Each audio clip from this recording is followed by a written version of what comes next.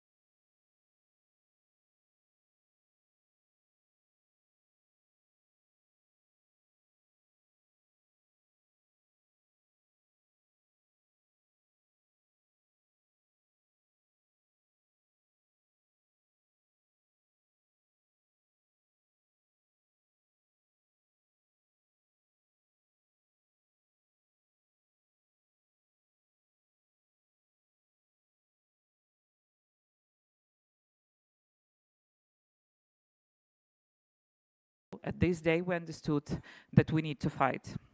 And at this day, 2 years ago, it was a thanking of the Moskva ship. So we come from the first shot to the thanking of the flagship of the Russian Navy. And I think that this demonstrates very much how big path we did as Ukraine. And this demonstrates how big path made by all our partner nations who started to trust us, who started to support us, who started to provide their help and to think about this global threat. Thinking is important. For today, we have 42 official delegations who will take the part in tomorrow's day. We have 9 international organizations who will participate in discussions. That's quite a huge number, and we have more than 90 distinguished experts who registered here to be on site. Unfortunately, we cannot cope with the bigger numbers here, but I hope that the interest to this problem, interest to this region will rise up, not only because of war, but because of the importance of this region for peaceful and secure future, not only of Ukraine, not only of littoral state, but the whole Europe. And I think that the idea of this conference, as for me, is to project the feeling that we have no time. All Ukrainians feel it every day with every single attack. We know we have no time. We're losing people, we're losing capabilities, we're losing a lot. We're losing our current and future. And I think that I encourage you to speak openly. I encourage you not only to speak openly, but to act openly. We can influence our governments, we can influence our partners, we can influence our nations. And this is important. And this is what I would like you all to bring out of these discussions. And this is what I want our governments to bring out of here. So we will have today 3 panels. The first one will be dedicated to military aspects, the second will be dedicated to global security aspects, and the third one to journalism, which plays a substantial role within this war. The next day we will have also 3 discussions. The first one, political one, from the Ministries for Foreign Affairs, the second military one from naval commands and the Ministries of Defense, and the third one from international organization, to understand how we can cope with all these problems we have and what are the practical actions which we can make, because we have no time. And I think that this is the main importance. We need to make actions. Thank you so much for coming here, for being ready to these discussions, and I encourage you to be as much open as possible. And on this moment, I would like to pass the virtual floor to Irina Borovets, Deputy Minister of Foreign Affairs of Ukraine, for her pre-recorded address. Distinguished participants, esteemed expert community, I'm delighted to address you at the opening of the Experts' Day of the Second Black Sea Security Conference in Sofia. I'm glad that we have managed to organize this conference with the assistance of the Ministry of Foreign Affairs, the Ministry of Defense of Bulgaria, the expert network of the Crimea Platform, and the Center for Defense Strategies. I would like to thank you, dear partners and dear experts, for your support and participation in this important discussion. The Black Sea and Azov region has always been the center of vital interest for different nations. Stability here has played a tremendous role, especially in Europe and the Middle East. On the contrary, the lack of necessary attention and strategic vision of the security pillars were used by Russia to launch its aggression against Ukraine. Moscow perceived a weak international reaction to the Russia's war against Georgia and the temporary occupation of Crimea as a green light to the full-scale armed invasion of Ukraine in 2022. Control over the temporarily occupied Crimea has given Putin the possibility to threaten not only Ukraine and Europe. In 2022, Russia blocked free navigation in the region. It deprived Ukraine of the possibility to export its grain. Russian naval missiles have been devastating the port of Odessa, destroying Ukrainian critical infrastructure, including grain storages. Through these actions, Moscow created a threat of hunger for the most vulnerable countries in the world. This has a disastrous impact on global food security. Last year, Ukrainian defense forces achieved strategic success and stopped Russia's dominance in the Black Sea. But there is still a lot to be done, as the Russian threat hasn't disappeared. We also must think about naval mines. We consider the initiative to develop the Mine Countermeasures Task Group for the Black Sea timely and relevant in these circumstances. Ukraine is aiming to continue and expand the humanitarian program Grain from Ukraine to address the global food crisis caused by Russian aggression. We have already exported thousands of tons of wheat to the countries with the most difficult food situation. Surely mine action will help to make grain export routes safer. In 2024, we are determined to raise more support for President Zelensky's program. As the world's demand for agricultural products is growing by 3% annually, it will be impossible to meet it without Ukrainian grain. Ladies and gentlemen, it was on this day 2 years ago, on April 14th, that the flagship of the Black Sea Fleet on the Russian Federation went to the bottom, being hit by Ukrainian-made Neptune anti-ship missiles. It went to the bottom along with the hopes of the Russian Federation for maritime supremacy and conduct of naval landing on Ukrainian soil. The achievements of these Ukrainian defense forces at sea inspire thousands of our soldiers on the front lines in the east, south and north and give hope for the establishment of a comprehensive, just and lasting peace in Ukraine. The peace formula proposed by President of Ukraine Volodymyr Zelensky is a strategic instrument and the only reliable way to peace based on the principles of the UN Charter. It includes 10 points that comprehensively touch on global security issues.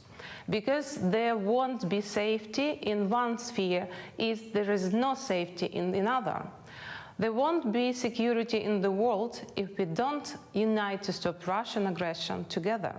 War ruins not only human lives, it devastates the environment. In June 2023, Russia destroyed the Kakhovka hydroelectric power plant. Scores of people died or are unaccounted for. Up to 1 million lost access to drinking water. The explosion damaged the mechanical equipment of the station, releasing tons of engine oil into the water with the other toxic substances. This threatens the ecosystem of the whole Black Sea coast and basin, damaging agricultural areas. Environmental catastrophes know no borders, and the peace formula tells us that we have to act together to save our planet from such disastrous ecocide. The restoration of Ukraine's territorial integrity, including Crimea, is the only way to real peace and the only guarantee of security for the Black Sea and other region and beyond. No doubt that today the world is deeply interconnected and security is indivisible. The Black Sea belongs to the Euro-Atlantic space. The partial detachment of the region from its inherent value and security environment threatens the entire Euro-Atlantic space. I'm confident that you have a lot of meaningful insights on this topic and how we can continue to resist and safeguard against threats and challenges posed by the Russia war of aggression against my country and its consequences. I wish you a fruitful discussion. Thank you all for your attention. And now my pleasure to give the floor to hosting government, to Ms. Georgana Karadzhova, Director General, General Directorate, Political Affairs, Ministry of Foreign Affairs of the Republic of Bulgaria. Please.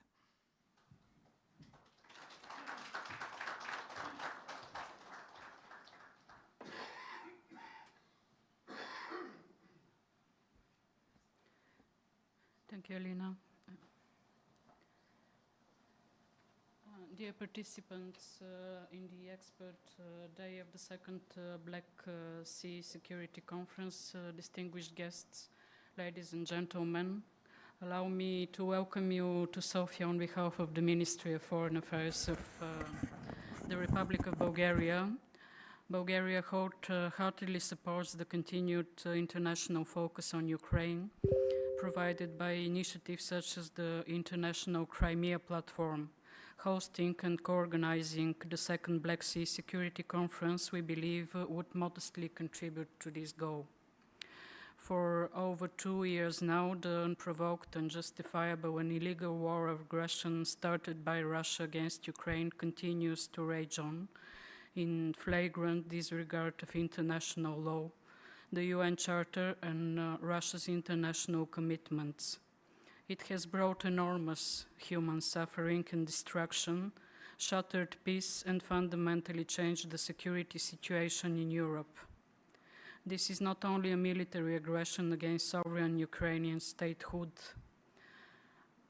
and its legitimate democratic institution, it is also war against the multilateral system, the established rules-based international order and the principles and values underlying cooperation, diplomacy, dialogue and peaceful coexistence.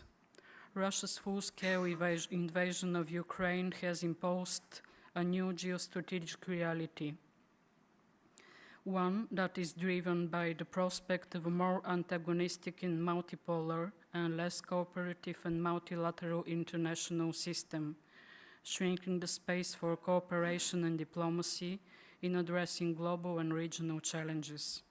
It results in greater emphasis on the security dimension of economy, transport and energy, and gravely impacts the deeply integrated supply chains and trade, which are the main drivers of economic growth. The negative consequences have a worldwide bearing, and the Black Sea region is among the most affected. The war has reshaped the security situation in the wider Black Sea area and has scaled up its importance, not least because of its position as a strategic transport and energy corridor situated on the contact line between, of the new division between Russia and the West. Recognizing the key role of the Black Sea, both NATO and the European Union have upgraded their strategic outlook and adapted their strategies, policies and goals, enhancing them with new dimensions. We continue to work making operational our focus, further widening our perspective and implementing initiatives centered on the Black Sea region. Security in the Black Sea region is strongly entrangled with supporting Ukraine against the Russian aggression. An independent and sovereign Ukraine is key to Euro-Atlantic security. We therefore have to continue supporting Ukraine in its effort to restore its territorial integrity and ensure that Russia's aggression fails. Bulgaria is committed to supporting Ukraine through military, financial and humanitarian means and contribute to the efforts of other allies and a large group of like-minded partners to provide security in the Black Sea, re-establish peace and restore freedom of navigation. Over the last few weeks, we observe a further escalation of the war, a rise in Russia's dangerous warmongering, continuous targeting of civilian infrastructure, including nuclear facilities, and bombing of civilian areas in a number of Ukraine regions. These unfortunate developments are gravely concerning and require swift responsive action. We honor the inspiring resilience of Ukrainian people, and they continue to exercise the legitimate right to defend their homeland.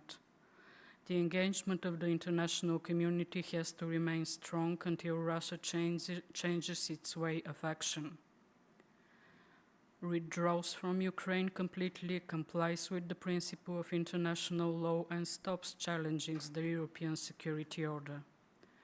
This said, I hope that your discussions today will be part of the endeavor to foster a better understanding and common approach to address the security challenges in the Black Sea region as an integral part of the European security space.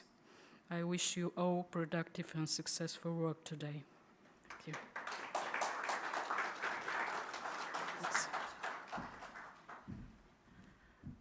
And now I would like to give the floor for the last speech, but very important speech, to Tamila Tasheva, permanent representative of the President of Ukraine to Crimea.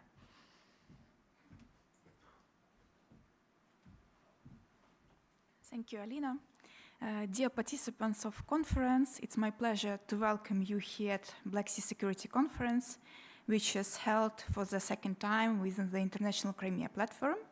A decade ago, Russia began a temporary occupation of part of the Ukrainian territory, including the Crimean Peninsula, and established control over almost entire Azov Black Sea region. A big reaction of the international community back in 2014 encouraged the further Kremlin aggressive attack in 2022. Russia launched its large-scale invasion of Ukraine, using, among other things, previously occupied Crimea as a military base. According to the information of our Minister of Defense, as of the end of February 2024, at least 120 times Shaheds and Kalibrs missiles were launched from Crimea to the mainland Ukraine, including their civilian infrastructure.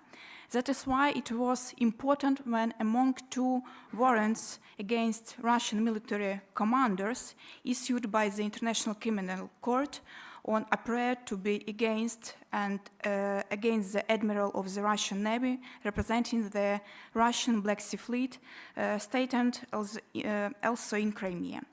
Russia used its armed forces in the Black Sea not only for full-scale invasion, but also for a naval blockade as an element of economic pressure on Ukraine. Russia is attacking port infrastructure and civilian cargo ships, impeding freedom of navigation in the Black Sea, which threatens global food security. This is evidenced by the numbers. Since the beginning of the full-scale invasion, 18 cargo ships have been attacked, at least 2 of which sank and another 7 were damaged. However, Ukraine managed to stabilize the situation in the Black Sea region even without having its own Black Sea fleet. Effective attack on Russian warships resulted in the loss of almost 1/3 of the Black Sea fleet. Ukrainian Black Sea ports were unblocked and hundreds of ships have already successfully used it. And in 1 year, Ukraine has managed to increase 4 times its maritime transport capacity. It is important to underline that this success is two-folded: courage and skill of Ukrainian armed forces, plus Western supplied weapons. In the meantime, Ukraine's success in the Black Sea encouraged a resistance movement in Crimea. Ukrainian citizens, sensing Russian vulnerability around Crimea, are more active in expressing their anti-occupation and pro-Ukrainian position. Yes, we do not have access to the territory of Crimea and cannot study public opinion, especially given the fact that Crimea was massively colonized within 10 years. However, we can rely on the data provided by the Russian occupiers themselves about persecution of our citizens for the so-called discreditation of the armed forces. As of mid of March 2024, we have recorded 737 such cases in the occupying courts. Our citizens are intimidated, harassed on social media. Special forces are used to arrest those who sing Ukrainian songs. They are forced to apologize on camera. They have to pay fines or even imprisoned. However, this does not stop people in all the corners of the Crimean Peninsula. Regional security begins not so much with fleets or ports, but with the security of each individual. While Crimea is occupied, we cannot talk about any security in this region. It is especially true for the indigenous peoples of Ukraine, for whom Crimea is their only home, Crimean Tatars, Karaids, and Krimchaks. Ukraine cannot just watch how the occupiers abuse its citizens in the occupied territories. That is why we claim that Ukraine cannot accept any compromises on territorial integrity. For us, it's about the people in the first place.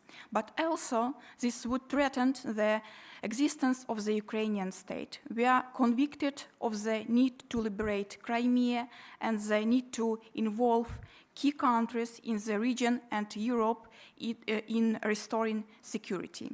That is why today we work hard on developing the reintegration strategies and adopting the legislation to ensure the effective restoration of peace in Crimea after the occupation. Today, Crimea remains the epicenter of military operation, and its liberation could not significantly weaken Russian military efforts. For that, Ukraine needs strong military support. This is especially important given the fact that current Russia is actively creating the infrastructure connecting occupied Crimea and previously occupied eastern Ukrainian regions. This includes railways and roads which could potentially be used in the future for another large-scale invasion against Odessa, Kherson, and Mykolaiv. This is one of the key reasons why Ukraine needs strong armed support today to prevent the creation of this transport belt and consequently the strengthening of Russia. I am sure this will also discussed within the current conference, including its expert dimension. With this, I thank you for your attention and wish you a fruitful discussion.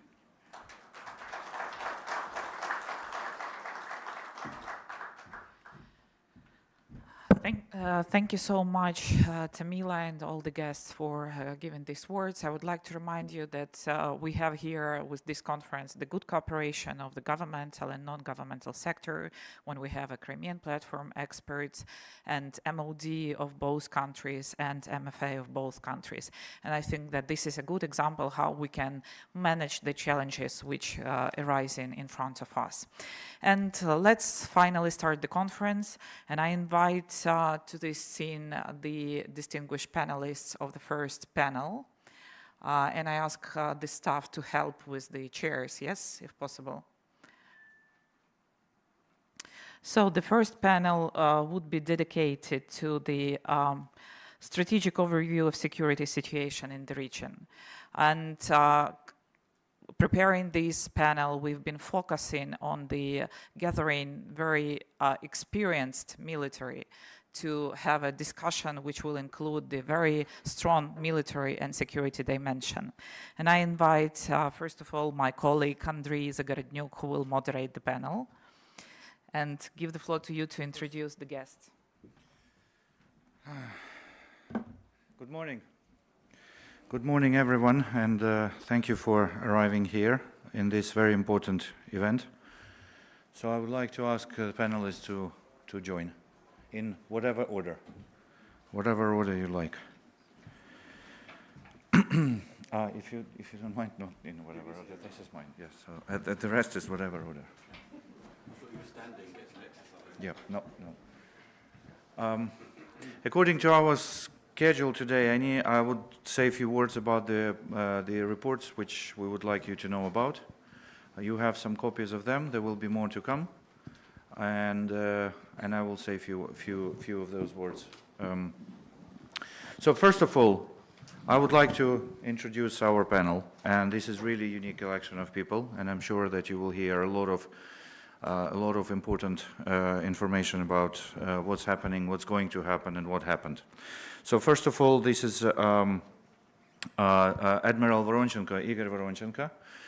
He's actually Inspector General of Ministry of Defense of Ukraine as of now, but many people, of course, know him as the former commander of Ukrainian Navy. during many years, who actually helped to shape the existing Navy strategy and many other things. Why Ukraine, where it is right now with the Black Sea situation, Black Sea security, is to a huge extent due to Admiral Voronchenko's work. So that's great. Secondly, I would like to introduce Dennis Gellenspor. He's associate professor of the Swedish Defense University and Lieutenant General, retired, and former force commander for the United Nations missions, multidimensional integrated stabilization mission in Mali.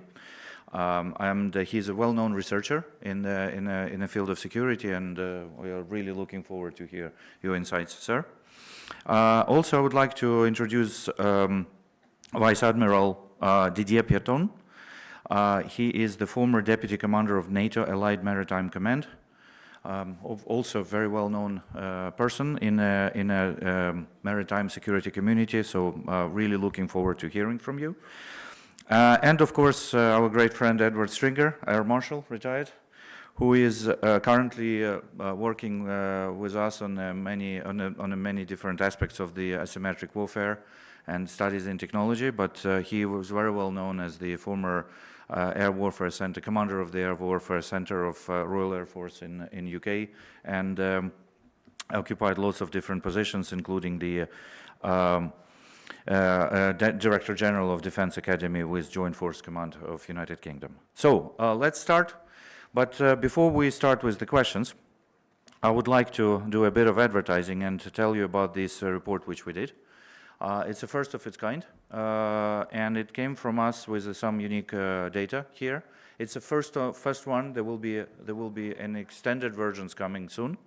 So please watch us publishing this on the website defense.org.ua. The thing is that we believe that what's happening in the Black Sea right now has a massive importance, not just for this war, but for generally for the maritime security as a whole. We believe there's a lot of unique things, which we'll obviously discuss today, many of them.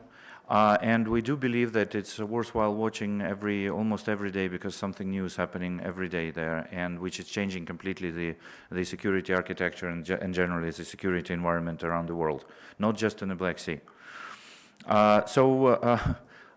In 2020, we published the report which was called Storm Warning, where we said that Russia is actually aiming to occupy the Black Sea. There was lots of skepticism about that. So people were saying, no, Russia is not going to do that. That would be a World War III and all that stuff. And obviously, you know what happened. So actually, there are a lot of specialists around the Black Sea maritime security, and this is a very tight-knit community. Lots of them are here, which is fantastic. And it's a very tight-knit community, and a lot of these people were not heard around the world, and particularly in some countries, such as United States. Because for many of those countries, Black Sea was something very, very far. And on many of the maps, and by the way, I just want to say, there's retired Navy officers here from United States, which are really into Black Sea security. So it's not like everybody in the United States didn't pay attention to this, but a lot of people were saying that, oh, no, this is very far. Almost on the maps, there was always like in a corner, and sometimes not even all of it. And sometimes the Sea of Azov was not even on the map, as if it doesn't exist. But in reality, it plays a massive role throughout the thousands of years of history. And of course, as soon as it was blockaded, as soon as it was blocked, suddenly the world happened to be on the brink of the global food security crisis. And the worst word about that is suddenly, because it wasn't sudden to any of us who live around the Black Sea. We knew that this is a risk. We knew what kind of a role Ukraine plays in the region, like agriculture, and how important the Black Sea is. But for the rest of the world, it was very sudden.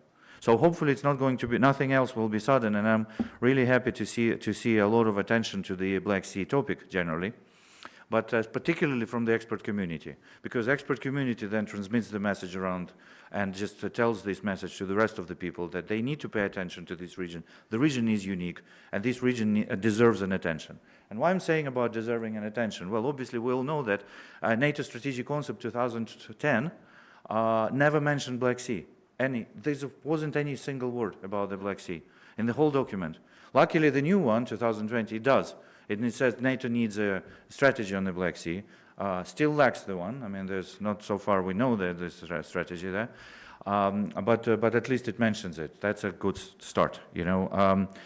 And nevertheless, let's talk about what's going on here. And again, I'd like to ask you to look at that. Yes, and we also publish.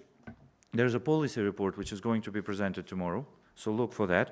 And then there's a very interesting paper which is published on our page, authored by Hans-Peter Mittun, our fellow, about what happens in the worst-case scenario if actually Russia wins the war.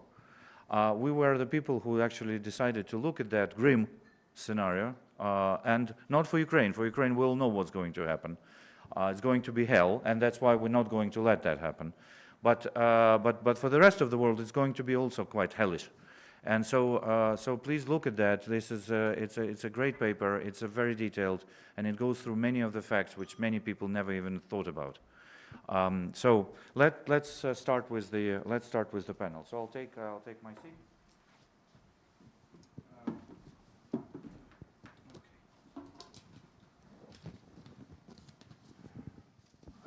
Okay. So how we will structure today's discussion is this. So we'll start with the 2 minutes introductions for our opening remarks from our guests. And then we'll have 3 questions. And the questions will be about the past, present, and the future.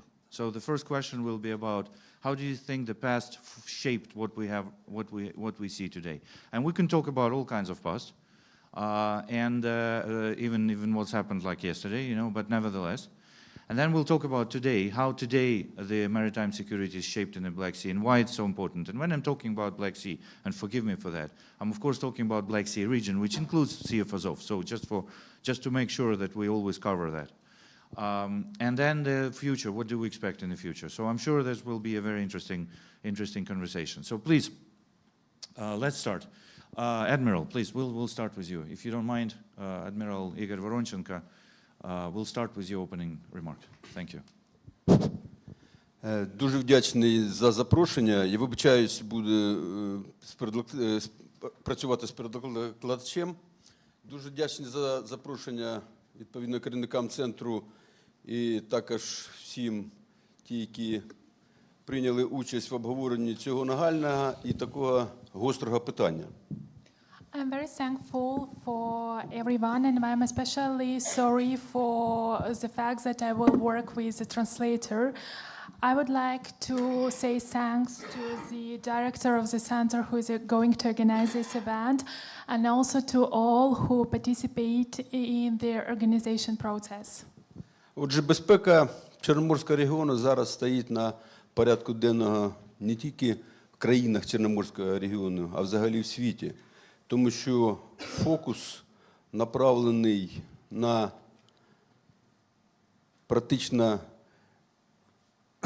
життя нашої країни, України, життя подальше існування мирної безпеки і життя тих інститутів, які керують безпекою у світі.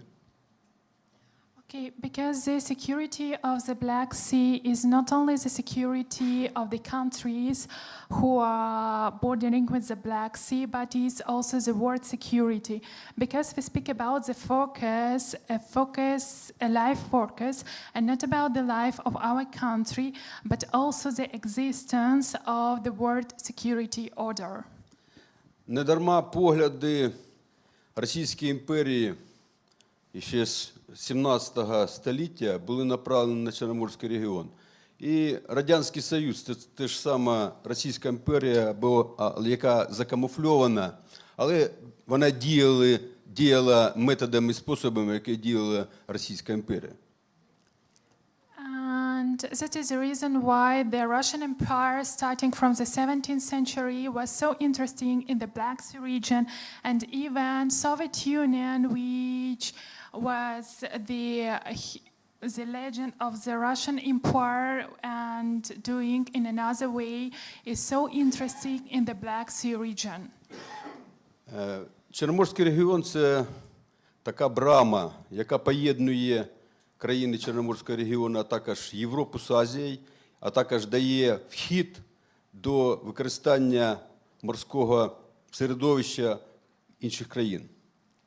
Because the Black Sea region is so-called gateway who united the European and Asian country, it also allows other country to use the Black Sea basin. Але крапку поставив безпосередньо президент Російської Федерації, Росія в 2014 році, коли анексували Крим. But the point was made by the president of Russia and the Russian Federation when they annexed Crimea. Я був безпосереднім учасником тих подій. Я був на той час заступник командуючого військово-морських сил і відчував на собі, що це таке поняття, як «руський мір». Because I was a vital witness of these events, I was at the time the deputy commander of Ukrainian naval forces, and I felt what does Russian peace mean. Але погляди на нажерливої Росії дивляться ще далі. Дивляться через Чорне море на Північну Африку, на Схід, а також на впровадження своїх в лапках інституцій на інші країни. But the appetite of the Russia is really bigger because they are expanded to the South Africa, to another countries, and the ambitious to conquer. Після того, як ми втратили практично більшу частину флоту і вимушили бути переведені на материкову частину України, ми почали будувати заново той інструмент, який би міг діяти на морському середовищі. And unfortunately, when we lose the major part of our naval fleet, we had to direct the great part of it to material part of Ukraine, and we had to establish the new way of dealing.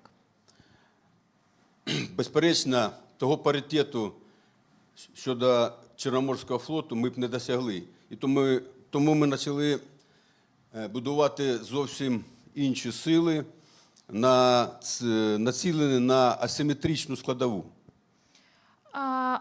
Obviously, it was impossible to have such parity on the Black Sea region. That's why we start to build the new type of industrial. Як ви бачите, це зіграло свою роль, і зараз ми заборонили практично діяти основному інструменту Чорноморського флоту, кораблям у всій акваторії Чорного моря. So, and we can see that this works because we managed to stop to the Russian naval ships to act on the Black Sea region. Thank you very much. General, please. I think it works. Thank you very much.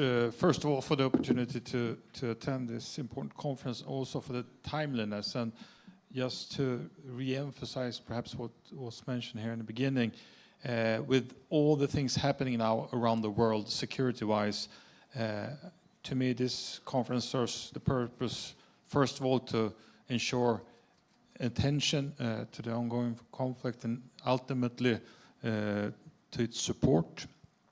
And the other part is to put this in the broader context of international security, which is absolutely necessary with the number of conflicts going on. My take on this, or my frame of reference, is perhaps a bit different. Coming from Sweden, my focus in my military profession has been to prepare Swedish defense in the Baltic Sea against a Russian aggression.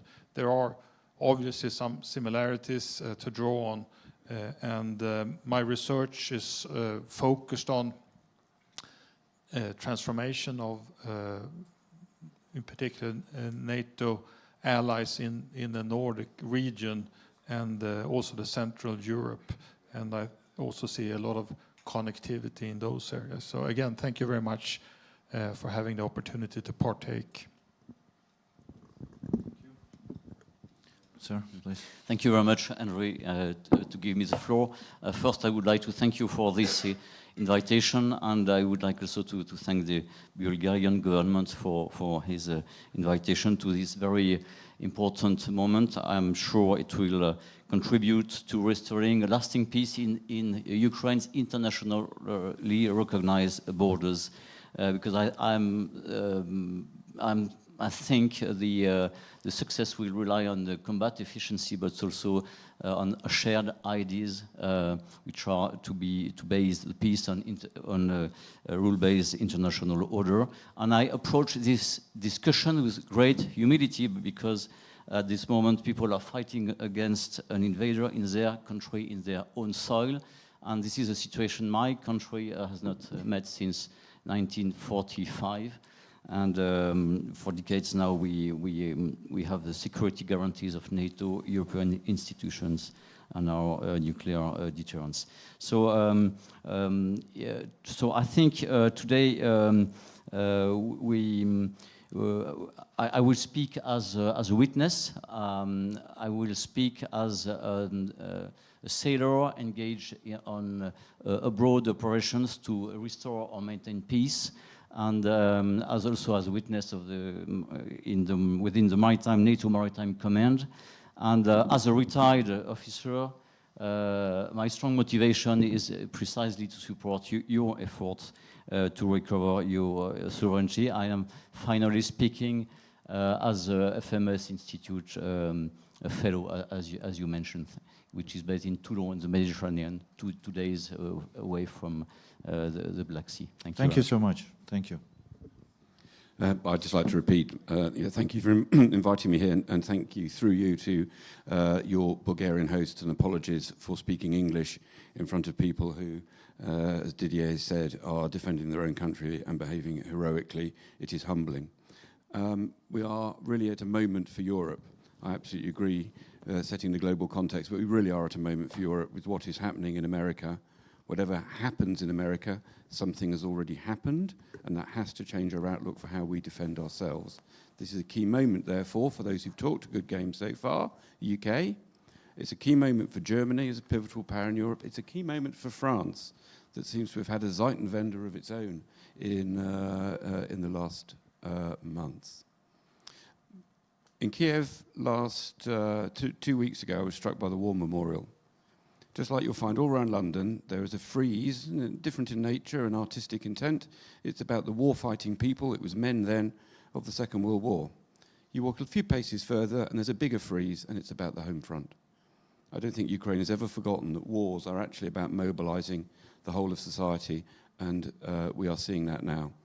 Therefore, you, I think, are seeing clearer than many in the West, where the militaries are still full of their own myths of elegant maneuver instead of attrition.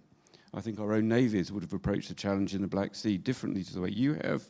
And I will finish merely by saying I think what has happened in the Black Sea, what Ukraine has done, has been exemplary for so many militaries around the world. So I therefore welcome this conference. I'm sure we can explore all of those themes later on. But what comes out of this conference is stuff that will resonate for a long time. Andre, thank you. Thank you very much. So let's start with some of your insights from you about how do you think the past either this war or similar wars which we see right now, so it's the wars which we see in a similar timing, or something which is really matters in terms of our understanding of the strategic context of this war, because for many people, as I say, it's very difficult to even understand why and how that happens, and why this is important, and why this is so much defining the future. So regarding the past, I'll start with one of my favorite stories now, and if you forgive me, but that's going back to 1856, and that was a Treaty of Paris, and Russia just lost Crimean War, and just so you know, I mean whoever doesn't know, but when Russia was fighting Crimean War, they said that they can bring any amount of people to this war. They said we can bring 1 million, no problem. We can bring 2 million, no problem whatsoever. So after they lost 500,000 people, unfortunately some of them were ethnic Ukrainians, after they lost 500,000 people, they stopped the war, and they understand that this just doesn't go anywhere. There was absolutely no political intent to stop it. It's just like they were denied an opportunity to continue. importantly, because that's how they're going to lose this war. So, so they lost this war, and then they needed to sign the treaty, and they signed a treaty where they had to accept the fact that there's not going to be Russian Navy in the Black Sea. Why? Because Russia wasn't a good neighbor. Because other countries understood that as long as Russia has a power, and it's just a matter of them to be able to kind of to seize the moment, and as soon as the other countries are weak, they will use that moment against the other countries, because they always wanted to control Black Sea 100%, as long as all geopolitical consequences of that fact. And yes, and so there was a period of time when Russia was prohibited to have a Black Sea Navy. I think we should return to that moment in the history and rethink it, because perhaps Russia cannot behave as a good neighbor. So that's my historical introduction. Let's talk to our members of the panel. So anything you believe how that situation was shaped, Admiral, please. We have limit 3 minutes. You have 3 minutes, and then your translation have a couple of minutes to translate, and then everybody else has 3 minutes. Thank you. Please keep this.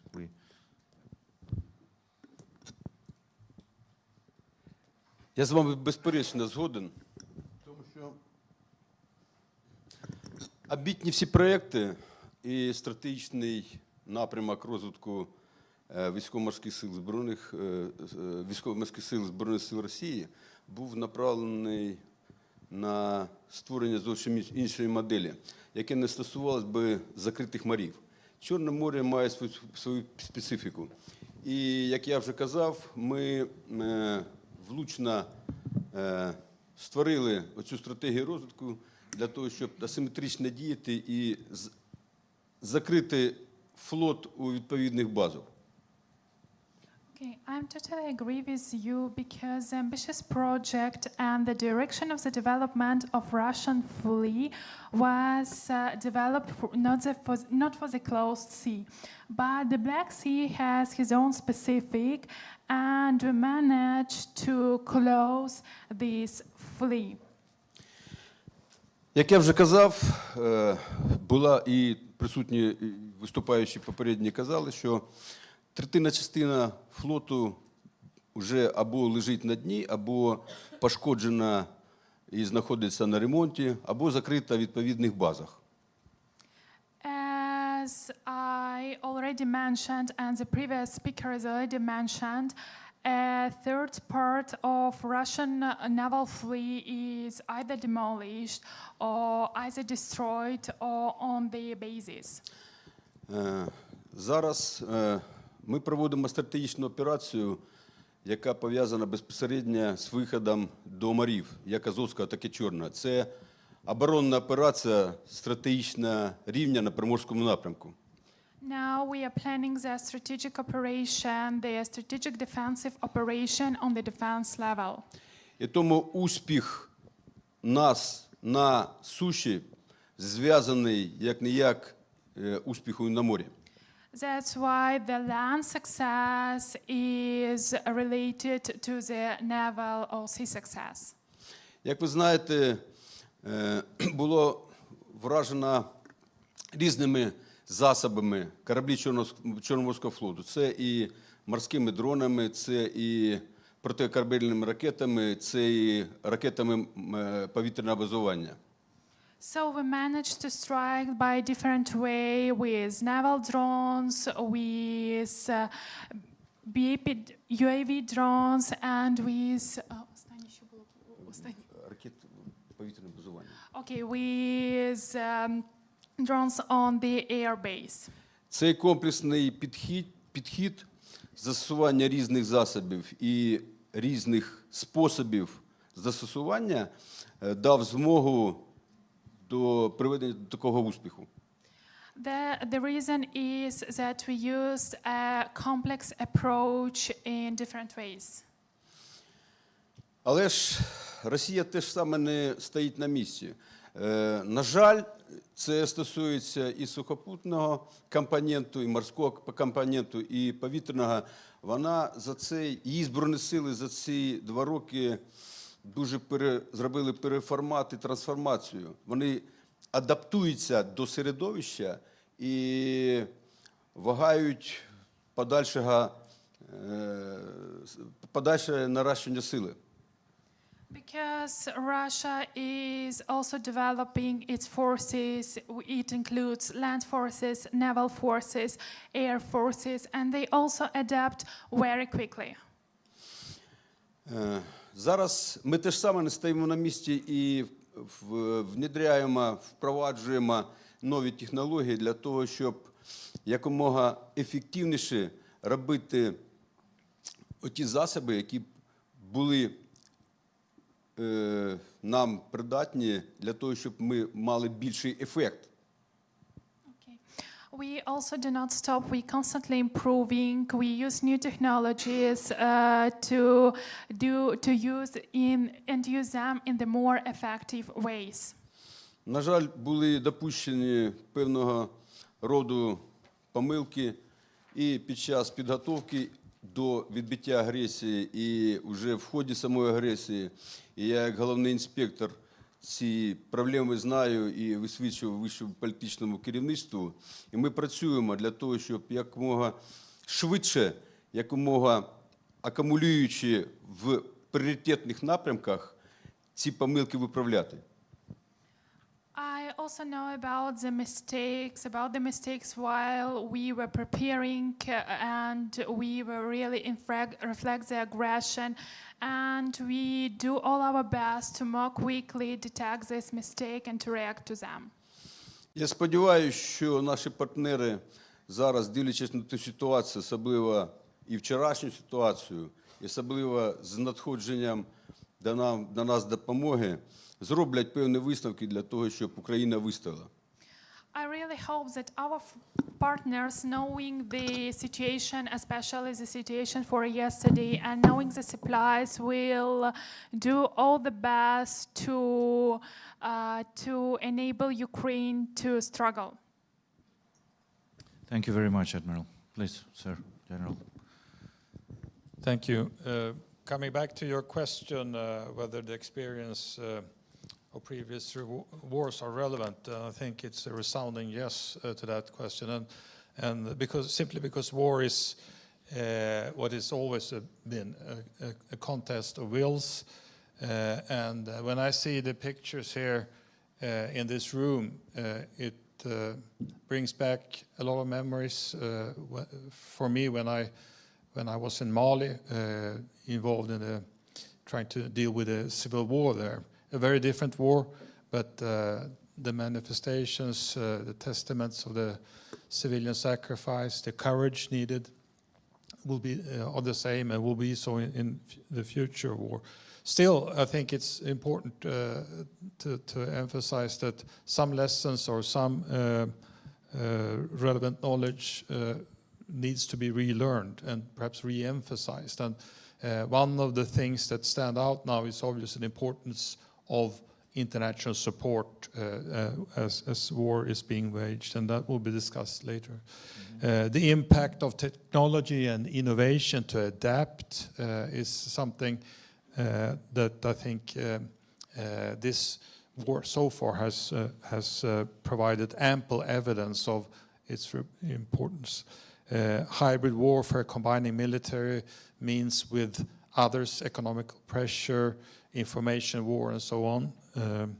Another point is obviously the role of media and how to make sure that messages come across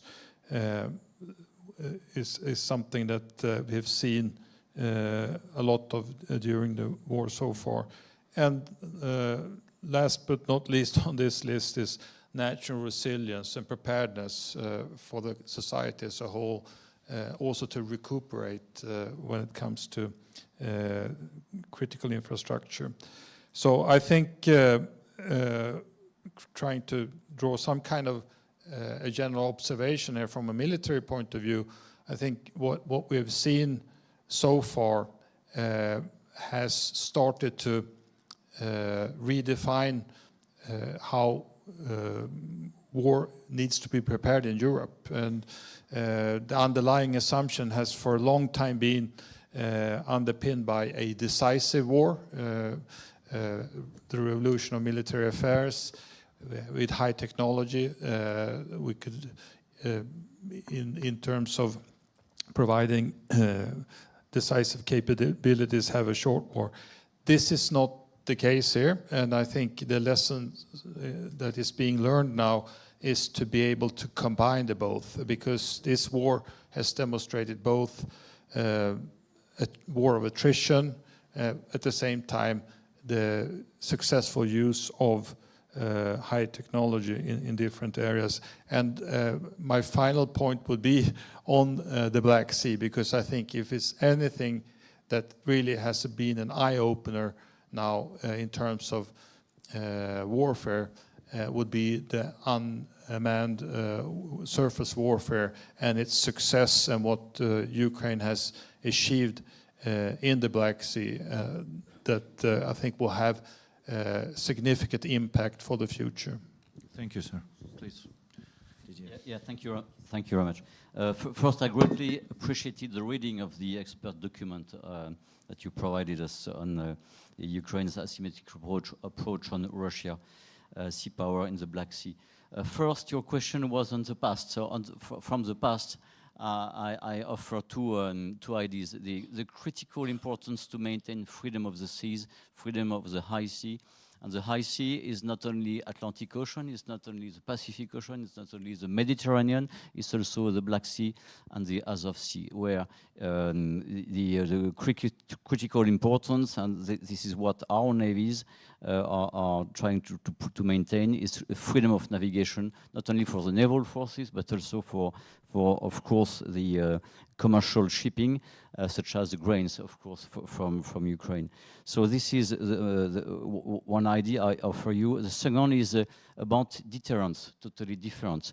So my last visit to Ukraine dates back from July 21 in Odessa, at the occasion of the US National Day and the Sea Breeze exercises. And we had a very strong speech of President Zelensky aiming at recovering full military capability for the Ukrainian armed forces in the Black Sea. At this time, we already noted movements of ships and troops from the Russian fleets, from the North Fleet, the Baltic Fleet, even the Pacific Fleet, to the Black Sea. And then it clearly suggested the prospect of military maneuvers against Ukraine, because we could not correlate those build-up with declared exercises. So the question arises now: was it possible to stop Russia at this time, and how and by what means? So I think the question will arise in the future, not only for Ukraine, but for all Western neighboring countries to Russia. And how we approach this question of deterrence is based on three elements I offer you just to finish. The first is strategic communication, a clear strategic communication. And I think our discussion is supporting this communication, because it's a public discussion. A second element is military capability, of course, to oppose the adversary. And the third element is a political will to implement this capacity, military capacity. In our democracies, it could also mean the efficiency of the decision-making process, but this is another story. And this is what we call the balance of deterrence. We know that the deterrence capacity will always align with the weakest of these three elements. This is what I offer. Thank you. Thank you very much, Andre. Are there lessons from previous wars? Yes. Let's just start with three thoughts. You mentioned 1856. I forget when Darwin published The Origin of Species, but it's not the survival of the strongest, it's the survival of those who can adapt quickest, and that is very relevant. Slightly earlier, you would have Clausewitz, who talked about the admixture of politics and military effort. And bringing it a little bit more up to date, you could quote Winston Churchill, who said the only battle over which he lost sleep was the Battle of the Atlantic, and that plays to Didier's point about the vital importance of sea lines of communication. So to look at those very, very briefly in turn, yes, adaptation. All wars are battles of force development. peacetime militaries see them as battles of the exquisite equipment that they've bought in peacetime. That exquisite equipment lasts minutes. And all the wars I've been involved in, I've flown exquisite equipment, and the British taxpayers paid hundreds of millions of pounds for a very specific piece of equipment that we have used by the end of the first week in a completely different way. So it is actually the speed of adaptation, and that is across your whole of society. And I believe Ukraine has advantages there that Russia, being a sclerotic society, will never be able to match. The sea lines of communication, and linking this to the Black Sea and strategy, taking the rest of the world with you. In the West, we tend to see this as a polarized fight. It's a glib phrase to talk about the global South, but the global South, I think, is extremely glad it can still receive grain supplies across the Black Sea. So doing what you've done to keep commercial shipping going through the Black Sea is a vital strategic output here for Ukraine. And the final bit about, never forget about the admixture of politics. We talk about that across staff colleges in the West all the time. But the one area where at the moment I sense Russia has stepped up is in its information campaign, and quite how it has managed to persuade people, especially certain parties in America that only decades ago were rather viscerally, it would appear, anti-Russia and anti-communist. How it's persuaded them of Russian invincibility, I do not know. But the risk here, I fear, is that Russia could win strategically in the political domain and the resourcing of a war that it will never be able to win on the battlefield or at sea in the Black Sea. Thank you.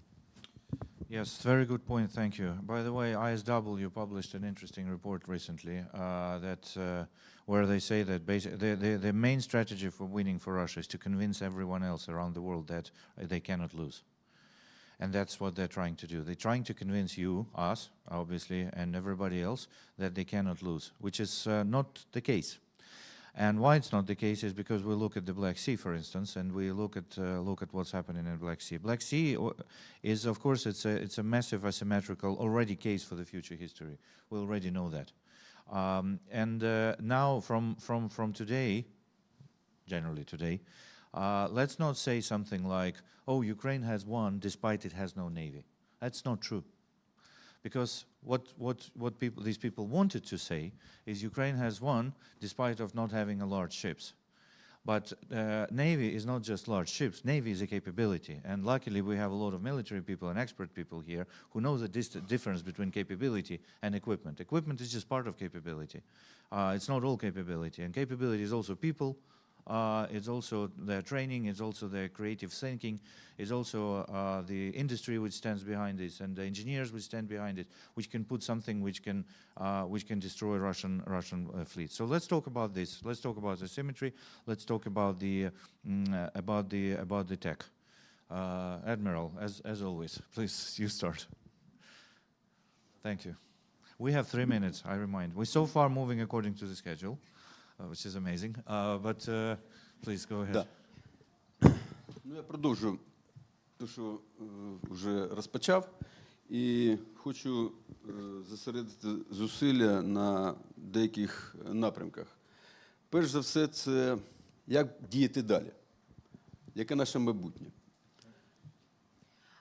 Okay, I will continue what I have already started. I want to point out some very important aspects. The first one is our future, what we will do next. По-любому, Росія не буде зупинятися на досягнутому, і в неї дуже амбітні, як кажуть, намагання захватити і зосередити своє бачення на більшій території і намагання прийти до зовсім інших кордонів. Про що казав і президент, і секретар Ради безпеки Росії. Це все сказано в їхніх меседжах. Okay, because it's evident that Russia will not stop. It has more ambitious plan and wishes to conquer the biggest territory and to focus their visions on these territories. And we have already heard that from the president, from the chief of security, commander of the Russian. Так от, що потрібно зробити безпосередньо в Чорноморському регіоні? На мій погляд, це створити ще більшу зону А2, яка б забороняла наращувати зусилля як з Каспійського моря, так і з інших судоходних шляхів по материковій частині країни. Там є ключові такі вирішальні точки, які потребують подавлення. Okay, what I suggest is to expand the A2 zones, which will enable to increase efforts. We have on these zones special points which should be destroyed. Це відповідне придушення комунікаційних шляхів, логістики, а також таких чутливих технологій, які зараз заважали би Росії продвигатись вперед стосовно будівництва нових засобів ураження і нових, відповідно, бойових систем. I mean the communication technology, the logistic waves, the very sensitive technologies waves which will not enable Russia to expand. Це, я думаю, ключовий такий напрямок, і він дуже наполягає швидкого вирішення, якими ж способами ми будемо діяти. Because I believe that this is a key direction which foreseen the fast reaction, our fast reaction, and how will we commit. По-друге, що стосується безпосередньо відповідних засобів ураження. Як кажуть, нове – це дуже забуте старе. Тому є багато засобів ураження морського противника, ті ж самі торпеди, ті ж самі міни, ті, які можуть використовуватися на тих вже дальніх кордонах, там, де поки що панує Росія. Okay, because we know the different damage ways which could be used against our naval counter partners. We know about tips, we know about means which could be used long beyond the borders. І, як я вже казав, це повинен носити комплексний характер. Поєднання нових способів і нових засобів застосування для того, щоб мали якомога більший ефект, який би спрацював би, мабуть, на населення Росії він мало впливає, тому що там хвороба дуже тяжка, і я думаю, що невеликована. А от на прийняття рішення стратегічного командування, там, військово-політичного керівництва цієї країни могло вплинути. This effort should have complex character and, I mean, unification of modern technologies. Unfortunately, if we speak about the Russian society, it's difficult to influence on these decisions, but if we speak about the decisions of high commanders of Russia, it's possible. Я думаю, вже всі, як кажуть, прийшли до такого знаменника, що Крим – це центр ваги, вирішальні точки – це як Кримський міст, кораблі Чорноморського флоту, комунікації, енергосистема Криму. Привести до тих, як кажуть, до того входу, коли з Крима все почалось і Кримом все закінчиться. So, because for all of us it's clear that the center is the Crimea. From Crimea, everything has started. With Crimea, everything will end. And there are several key points. The first one is the Crimea bridge. The second one is communication and infrastructure. Тому що теперішній цар Росії, він без Крима ніхто. Because the nowadays Tsar of Russian is nobody without Crimea. Thank you. Please, General. Thank you. As has already brought up the asymmetric part on the conflict, I think needs some more reflections. First of all, it has been successful in the sense that Ukraine has established itself as a credible and capable asymmetric actor. And coming back to history, there is a lot of historical data that clearly demonstrates that in terms of warfare, an asymmetric, less resourceful country is more likely to win against an aggressor that has more capacity. So it works. The asymmetric strategy as a foundational strategy has throughout history been very successful. And that, of course, gives hope. There are some points that I think needs to be looked at, because the asymmetric part is evolving simply because Russia is adapting its posture and the way it operates. So it needs to be a constant element of surprise, of innovation in the different efforts, and which we have seen, but they need to continue and working more, I think, with technology off the shelf. That will be technology that is obviously more easily accessible, and another part will be capabilities for resistance to have an impact in areas behind the enemy lines.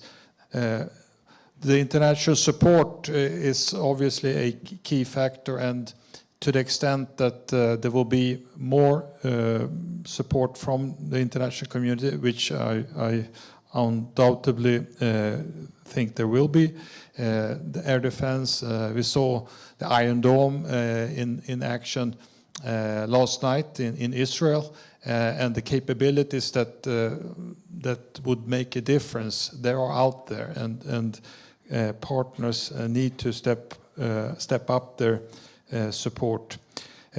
One point that I think also needs to be highlighted is when it comes to partners, it's not just states, but I think there is a potential to attract more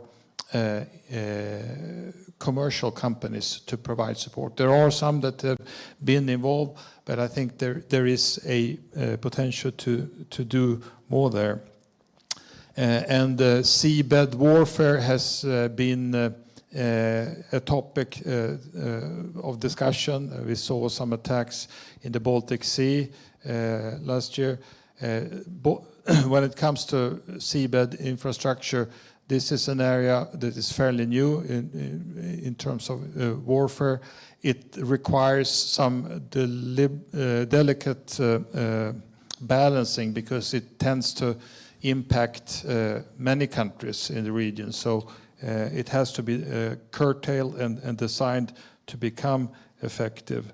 And I think as a final point, it's important to limit the capacity of the ports, the seaports of Russia in the Black Sea region. Thank you. Thank you.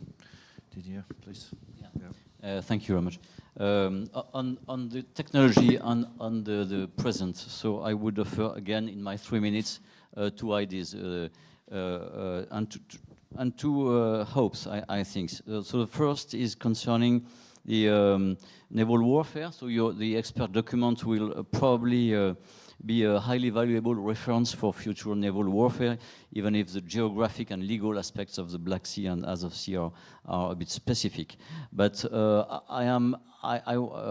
my first message is a consequence of this, even at strategic level of this war, and a comparison with what's going on in the Red Sea and with Iran nowadays. So on the consequence, at the tactical level, you mentioned it, I think, Igor. These successes have been have prevented the Russian fleet from leveraging its superiority in terms of capacity and geography. At the operational level, it has prevented landings. We, in the Maritime Command, we are expecting some attempts in that area. It has restored the capacity of Ukraine to export its grain. But at the strategic level, these successes have enabled a shift from an initially defensive posture to an offensive posture. And so those asymmetric successes are acting sort of another front. and an unpredictable front for the adversary, and they would contribute to the final success and contribute immediately to the ascendance of the moral of the adversary. If I have 1 minute more about the Red Sea. The Red Sea, we've seen the use of intensive weapons, Iranian-made weapons by militias. And it was, since 2015, the issue for the Arab coalition there. It's now our problem because in the Red Sea, due to the conflict in Palestine, they are attacking navigation shipping, commercial shipping, and also all military units linked to Israel, such as US, UK, and France, of course. And so recently, a French destroyer spent 3 months there in the Red Sea and intercepted 22 weapons, Iranian-made weapons, including 3 ballistic missiles. So all those targets have been destroyed, and this is reflecting quite a good experience, which allowed also an appropriate response last night against all the Iranian weapons launched from Iran, Iraq, and other countries to Israel, which as far as I know, very few have reached their destination. And so we can bring quite a significant experience from these weapons, which are this is why I think it will give hope, because we know how to manage them. The problem is that they are not very sophisticated, but they can be developed and they can be constructed in many numbers, and this is what we must fight, I think. Thank you. You stole my opening when you... No, not you did, yeah. I'm looking at Andre. When you said a navy isn't just a bunch of ships.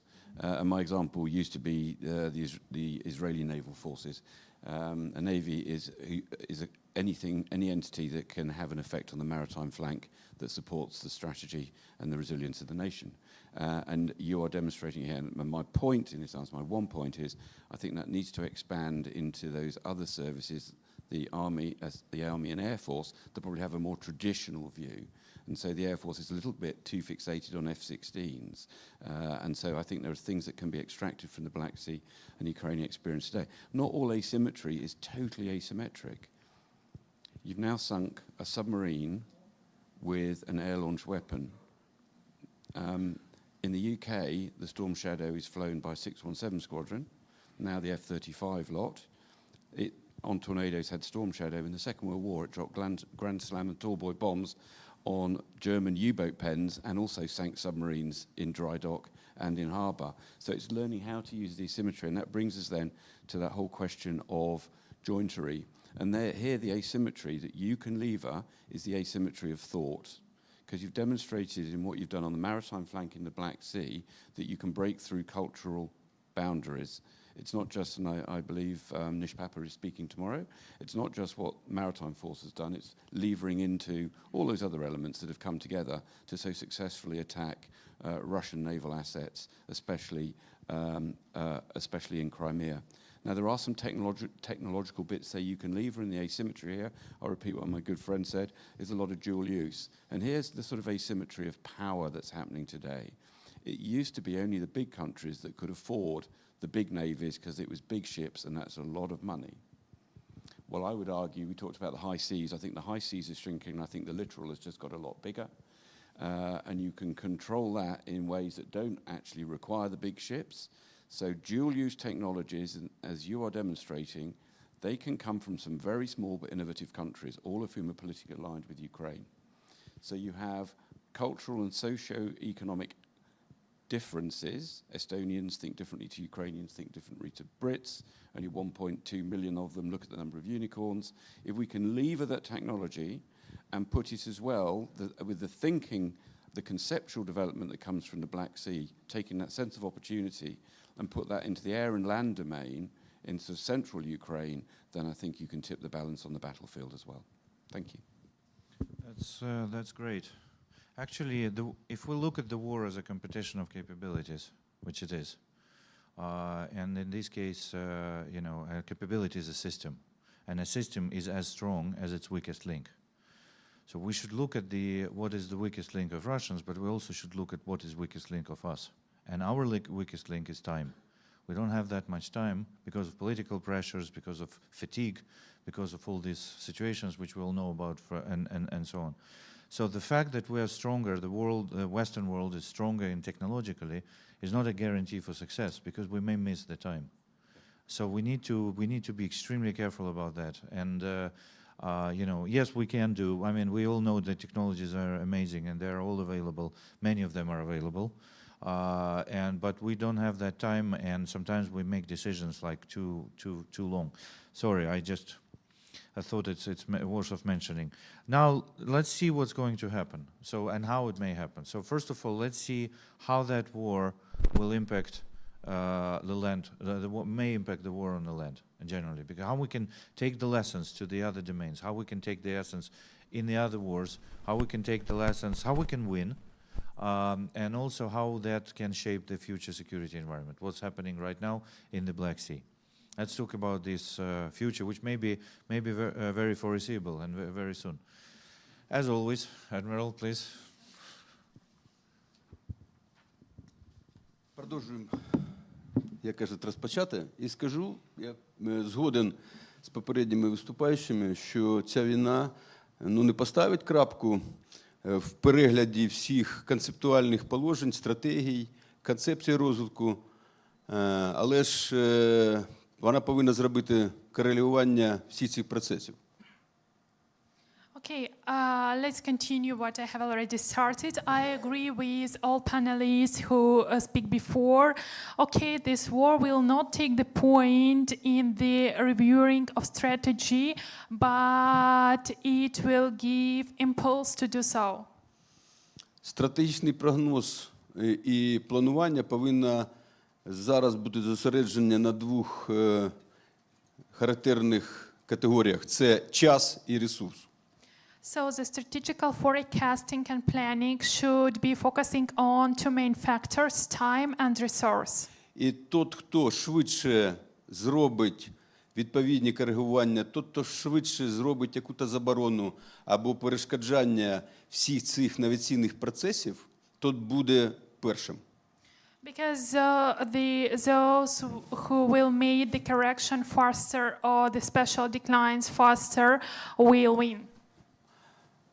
От зараз для прикладу я вам скажу, я на новій посаді займаюсь дуже плідно з Генеральної інспекції Сполучених Штатів Америки, там, де ми робимо аналіз, які ж все ж таки компоненти застосовуються в зброї Російської Федерації. For instance, now I'm in the new position and I'm working very closely with USA General Inspectorate, and we are investigating what components are being used in the Russian weapons. Ми шукаємо ті плати, ті які-то агрегати, ті деталі, які є в зброї, в ракетах, відповідному постачанні сухопутних угруповань, тільки поставляються іншими країнами. So because we are searching which aggregates, which details are being used for making drones, for making rockets, not only for those who are producing in the Russian Federation, but also for those who are supplying by other countries. І чим ми швидше оці докази пред'явимо світу, що дивіться, що ви робите, воно ж поставляється агресору. Цими деталями вбиваються наші діти, наші люди, руйнується наша інфраструктура. As fast as we can reveal this evidence of the supplies details from another countries, we will be able to tell the world, look, with these details you're killing our children. І якщо оці докази вплинуть на свідомість всіх тих, які тіньовими шляхами це роблять, я думаю, ми принесемо свій вклад, зробимо також, заборонимо Росії продвигати всі ці технології.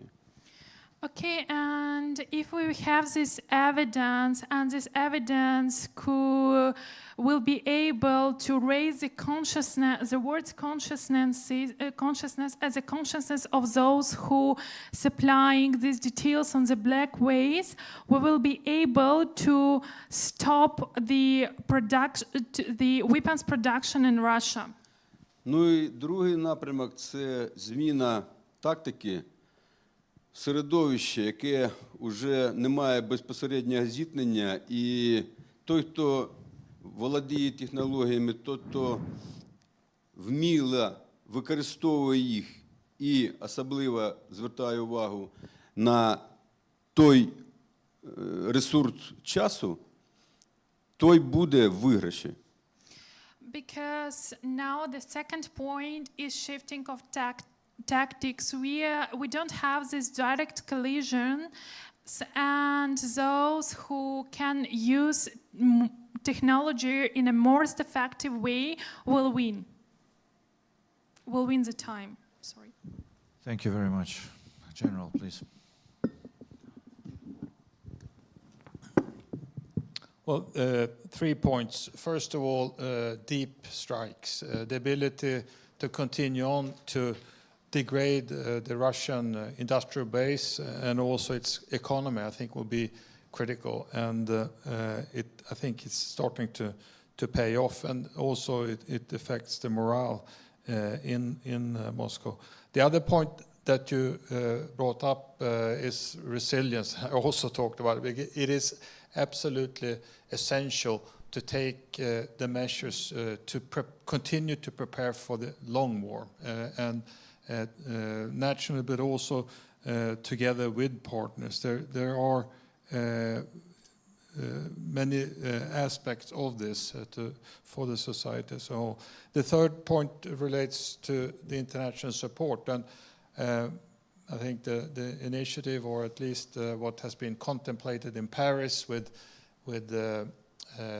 troops being deployed by allied countries in perhaps Western Ukraine, would make a significant change in the equation. And the way to galvanize that kind of support, I think, needs to be nurtured in every way. Yeah, thank you. Yes, so 3 ideas in 3 minutes. The first idea is building on successes. The second idea is to how to go further in the offensive phase, and the third is how to develop support. So the build on successes is we have seen the efficiency of asymmetric attacks by Ukraine forces and the outstanding innovation in the use of these weapons. And I think their characteristics of these drones, I mean, should be extended, and we should be able to employ them across the full spectrum of tactics. I mean, dynamic targeting, static targeting, on fixed target, strike, real-time or delayed intelligence, the battle damage assessment, communications relay, and likely other functions. I don't know if it has been already tested, but I'm sure it could be very efficient on all those tactics.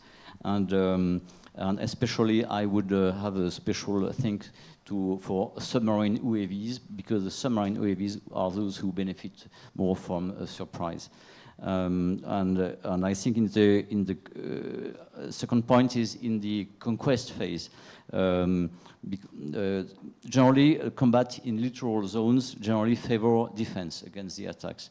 And I think this advantage will remain in the Black Sea, will be regained in Azov Sea as soon as the littoral is freed from Russian soldiers.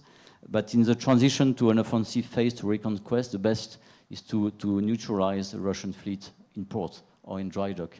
And the attack in last September against Sebastopol dry dock was an outstanding success from this point of view. It should be extending to all the rest of the Black Sea, I think. And the third idea to the support, because it could be indeed a lasting lasting conflict, with the necessity to act immediately.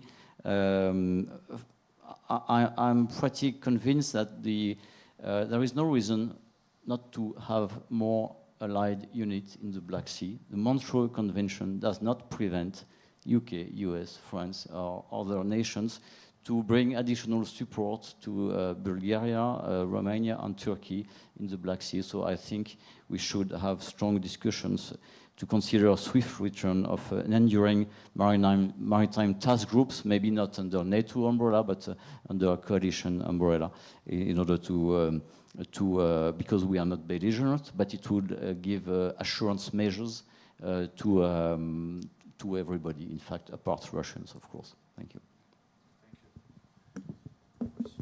Thank you, Andre. I support everything my fellow panelists have said. So I have just three points. The first is to scale what's been asymmetrically successful and take what at the moment are very good science projects and make them standard operating procedures. But I said a fair bit about that in my last answer. That will take a while to do. And so what needs to happen now is a more active defence. Defend actively. We've seen what glide bombs are doing in eastern Ukraine. There must be ways of neutering that threat, both in resilience, which might force some hard questions, but also to just defeat the threat. And you and I have been working on that. We won't say any more about that here. Also, up the attrition rate. Start bleeding Russians out. This can be made a war where the defence can be can become the dominant mode of war, if you want it to, and just make this really hard for Russia while you develop the offensive capacity. And I'm all for you developing your own long-range drones, and I'm all for you doing what we did from 43 to 45 very successfully and attack the oil base of your strategic competitor. The final thing then is relaunch politically, as was mentioned before. You mentioned it at the Institute for War, saying the only way Russia wins this is to convince everybody that it's undefeatable. And what you're doing in the Black Sea is an example of showing actually that Russia is eminently beatable. Thank you. So we'll ask some. We'll allow our audience to ask some questions, but to be honest, I cannot ask this one. So tomorrow we'll have the sort of political panel. There will be lots of political people. And they will be all saying, I can predict, they could all be saying something very supportive to Ukraine. At the same time, not a single country still has a strategy where Ukraine wins. So it's always like either they're timid to say that, or they're thinking still that some negotiations are going to happen, or they just don't want to piss off Russia, saying politically that they want Russia to lose in terms of like Ukraine winning. I don't know. It's every country is different, but we do have a struggle. Apart from some nations which are brave enough to say that it's not like Russia shouldn't win and Ukraine shouldn't lose, because that's not a strategy. That's like some words which were okay for a moment, but not anymore. Now we need a very, very clear strategy. Everything we're talking about requires political support. Everything which you mentioned, every single thing requires political support. Everything requires resources and resilience. And time planning. Because we need it fast. Everybody needs it fast. And for that we need a strategic plan. There needs to be some plan. So without the strategic goal, that plan is not going to occur. It's simply not going to exist. And we had that problem because we've been asking for some weapons over and over again, and they were not in the plan because the plan was very kind of ambiguous and so on. And you know what I'm talking about. There's many systems which we're still struggling to find.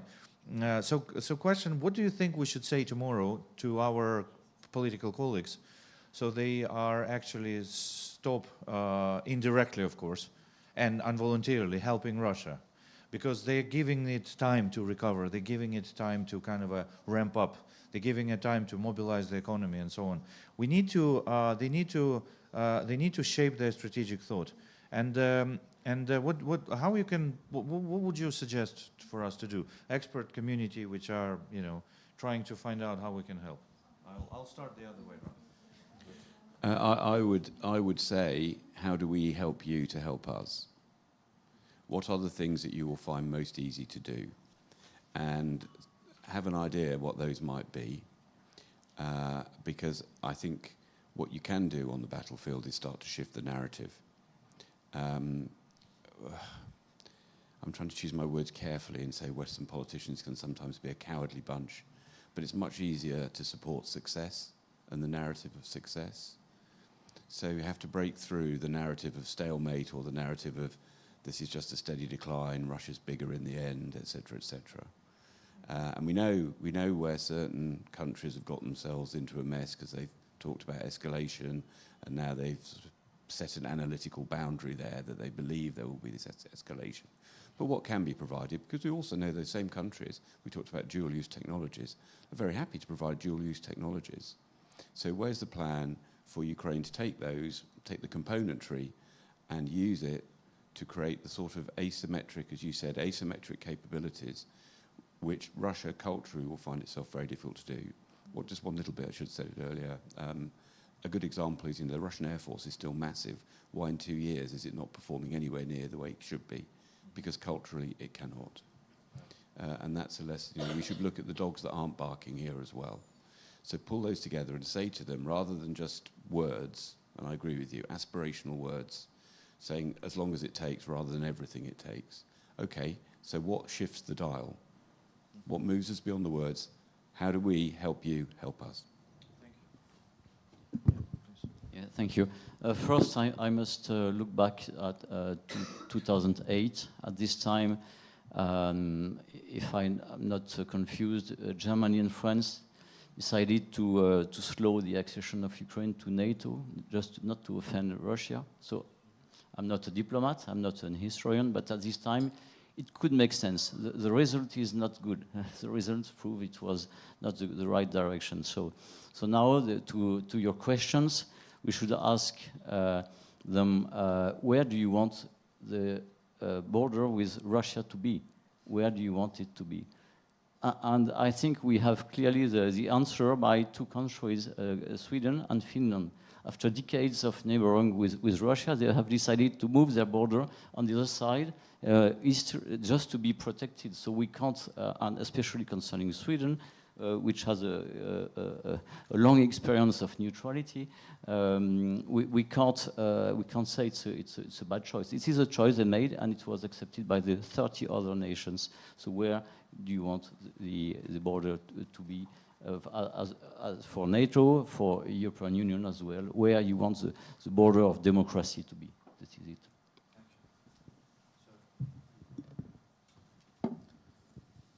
I think the issue of urgency needs to be re-emphasized, and the challenge of sustaining the effort, and as has been discussed here, and to illustrate that in a vivid way, and also the consequences for Europe in the long term if this is not successful. Now, having said that, I mean, this effort has been done.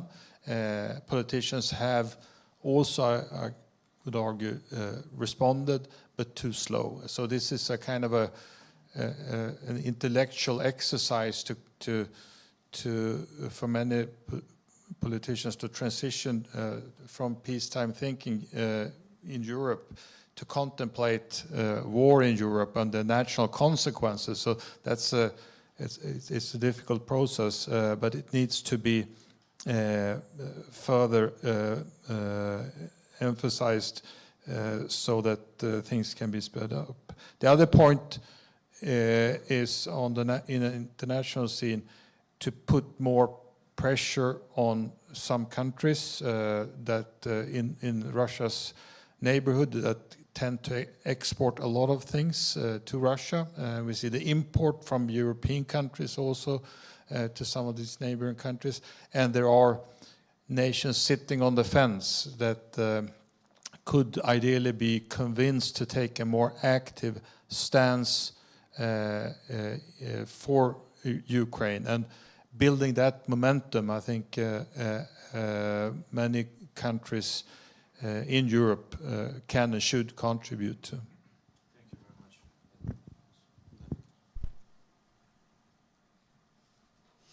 Отже, я підтримую попередніх спікерів і скажу одно. Хто як бачить перемогу? Закінчення цієї місії місія, яка повинна привести до миру.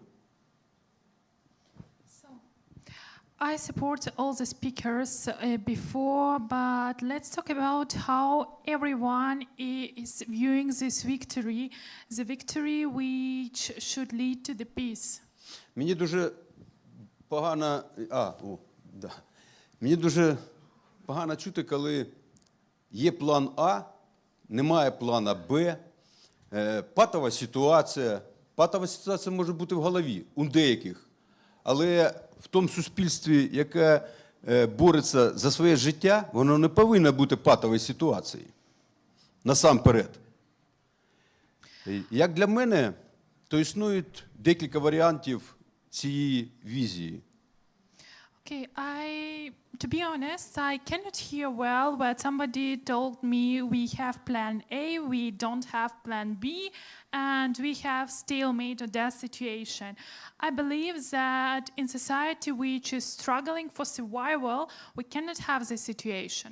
І то, що кажуть, що в нашого главкому була патова ситуація, це треба було в собі такі речі зберігати в голові, а не висловлювати це для всезагального обговорення.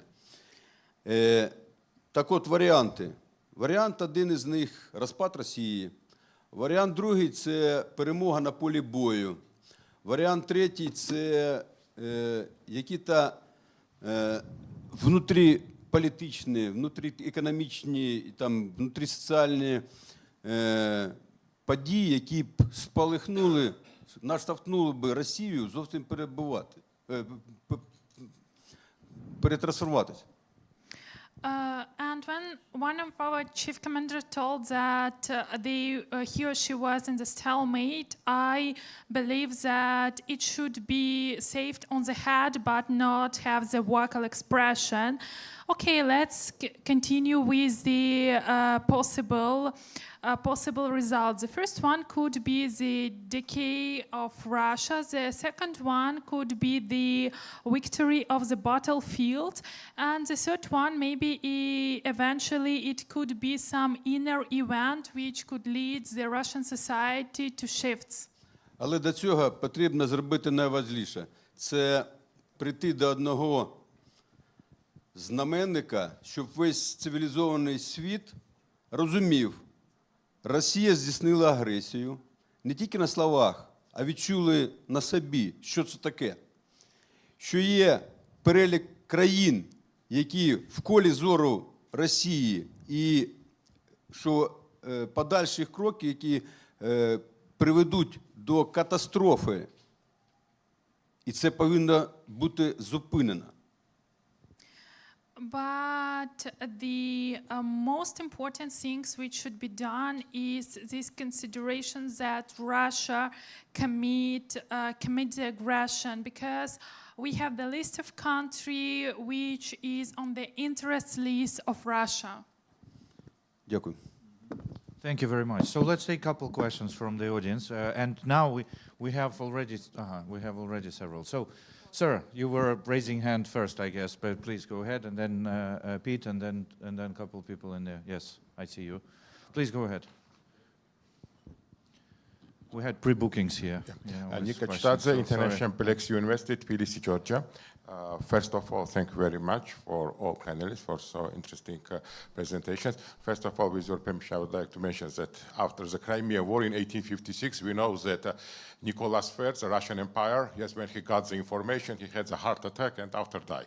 Let's hope that that's true. New Russian absolutely. Emperor, after we'll get the new heart attack, emperor of the 21st century. So with your permission, the question related to the NATO program active endeavor, because after the 9/11 we know that NATO started the new program, especially military fleet in the Mediterranean Sea, active endeavor. Is it possible to implement such kind of operations in the Black Sea, but is similar to the active endeavor in the Mediterranean Sea, taking into consideration the principles of Montreux Convention of 1936, and also it was opened and it should be welcomed, of course, on the territory of Finland. It should be opened as staff and headquarters of the ground forces of NATO member countries. Is it possible also such a possible of opening of any such headquarters in the Black Sea, whether in territory of Romania or Bulgaria, of course, such type of stuff, and by this way also to implement the additional pressure to Russia? Thank you very much. Thank you very much. Please, Didier, I think it's your Yeah, question. thank you for your questions, which is, I think, very relevant, in fact. Nowadays, for you to know, Active Endeavour has been replaced by another operation. So 9/11 is far away, but still we have the Operation Sea Guardian, which is well known, which is meant to prevent terrorism. So I will confess, if you hardly a terrorist at sea, but what you can do is to provide security and to control the shipping and to prevent terrorism to spread from the sea. And this is very efficient. And this is done by NATO with a very active participation of Turkish Navy in the Eastern Mediterranean and other navies.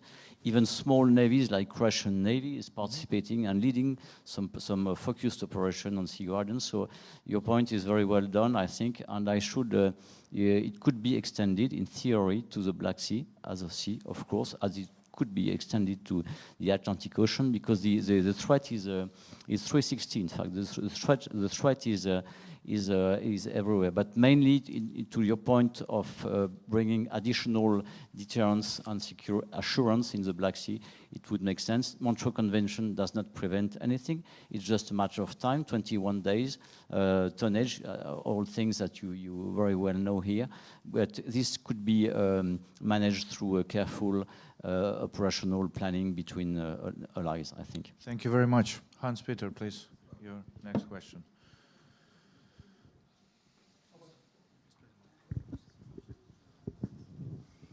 Thank you so much. Hans-Peter Midthun. I'm a non-Western fellow at the Center of Defense Studies. The Ukrainian asymmetric approach in the Black Sea has some very interesting aspects to it. One of it is how it's organized.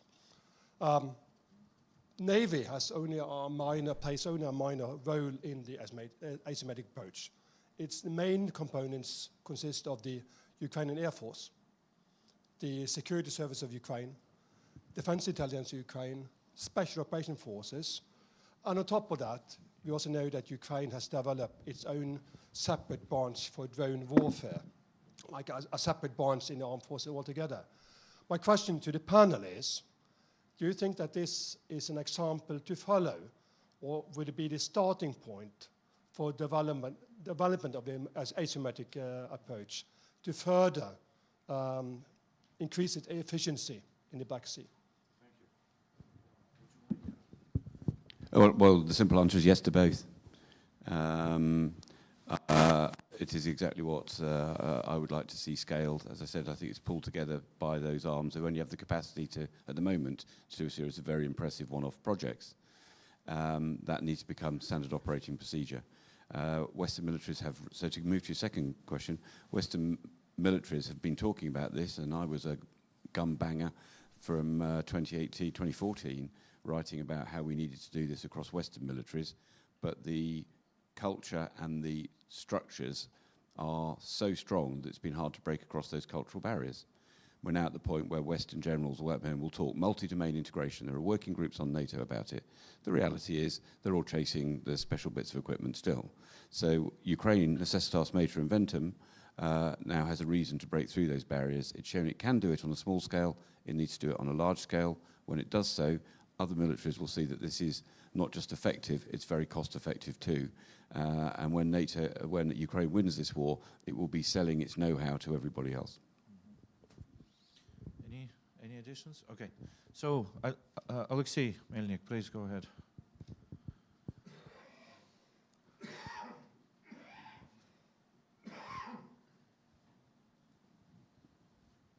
Thank you. Alexei Melnik, Razumkov Center, Ukraine. Very tactical question for the strategic panel.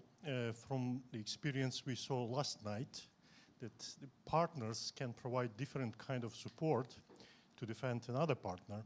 What kind of lessons we can learn from this particular case, and what kind of messages we can send to tomorrow's session, just to encourage our partners, to reconsider how they can participate more actively with management level, with manageable risk for their manpower, for their equipment. Thank you. Very shortly, it's a big challenge because asking lessons learned from what happened a few hours ago, it's quite a challenge. But Andre is very ambitious. So the lessons is you need allies, and you need to have allies on alert. So Israel got the support. It's in open source from its known allies. And it's allowed first. So this is the first point. The second point is the allies should not be at home very far. They should be present on a daily basis, and it's linking the points to the presence, reinforced presence in the Black Sea. They were present in the Mediterranean, in Jordan, in Iraq, in some countries, in order to be efficient, to stop all the attacks from drones and missiles from Iran to Israel.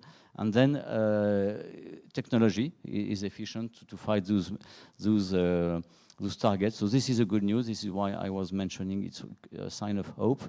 The issue is in military terms, the advantage you have is not lasting very long unless you are not renewing, innovating again and again, and fourth point, it demonstrates a clear political will, because it has been, as far as I know, announced by especially the US president that any attack against Israel will be stopped, will trigger a response and a supportive reaction by the US, which has been done by US, UK, France, as far as I know, maybe other countries, I don't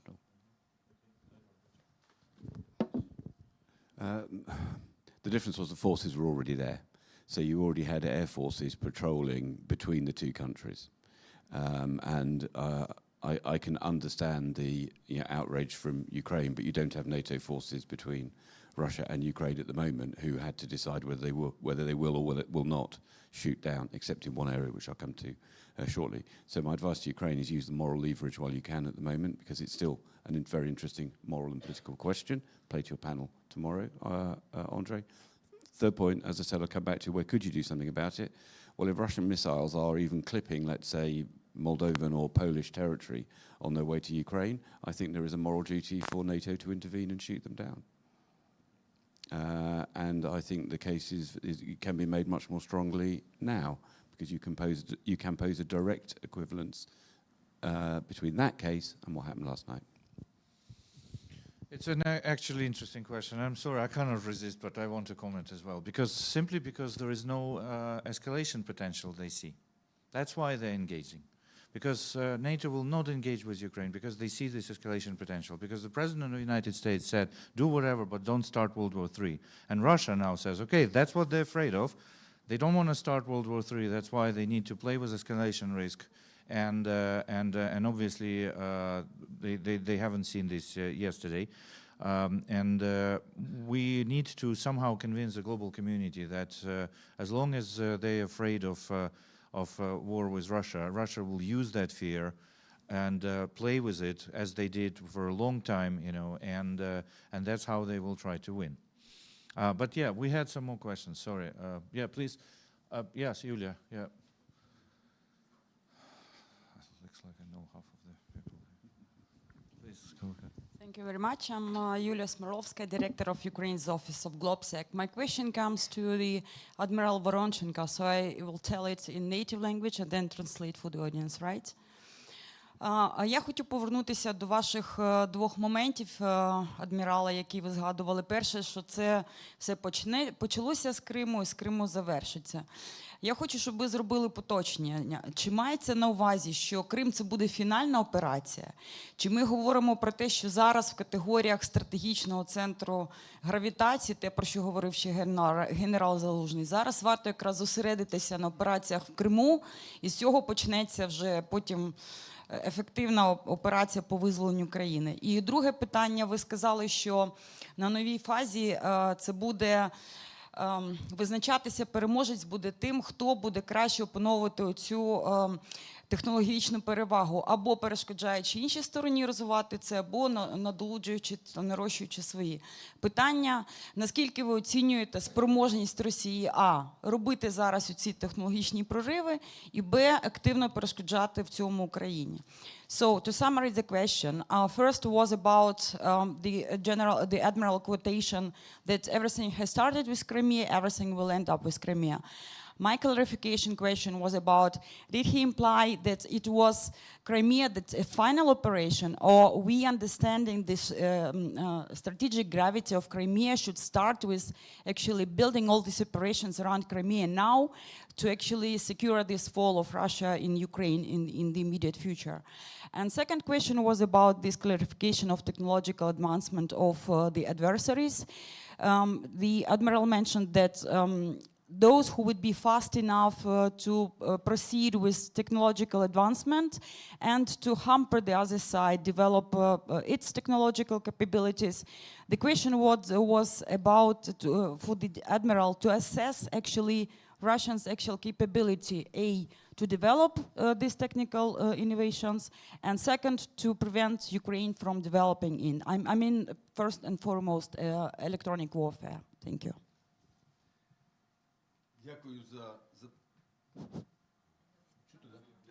Дякую за запитання, такі влучні. Ну, перше запитання. Це мій особистий погляд. Я вже казав, да? Це все нове, це все гарне, забуте старе. Чому потрібно звернутися до постулатів і до законів війни? Старих, до Суньцзи, до Лідергарда, там, де є таке поняття стратегія непрямих дій. Це мій погляд такий. І той контрнаступ, це мій погляд, який готувався. Я не можу вам зараз все розповісти, тому що я знаю детально, ну, не як готувався, а які наслідки були. І на полі бою, коли йде навала і постійно йде докомплектація російських військ особовим складом, і як ви бачите, як вони їх цінують і бросають в ту ж саму м'ясорубку, потрібно було перебудувати своє мишлення, потрібно було перебудувати, а де ж больові точки, де ці вирішальні точки і це центр ваги. На мій погляд, центр ваги – це Крим. Вирішальні точки я вам сказав. І це спонукає здійснити оце перелом в ході війни. Повірте мені, він тримається заради Криму. Якщо ми покажемо, що... Так, я розійшовся. I managed to notice. Я записала. Okay, thank you so much for the very clear and accurate question. But I want to clarify, it's my personal opinion. As I already mentioned, all new is well forgotten old. Why we should come back to the postulates of the Sun-Tzu and Eldegard. And in Sun-Tzu, you can find the strategic of indirect activities. So I cannot tell you everything, but I was involved in the preparation of these activities. You see that when we have in our Ukrainian battlefield, which is overwhelmed with Russian soldiers, and Russian commanders put them soldiers on the mid-ginger, it provoked us to shift our understanding of directing this war. Якщо б під час сухопутних операцій був би ефект, а ефект в чому заключається? Знищення ворога на полі бою. Також це заняття своїх територій. Ефект був, але незначний. Це не зворушило там, на той бік кордонів, в той Росії. Якщо б було багато взятих в полон росіян тисячами під час проведення операції, це був би ефект. Це те ж саме, на мій погляд. Що стосується другого питання, For example, let's speak about land operation, because the main target of the land operation is totally to demolish the enemy. Okay, if we, for example, would be able to prison thousands of Russian, maybe it could have effects, but this land operation didn't shift anything if we speak about the Russian border. що стосується другого питання, як ви бачите, в режимі санкційних заходів проти Росії, Росія все ж таки за 2 роки спромоглась стати на оці рейки військової економіки і наращує зусилля практично у всіх напрямках. Because if we speak, for example, about our sensation activities against Russia, unfortunately, we should conclude that Russia managed to adapt his economics and to make it to be military economics, and now they increased it. На жаль, у нас дуже підступний ворог, і він вчиться на помилках. Якщо брати з історії, у чому дуже високий рівень радіоелектронної боротьби Російської Федерації, Збройних сил.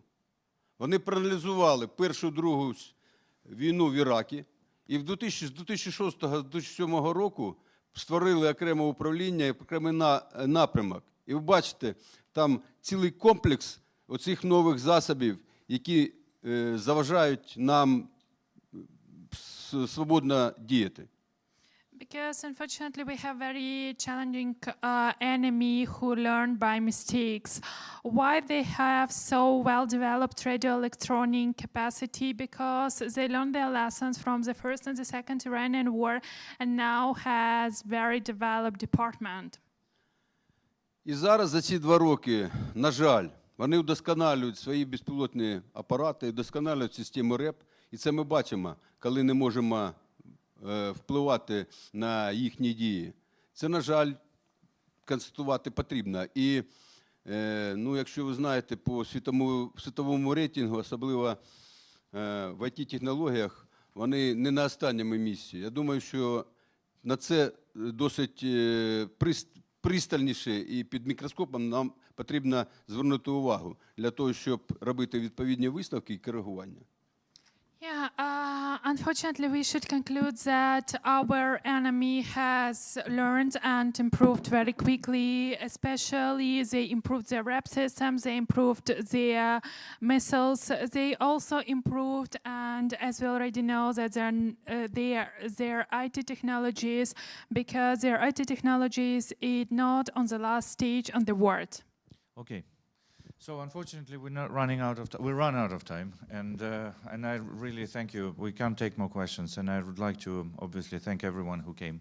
We mentioned history a lot of times. So as a closing remark, I just wanted to give you another historical example. Many people forgot about that, and it's called Black Death. Black Death was a virus which came from Asia through the Black Sea ports of Crimea, through Kaffa, which is now called Feodosia. At that time, it was a huge city, to Europe and killed half of European population. It was in the middle of 14th century. So whoever says that they can feel isolated from what's happening in the Black Sea, that this is not their concern, people couldn't protect themselves back in those days when the world was much less connected than it is right now. Today, nothing is not their concern. And what's happening in the Black Sea cannot be ignored in the rest of the world, because this is shaping the future. So we're not just shaping the history or today, it's shaping our future. And let's remember this and tell this to everyone who we deal with on professional level. Thank you very much, and thank you to our panelists. Fantastic. It was great. Let's talk about this later. Thank you, Alina. Andre, could I grab last word to thank you for pulling it all together, but could I especially thank the translator, because I know how difficult it is, and she has done an outstanding job. Thanks. So we start with a very good panel. We will continue with a very good lunch now. I ask you to come back in time. So the second panel, we will discuss the political capabilities of us and our partners. Thanks a lot. have a good time during lunch and speak to our speakers and to our experts.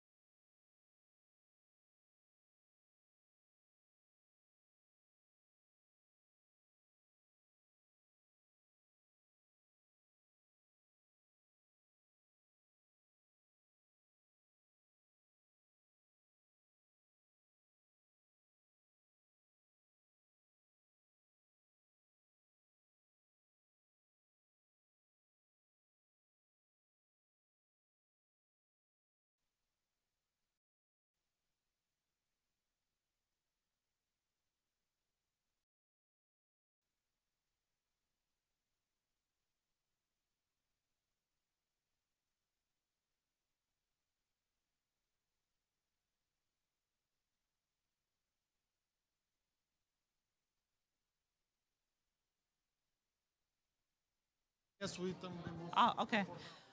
Dear guests, dear guests, dear experts, I invite you to come back to the main hall for the panel, for the second panel.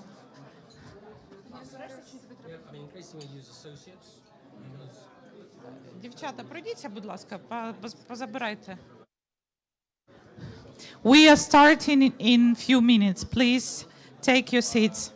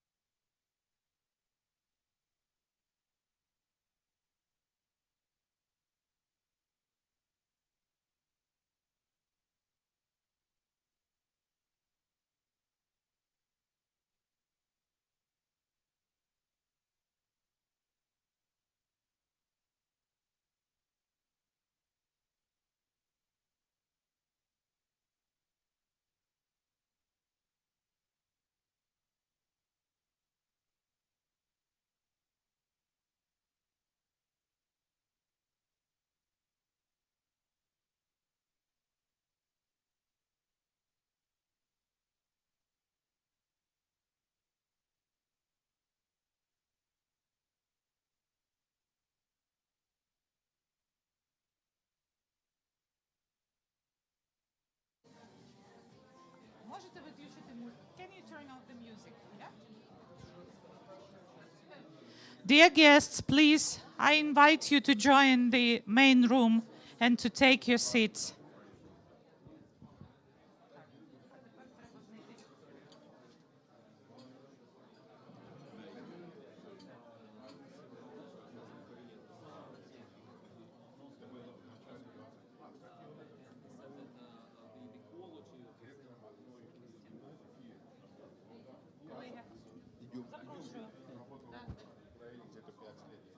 Запрошую всіх.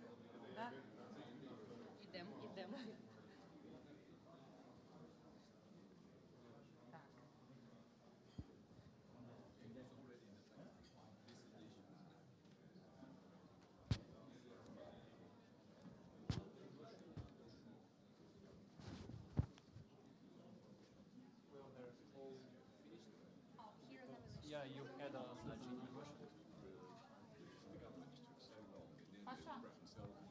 Паша, знайди Крістін, будь ласка.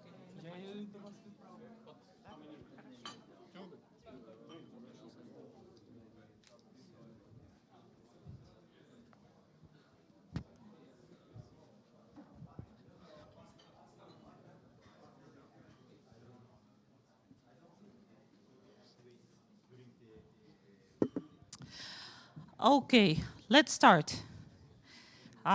Because yes, please, Peter. I hope you enjoyed your lunch, and this is always we have for one. Christine, I don't see you. Come to us, please. So our task is not to let you to sleep after the lunch session, yes, and we will try to be like quite an interesting panelists. And I will introduce first of all my panelists and distinguished guests, and then we'll make short introduction afterwards. This panel will be dedicated, so we spoke so much about the capabilities on the first session. We've been speaking that, yes, the war is not only the war of numbers, but this is the war of capabilities. And our military panelists with military background, they were all the time like crossing that political decision is so important, that the part of the capabilities is the capability of political decision making. And this is actually the panel where we would like to discuss the trends, the questions, and how the political decisions are made and what are the feeling in the air. And for this purpose, we invited the heads of the prominent security forums from around the globe. Our first guest is Peter van Praag, president of Halifax International Security Forum. Victoria Staric-Samulein, co-founder and director of Strategy Council of Geostrategy and co-organizer of the first Sea Lord Sea Power Conference. Jordan Bajilov, founder and president of Sofia Security Forum, Deputy Minister of Defense of Republic of Bulgaria in 2022. And Christine Dugon-Clément, researcher of Paris 1 Panthenol Sorbonne and co-organizer of Paris Defense and Strategy Forum. But I would like to start again addressing the two papers which you have in your pack today.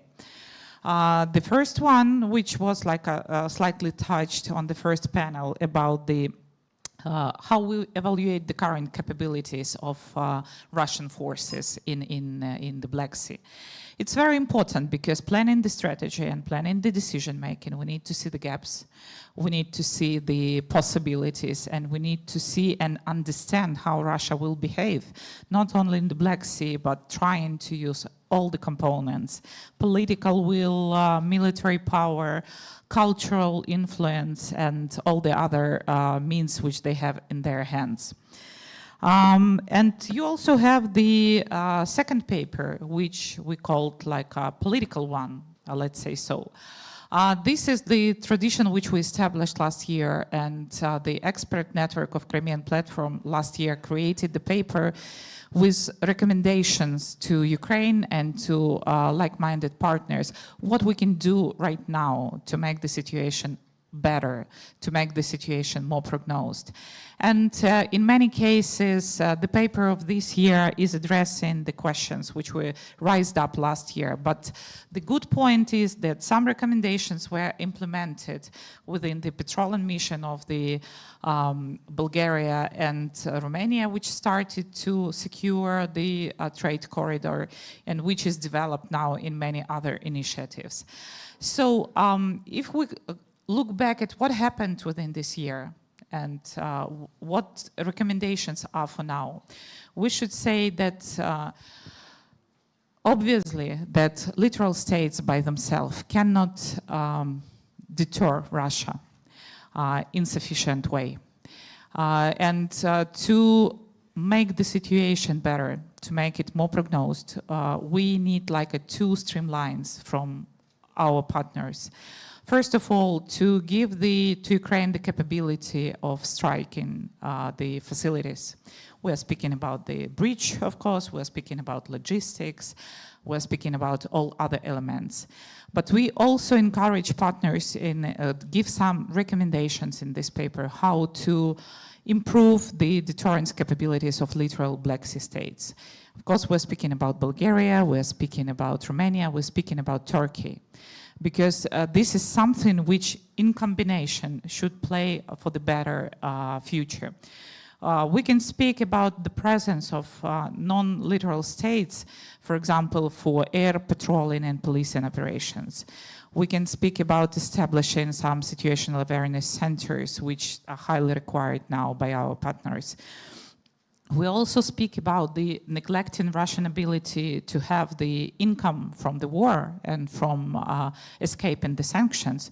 We all know that there is a still problem with transshipping of grains, and not only grains.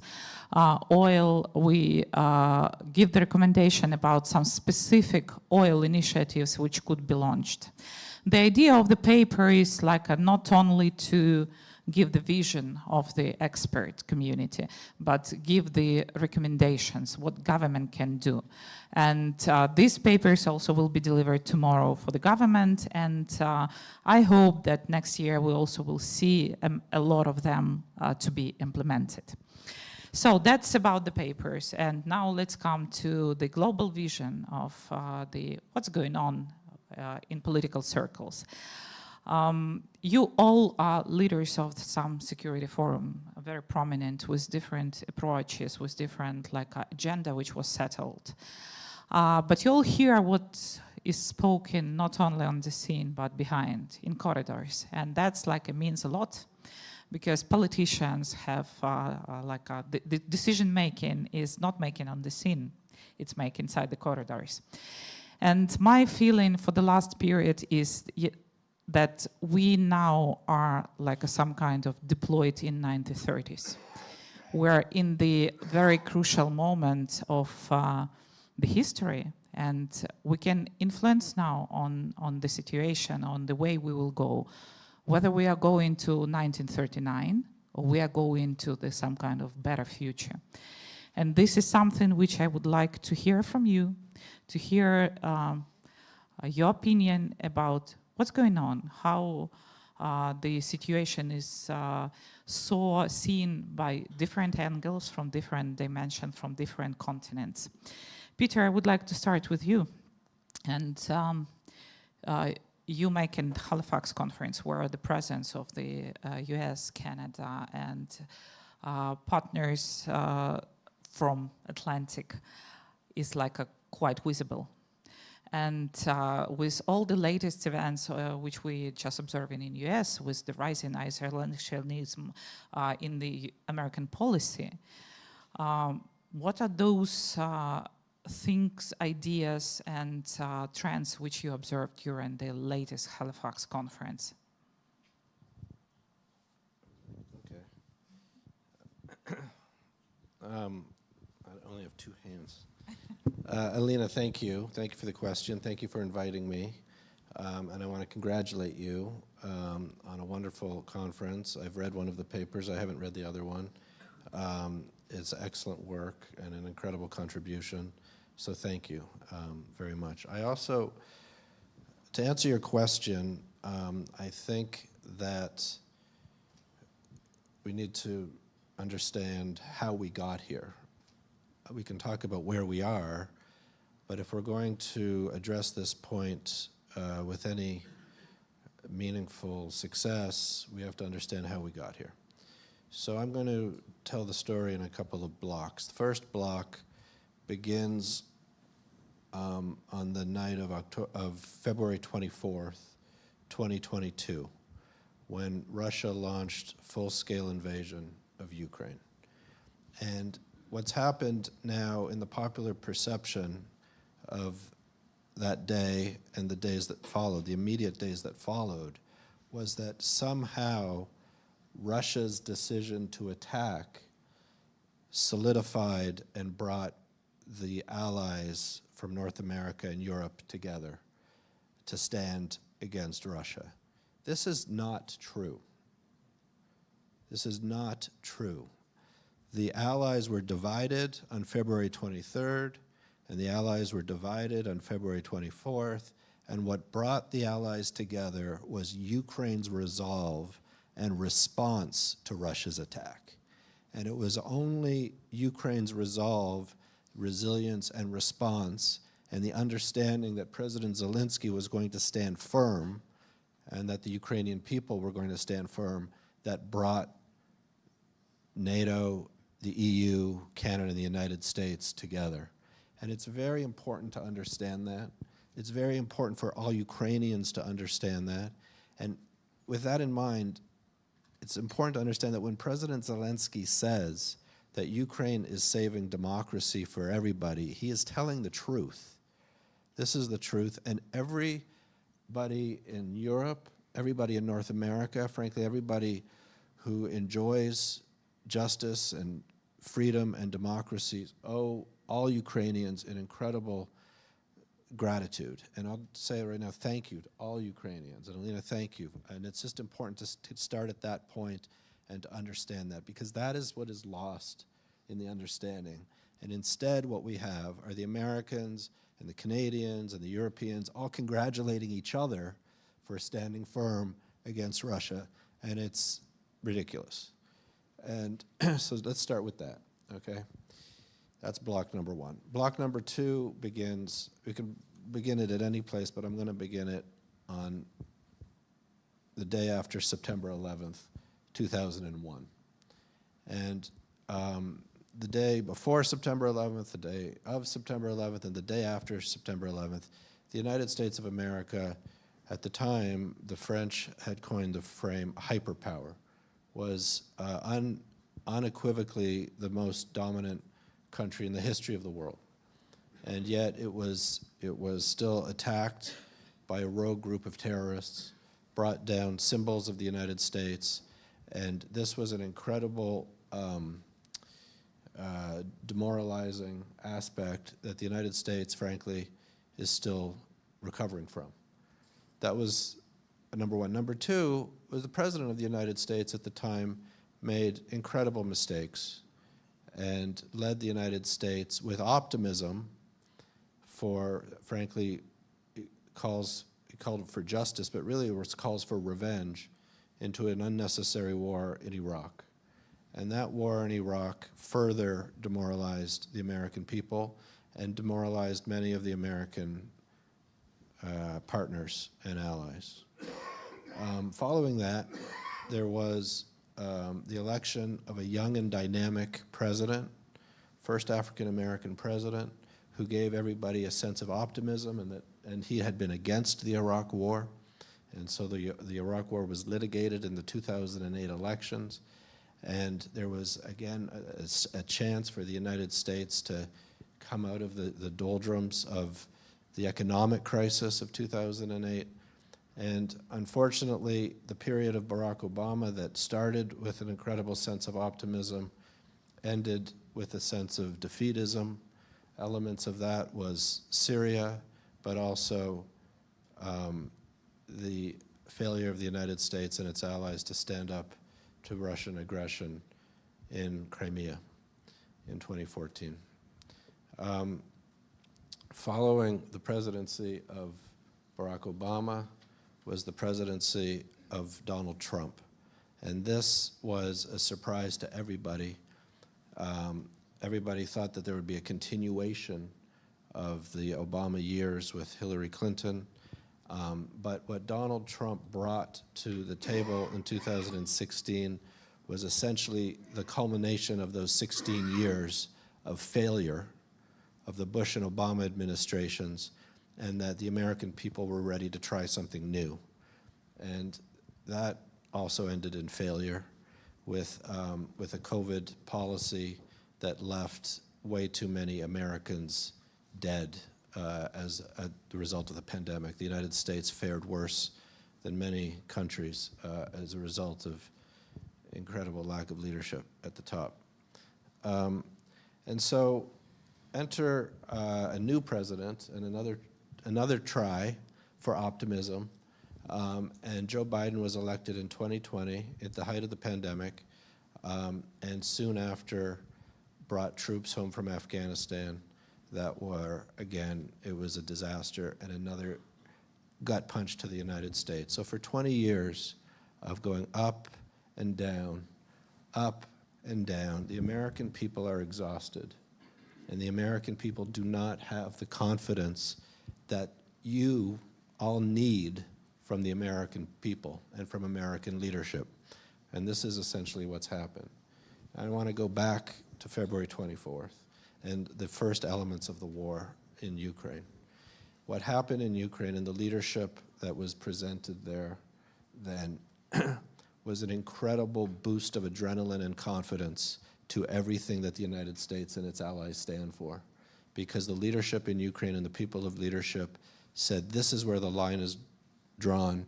We are standing for freedom. We are standing for justice. We are standing for democracy, as well as our territorial integrity. The people who fight for Ukraine are not fighting only for territorial integrity.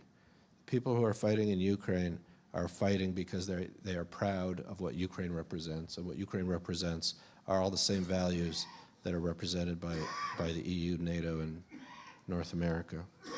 And so this was an incredible opportunity to give the United States and its allies a sense of optimism that it needed. And frankly, it did. And we saw great speeches, we saw weapons flowing, we saw Russia being isolated. Now, what happened with that success is the following. As Russia became isolated and did not believe that Ukraine would stand firm and that other countries would come behind it. Other countries, notably China and Iran and North Korea, a group now that is called the CRINCs, China, Russia, Iran, North Korea, have created an informal alliance that are now working together to defeat any sense of confidence that Ukraine can actually prevail and that the Western alliance can help Ukraine prevail. And what has happened now is that this group of countries is actually getting together in a more coordinated fashion, getting weapons to the Ukrainian battlefield, getting weapons to Iran, and essentially what is unfolded now, and it's important for everybody here to understand this, is there is a global war where Ukraine is the Western Front. The Southern Front is the Middle East in Israel, and the Eastern Front is still frozen, but it's East Asia and Taiwan. And that is how Washington views this. It is important to note that just as there was a level of confidence and it was growing in Ukraine, despite the fact that the counteroffensive didn't meet expectations, there was an attack 6 months ago in Israel on October 7th, which it is no coincidence was Vladimir Putin's birthday, and that Hamas leaders had left the Kremlin only 2 weeks before. So what's happening now are coordinated attacks against Ukraine on the front line, but against what we all stand for. And so that's really what's happening right now. That is how the United States is viewing all of this. And the United States now is back at a place where it is trying to gain its confidence back, but at the same time at home having a battle between two political parties to see who the leader of the United States is going to be come November. So that's sort of the setting where we are. Can I ask one question? Can you give the mic? Yeah, this one. Thank you. So very good description. Yeah, I'm really like a very comprehensive. But does it mean that for this period, while the United States is like searching for their new ways of making politics, inside politics and international, we are in the period when everything changed globally. I mean that US for many years after the Second World War was like playing the crucial role and leading role. Now we see how Europe, and we will speak about this, how Europe became more active, more independent, claiming the autonomy, including security and defense, and relying more on Europe.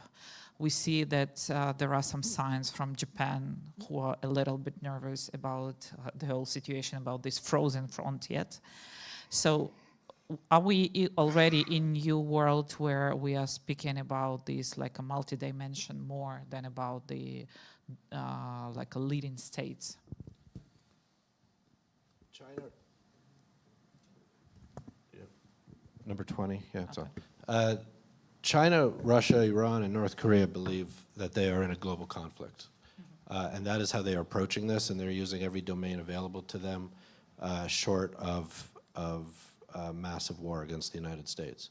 The United States and its allies are going to prevail in this conflict, but what has happened right now is that there's a giant head start by, and it's important to include China in this, by China, Russia, Iran, and North Korea.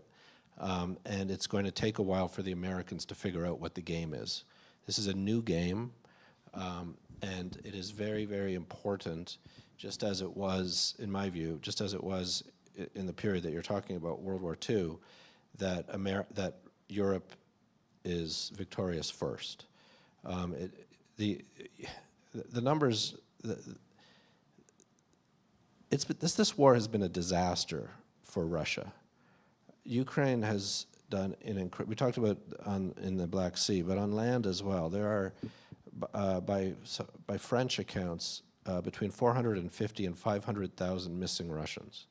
This has been a complete disaster for Russia, and stronger Western efforts now supporting Ukraine are going to lead to victory. The issue now is, as was talked about in the last panel, is describing victory and understanding that victory is obtainable and that Russia absolutely is defeatable. The idea that Russia is going to launch nuclear weapons across intercontinental ballistic weapons or use tactical nukes on the battlefield, in my view, is not accurate. We've had nuclear deterrence since 1949. We know how to work in a nuclear zone. We know how to deal with the Russians, and this is. So I see this now in this period. There's a period now between now and the United States election. I'm happy to report, if people aren't following, that it looks very positive this week or next week that the aid package is going to pass Congress. And then there's going to be a new period that has to begin right after the U.S. election, where the new government, and I do hope for Ukraine's sake that it is Joe Biden, and I think it will be Joe Biden, with a new energy and emphasis on the conflict and the war in Ukraine. Good positive view. Not so many people are now in this. Well, I will just tell you this. Ukraine is going to win this war. Yeah, and as you said earlier, it's a matter of time. But Ukraine is going to prevail and win in this war.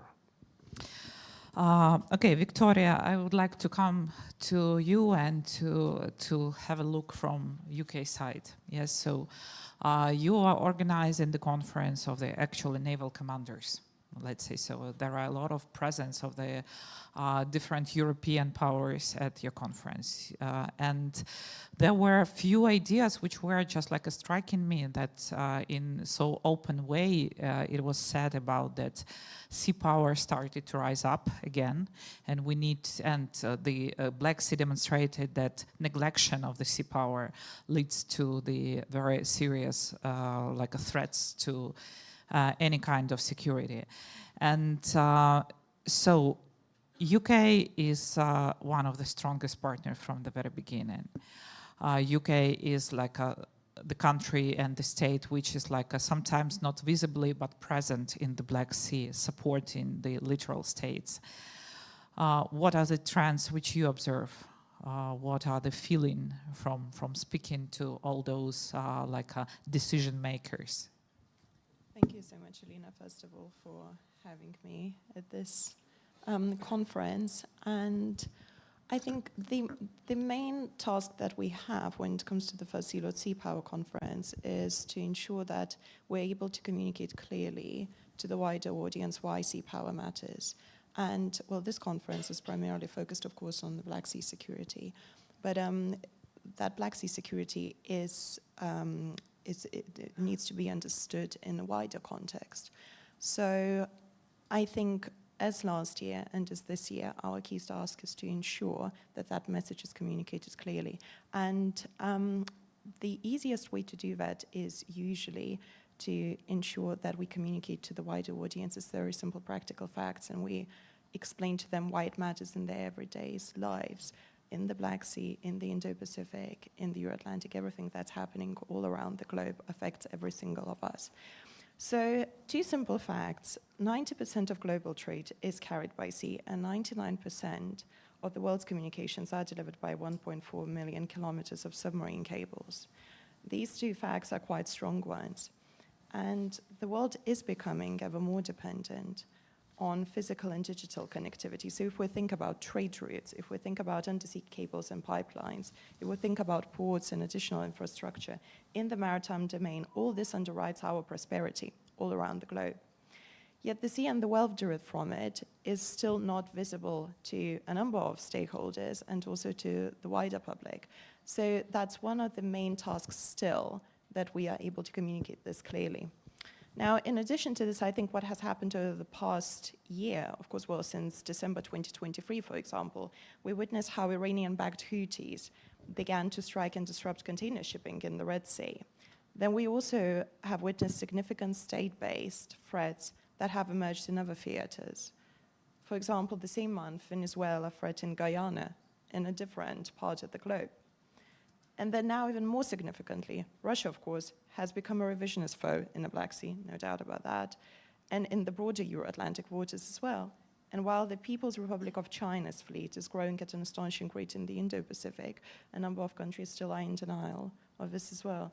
So therefore, we need to start connecting all these dots, and we need to start communicating very clearly to the wider audience why sea power matters. In addition to this, there's another layer that is very important, and it's just understanding the intensifying geopolitical competition arena that we find ourselves in and the challenges that we actually face.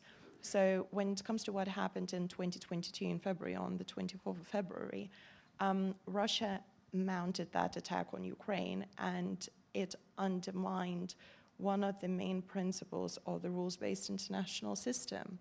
And since then, that system has been even more under strain than before, because of course we know what happened in 2008 and we know what happened in 2014, but I think it became even more clear to everyone that it's now really serious and we need to do something about it. So 3 other things that we are thinking about is, of course, well, that Russia is posing an anti-systemic challenge to the rules-based international system. Then we know that China is posing also a counter-systemic challenge to the rules-based international system. And thirdly, we also need to think about what's happening in our societies. So are we really at that stage where we feel that we are ready to generate the power that is needed to underpin our societies and our industrial base and our ability to shape the world that we want to live in and to protect our national interests and also protect our key allies and partners. So these are all of the things that we're trying to connect and think about. Thank you. And the UK has now some kind of independent policy, yes, so yes, and the UK was one of the first countries who declared that they have interest in the Black Sea out of the Western countries, I mean, because no EU policies, no NATO policies, till now no US policies saying about the Black Sea as I don't know, like some kind of place of interest.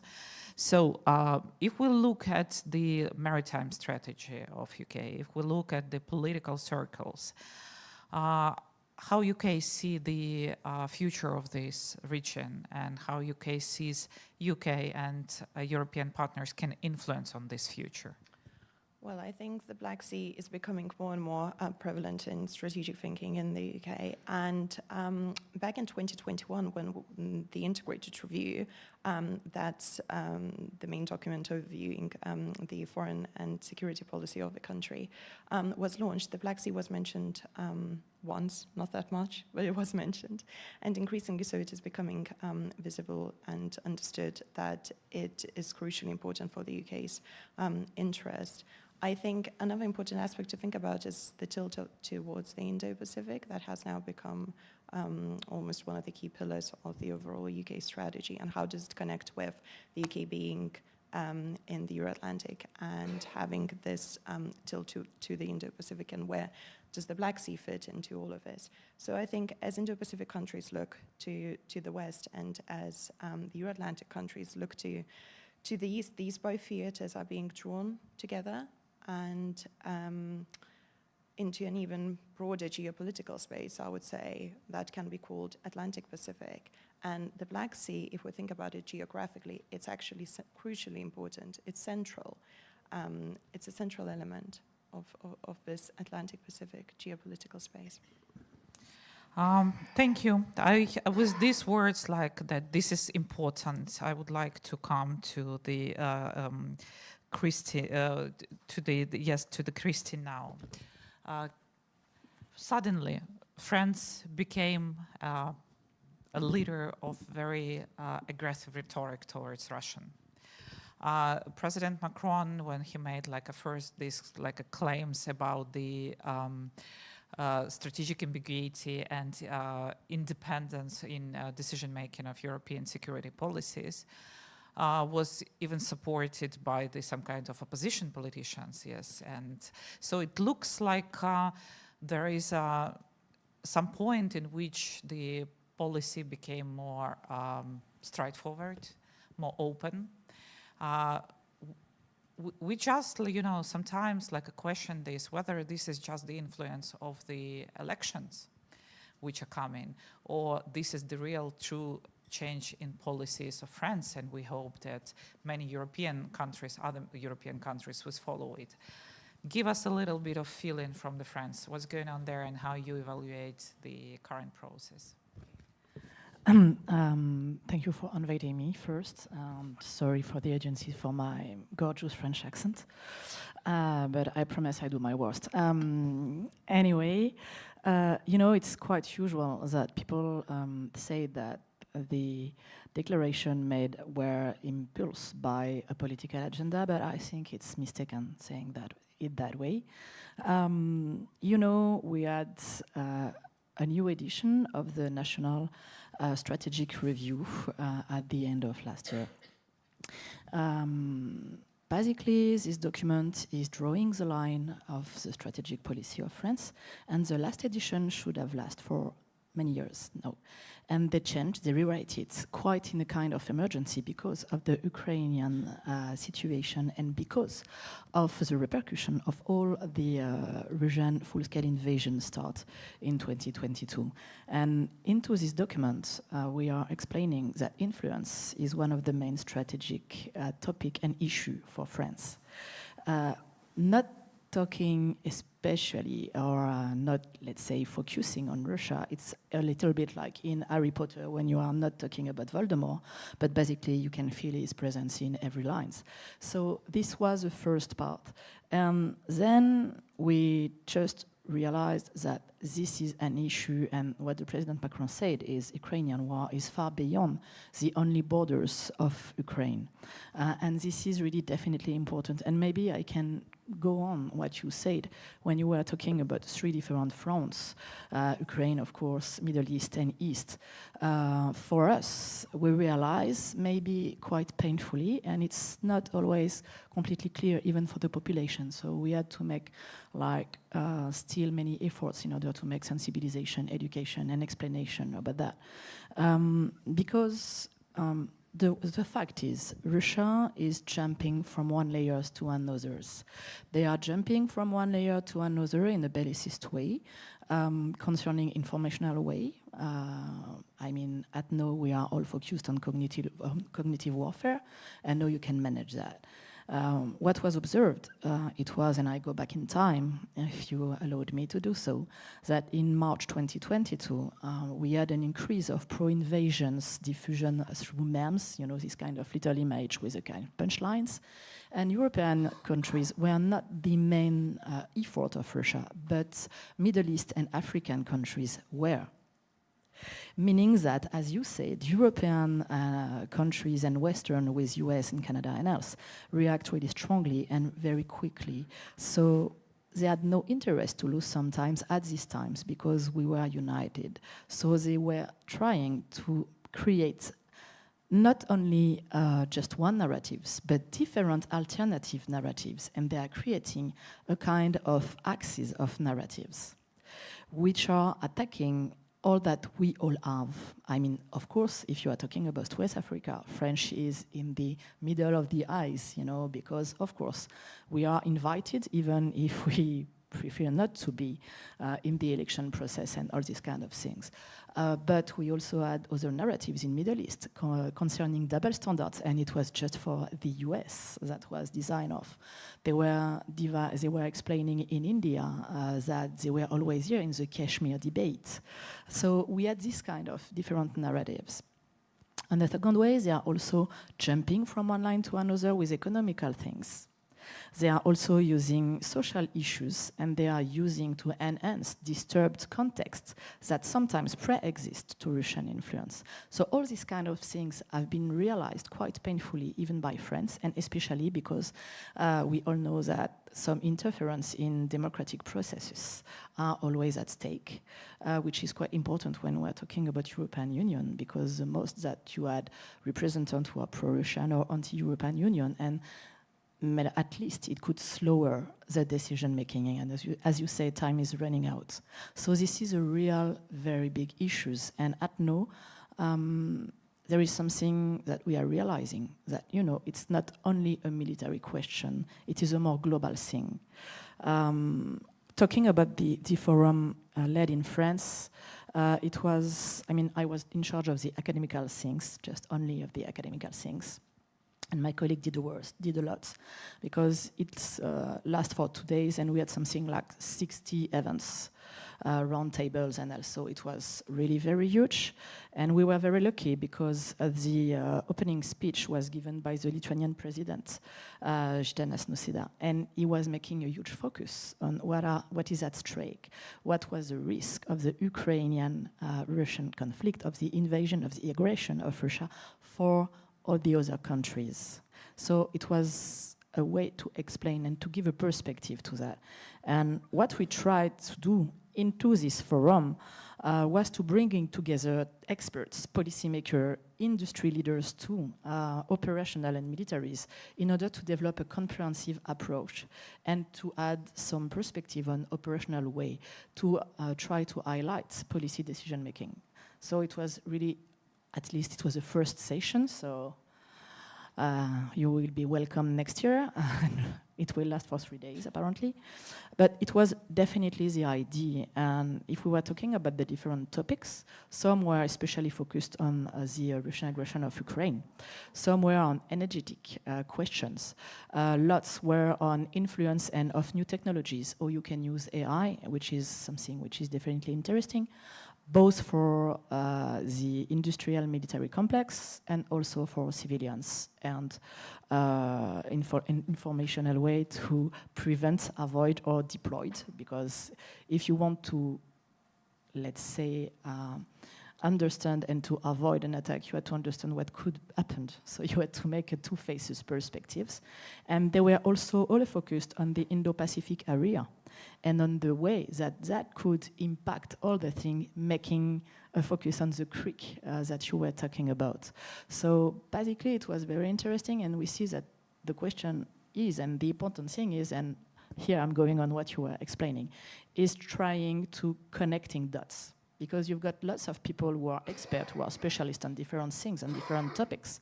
But the point is making all of them together around tables, speak frankly, and having operational way. So having like connecting dots and clear lines in between those dots.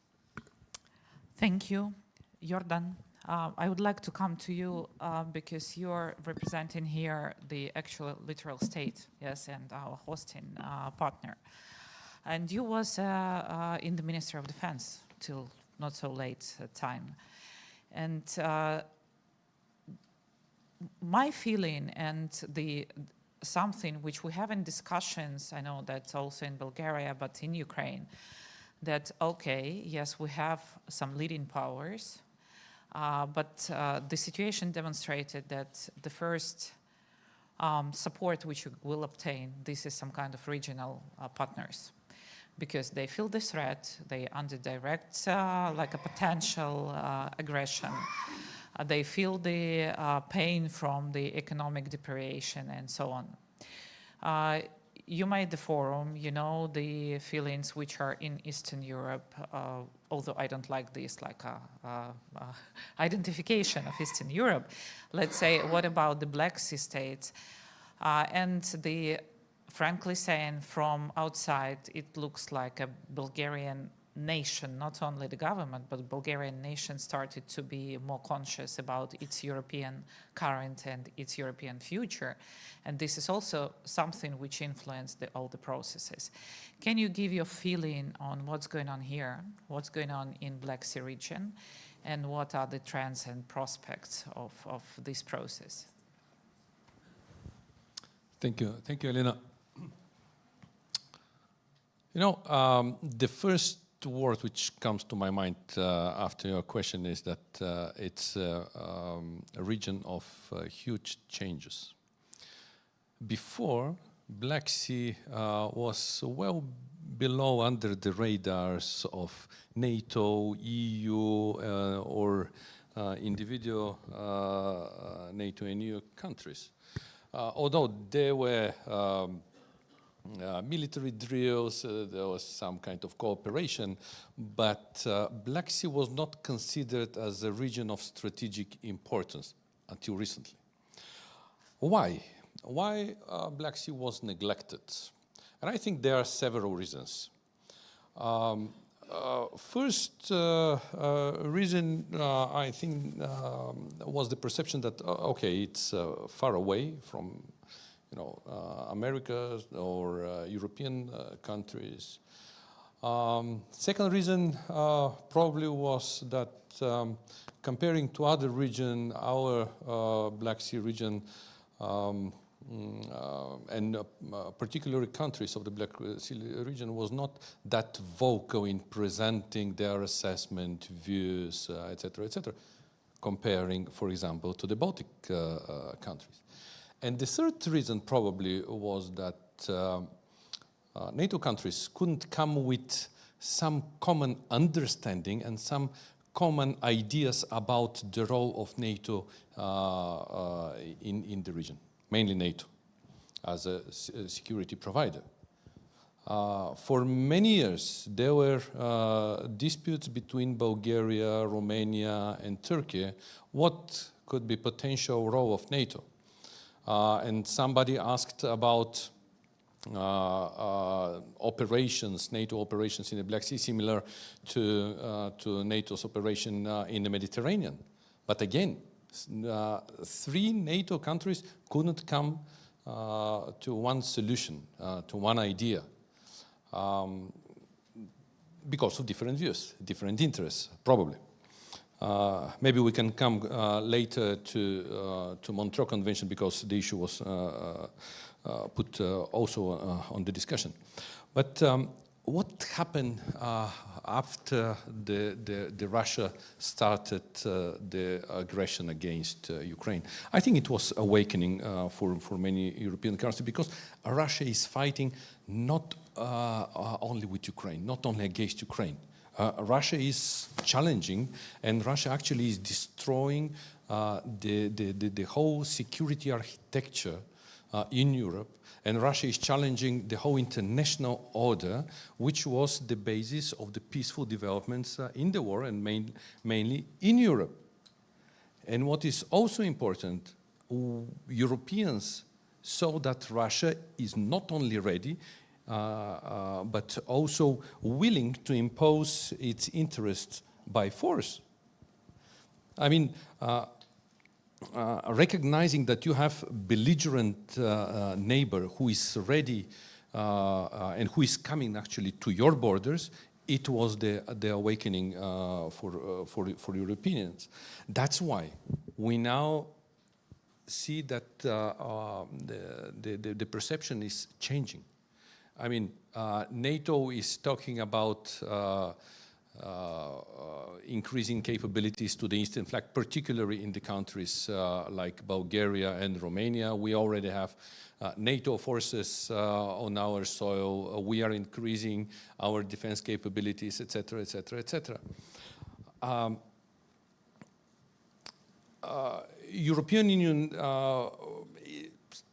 tries to reconsider its Eastern Partnership and to add more security perspective to this. But some other countries, like United States, they are thinking about comprehensive Black Sea strategy, which would include military aspect, but also economic, political, etc., etc., etc. France, by the way, recently presented kind of Black Sea strategy. Of course, France is now kind of participating in the region through armed forces which are deployed in Romania. So this is a very serious changing of attitudes. Unfortunately, it comes too late, because we have been observing for decades Russia's military build-up in the region. We have seen Russia is building anti-access area denial system in the Black Sea. And comparing to this build-up, what we have, actually negligible military capabilities of Bulgaria and Romania. Of course, Turkey, which is the third NATO country, has substantial military potential, but it is still not enough to deter and defend against such an aggressor. And my last point at this stage, We have very complex and complicated security architecture, security situation, security environment in the Black Sea. It's not only war against Ukraine. It is also issues related to free-floating sea mines. It is also issue about millions of migrants. It is also issue of Russia blocking exclusive economic zone of NATO countries. Last year, Russia blocked for 6 months Bulgarian exclusive economic zone. Of course, it is severe hybrid warfare, etc., etc., etc. How to tackle all these threats simultaneously? Because what is important, and we have to have in mind is, first, Russia is ready to escalate, and second, Russia has the potential, willingness and capacity to weaponize every of these risks. And we are afraid that Russia may use, let me just give an example, free-floating mines. There were already more than 80 free-floating sea mines destroyed in the territorial waters of Romania, Bulgaria, and Turkey.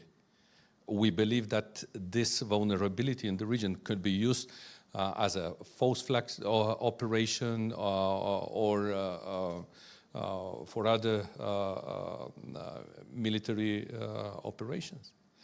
Let me stop here. I mean, I hope that I give you this perspective of complexity of security situation, and of course, we need to tackle all these vulnerabilities simultaneously. Thank you. And the one issue which you all mentioned, that this is the war, aggressive war of Russia against Ukraine, is just the part of the picture. That we have few fronts, we address the other potential or current war and conflicts.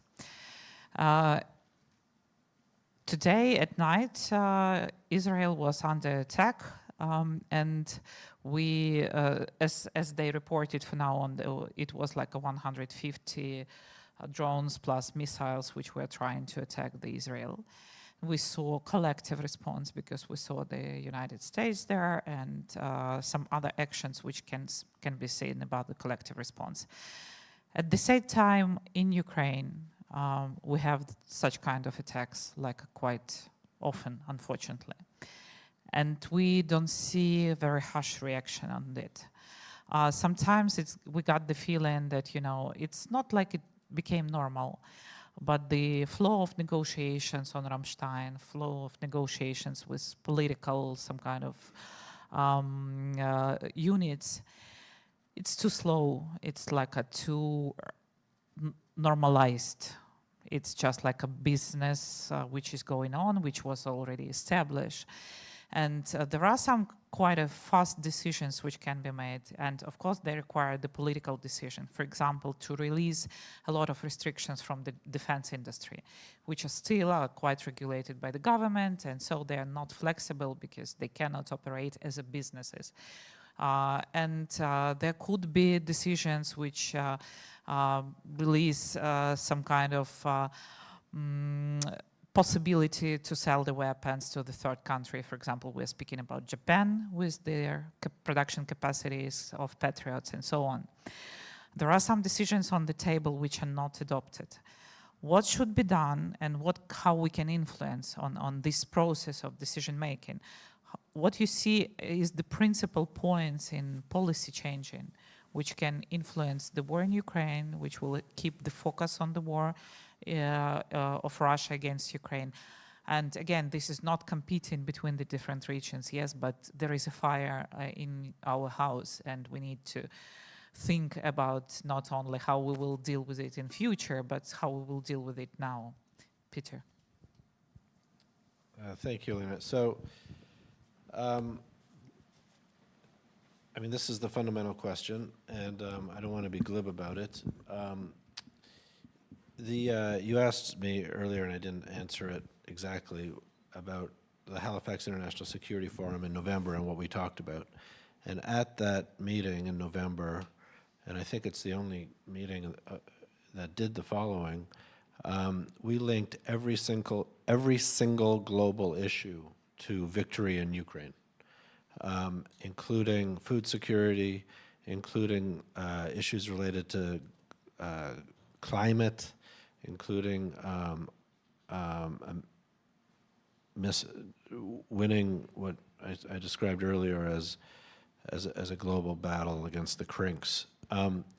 And I think that what has happened is that there has been, since before February 2022, a lack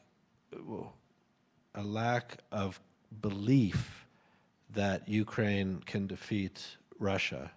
And even with all of the victories that Ukraine has had on the battlefield, there continues to be a reticence in professional, both diplomatic and military circles, that Russia can be defeated. And this is something that goes back to thinking that is based on calculations of a military that was never used, a large Russian army, and it is something that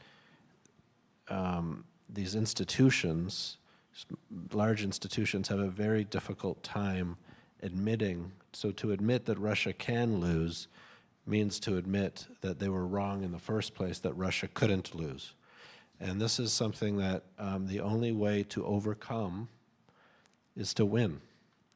And these have to be small victories day by day. The president of Ukraine, who is a global hero, in the last 2,000 years, he is a global personality and a global hero, not just of the last 2 years. But I would, if I had the chance to advise him, it's very important that he shares his frustrations privately, and that whenever he's in front of a camera, he demonstrates optimism and confidence, because it is the confidence that the others need to see in him that was so important at the outset of this. I know that he's tired, I know that he misses his family, but he has an incredible job to play. So it's very important, I would say that on the political level. On the tactical level, earlier there was a panel about the great successes on the surface fleet of the Black Sea, and I'd like to talk about the Black Sea. Ukraine is suffering from too much advice from professional militaries that have a different set of equipment, and have not fought a land war in 75 years. Ukraine needs to trust the people on the ground. You have an incredible, educated military and population. I think your literacy rate is close to 100%. And it is an incredible population that has already changed the nature of warfare. And so the confidence, it's very important what I'm about to say. Do not look for the confidence externally. Like I said, on February 24th, the French have been great recently, but that in February 2022, both the French and the Germans were at the highest levels were in touch with the president of Zelensky and told him not to fight. They can't, Ukraine just has to take it from itself, small victories, tactical victories, learn from the Black Sea, take that to the land, take that to the air, and demonstrate confidence that makes it impossible. And France has France sees that it's impossible, and make it impossible for Germany. UK also has been fantastic. Make it impossible for the United States to turn its back on Ukraine. And like I said, it's going to still be painful, but Ukraine is going to win. Ukraine is going to win this war. And Donbass will be freed, Crimea will be freed, and eventually we're going to have this conference in Yalta. So it's just, we don't know how much pain it's going to take to get there. Christine, so many addresses were to France. Do you want the comment on that?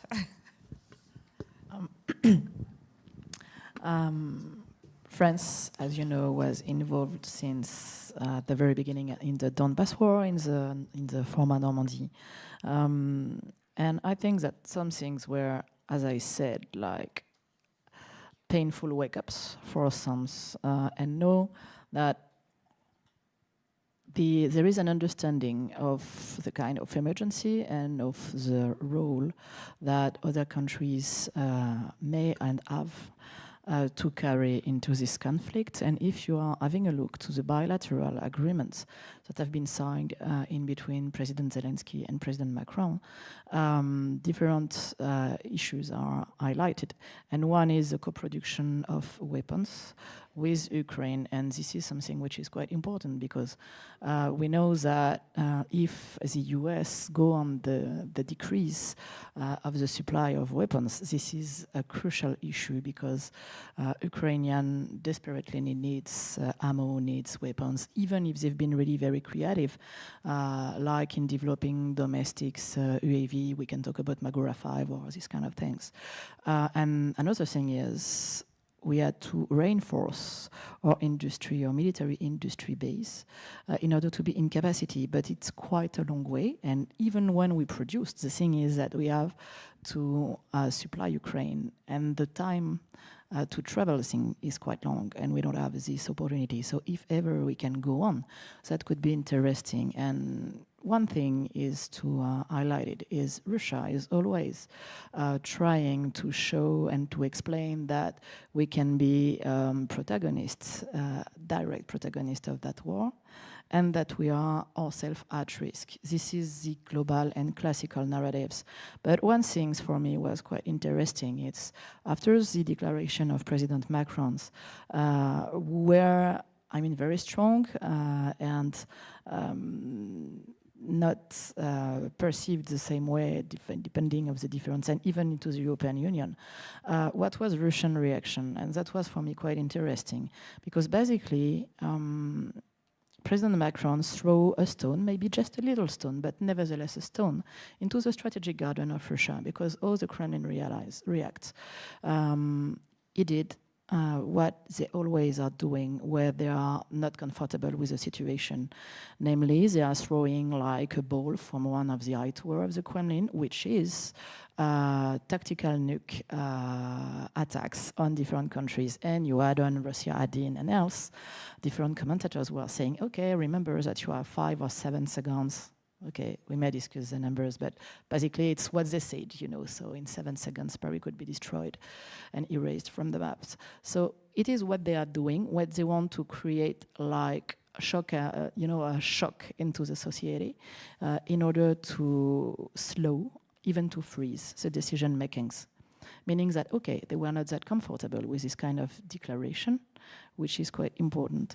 And now we had to just be really careful on how we can manage that. And that was something that we tried to work on, was how we can create a joint operation, not only on a military point of view, but on a political point of view, on an informational point of view, to avoid, to debunk.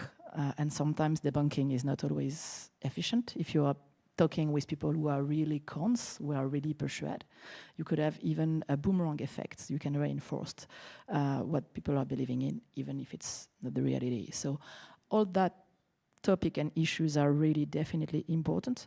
And maybe a few words, we talk about Black Seas and what Ukraine succeed in destroying a part of the Black Fleet and docking the fleet into other harbors and else. But the point is, at now there is maybe, and I'm talking under the cover of the admirals who are there in the morning because they are their field of expertise. But there is one thing, it's submarines issues. Because, of course, as long as you've got submarines, you have the capacity to launch missile caliber into the inlands of Ukraine. And if ever you succeed, and that's a point where Western country could help, if ever you're in capacity to attempt to submarines, you've got a double effect. First, you damage Russian morals, because that could be really definitely important, and you dent Russia's strategic depths. So that could be something we can think about, maybe. Victoria, come to you. What is your vision and advices? What we can do and how we can influence? Well, I think we need to understand that we are in the era of intensifying geopolitical competition. It will not go away, and it's here to stay. And the fact that 10 years after the Wales summit, in 2014, a number of NATO countries are still not able to spend even 2% on their defense, and we are now approaching the summit of 2024, and just to be seen what kind of decisions will be taken on this later this summer. It is a massive issue, and it just shows the lack of commitment and leadership, and maybe just that realization that this is the case. We just really need to ramp up our defense production. We really need to be ready. We need to increase societal resilience. We need to be able to deter. And most importantly, not only to react, but to shape that future international environment, that free and open international world order that we want to see. So I think it's just the case really of us learning again to love power. And it's not only military power, it's also economic power, it's also discursive power. And I think that power has become invisible to us since 1990s, and it's just very difficult to get back on track and to realize that the world has changed, and it most likely will not be the same and as fluffy and as nice as it was in the 90s or early 2000s. And our competitors, they seem to understand that power very well, and they seem to understand how to escalate and how to lead the agenda, and we need to get on top of that. We shouldn't be only reactive. We should be proactive. We should shape the agenda. Jordan, the vision from you, and also what I would like to ask, that if we are speaking about the shaping the agenda, and you was mentioning this problem was like that literal states, Black Sea states, cannot agree one agenda between themselves. And we, let's speak openly, we have a Turkey with their special position, which is not always coincide with the interests of other states. How you see these implications for the policy, which can stabilize situation not only now, but to give some prospect of the future different security which will prevail from the next conflicts, next war in this region? You know, we are trying to catch up, but unfortunately, it's too late. Unfortunately, we miscalculated Russia. We had hope or kind of wishful thinking that through economic ties, through good cooperation, we can appease or deal with Russia. Based on these perceptions, actually, we demilitarized our armed forces. Budgets were going down for years. At the very beginning of the Russian aggression, we found that our storages are empty or full with outdated old equipment. And now it's very difficult to catch up. You know, if you order right now new missiles, you have to wait for 3 years. Do we have this time? And of course we don't.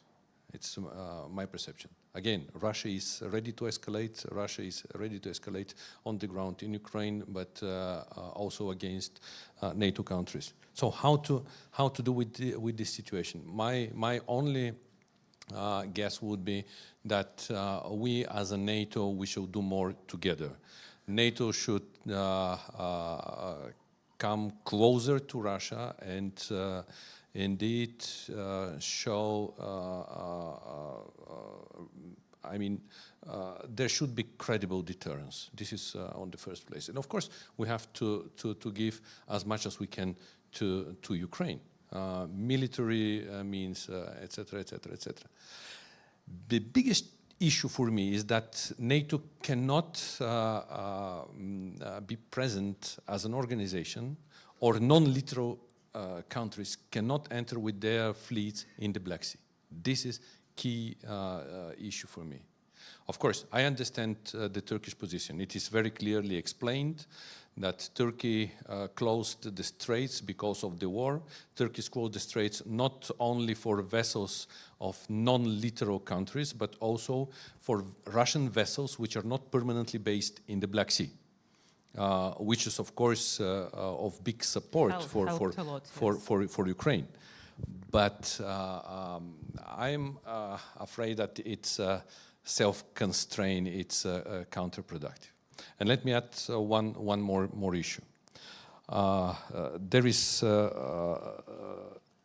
Trump factor, which is not applied only to Ukraine. I mean, we don't know what will be the position of Trump, but there is already fear in Europe that if Trump will pursue the policy of neglecting and marginalizing NATO, it will be about European countries to organize their own defense. The thinking here is that, okay, we have to build our own assets, we have to build our own defense, that's why let's work for us. And here comes the issue of sending weapons to Ukraine. So I know this from my own experience working with many NATO countries in Europe. This is indeed a very serious constraint factor when it comes to sending weapons. It's not only about the range, it is also about the amounts, because again, European militaries, European politicians are thinking about European defense and working mainly on building own capabilities. I have a lot of questions, but we have a lot of experts. I'm absolutely sure that they are willing to ask the questions, so identify yourself, yes. Please, let's start from lady here. Can we have a mic? Yeah. Thank you. Alicia Tsubliko, Association for Integration of Crimea. Our association actively works to exclude the Russian Federation from the Danube Commission and to limit Russian maritime registers in global shipping. What additional steps need to be taken at the level of the International Maritime Organization, the International Labour Organization, and the UN Food and Agriculture Organization to resist Russian aggression? Thank you. Thank you. I think that we will have the second question and then we'll answer. Mike? Yeah. Thank you very much. Nika Chitadze, International Black Sea University, Tbilisi, Georgia. I have a question. It was discussed here about Russia's allies. Yes, unfortunately, Russia has followers in the world, allies by this way, yes, and about 1/3 of the world population, according to some different surveys, supports Russia. No, mostly by this way from the countries of the global south, where the anti-American disposition is very high. And in this case, what should be done when, in my point of view, it is somehow formating some tripolarity in the world. From one side, Western democratic society, on the G7 countries is coming about 31% of the world GDP. BRICS countries, and we know that BRICS was expanded and 32% of the world GDP. And after these countries are from the non-allied movement, there are more than 120 states by this way. It's my point of view about the tripolarity of the new world order. And in this case, what should be done somehow with these anti-Western alliances, with BRICS, for example? We know about, for example, Sino-Russia cooperation, that in 2021, volume of trade between two countries was 147 billion US dollars. In 2023, it prevailed 200 billion US dollars, for example. And we know here about, it was mentioned here about Iranian and North Korea military potential. For example, Iran yesterday sent about 300 missiles towards Israel. Yes, fortunately, they failed, but at the same time, the problem, despite of sanctions, North Korea and Iran have such military capabilities to supply Russia. And in this case, when Russia has the followers, unfortunately, it should not have, but no, it's a reality. What should be done by the Western democratic society, which does, of course, very much, and Ukraine and, of course, in Georgia, for example, thank you for your support, but what should be done in the future, of course, thank you. Who want to address the question?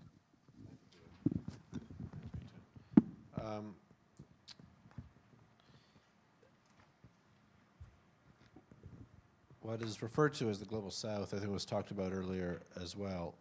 I do think, I mean, with the possible exception of India, which is a significant country,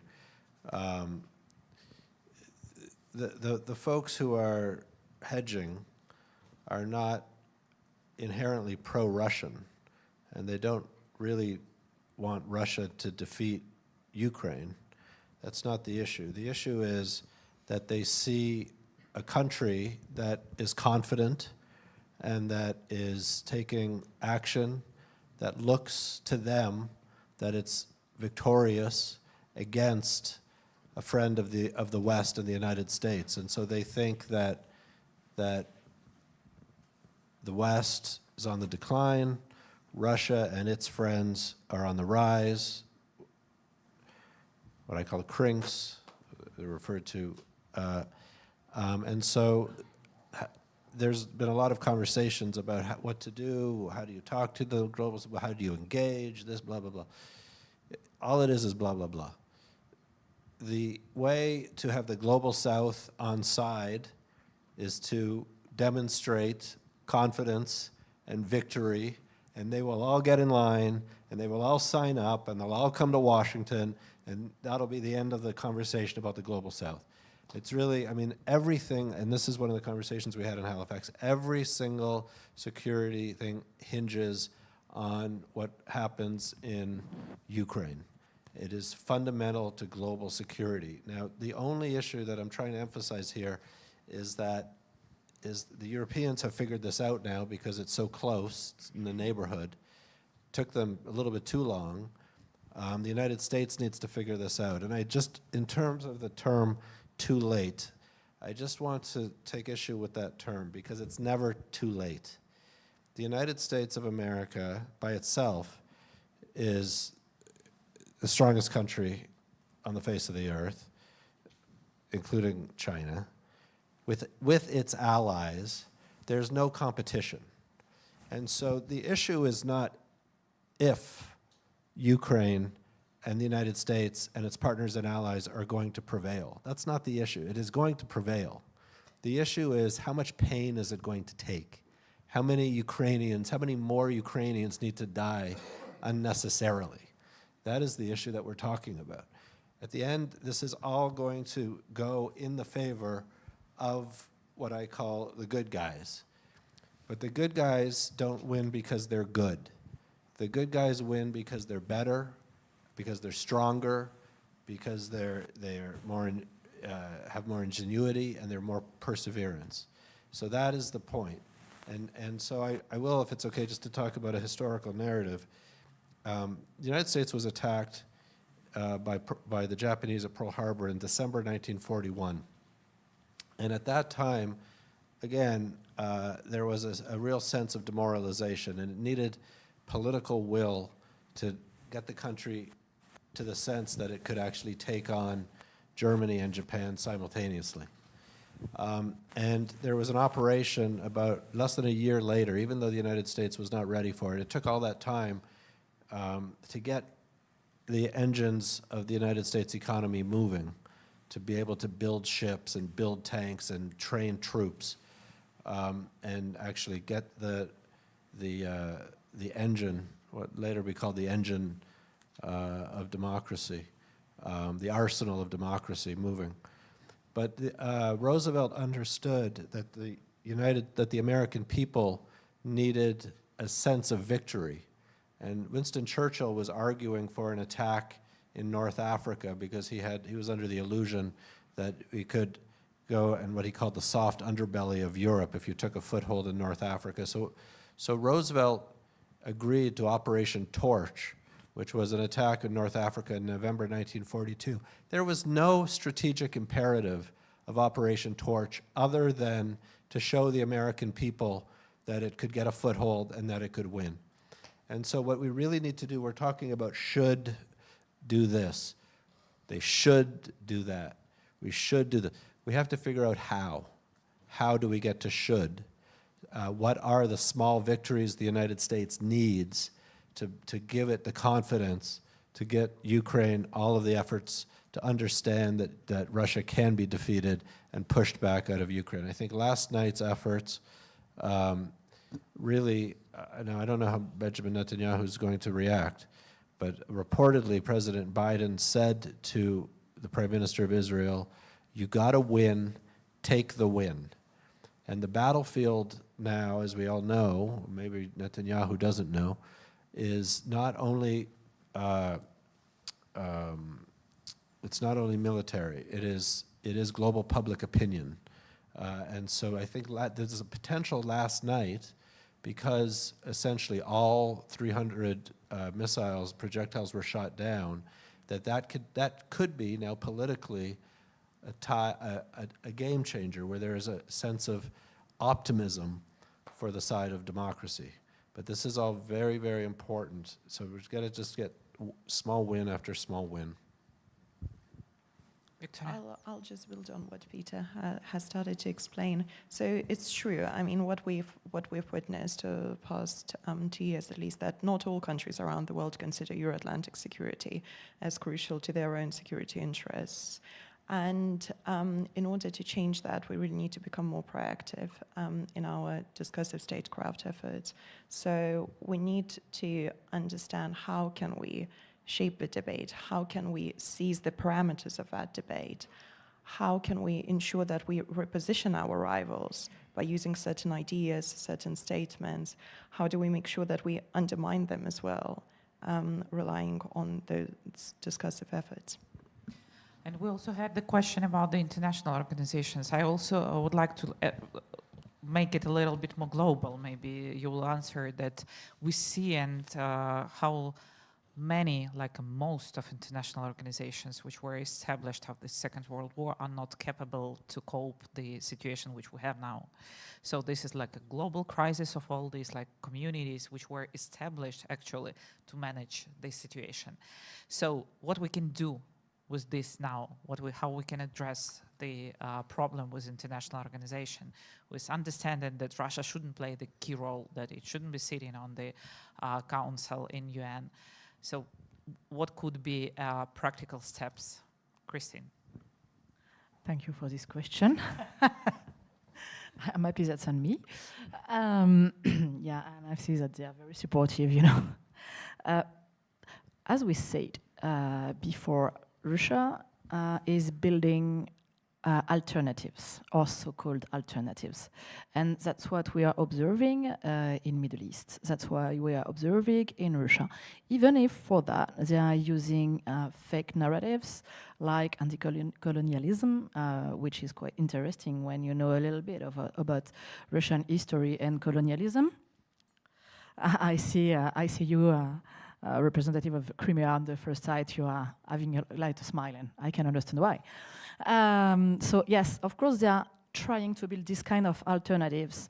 And when something for me is interesting, we had the ideas, the dream, or the phantasm, in a way, that Russia will respect all its engagement. If they had, I mean, the United Nations Chart, Article 1, they didn't start on the full invasion.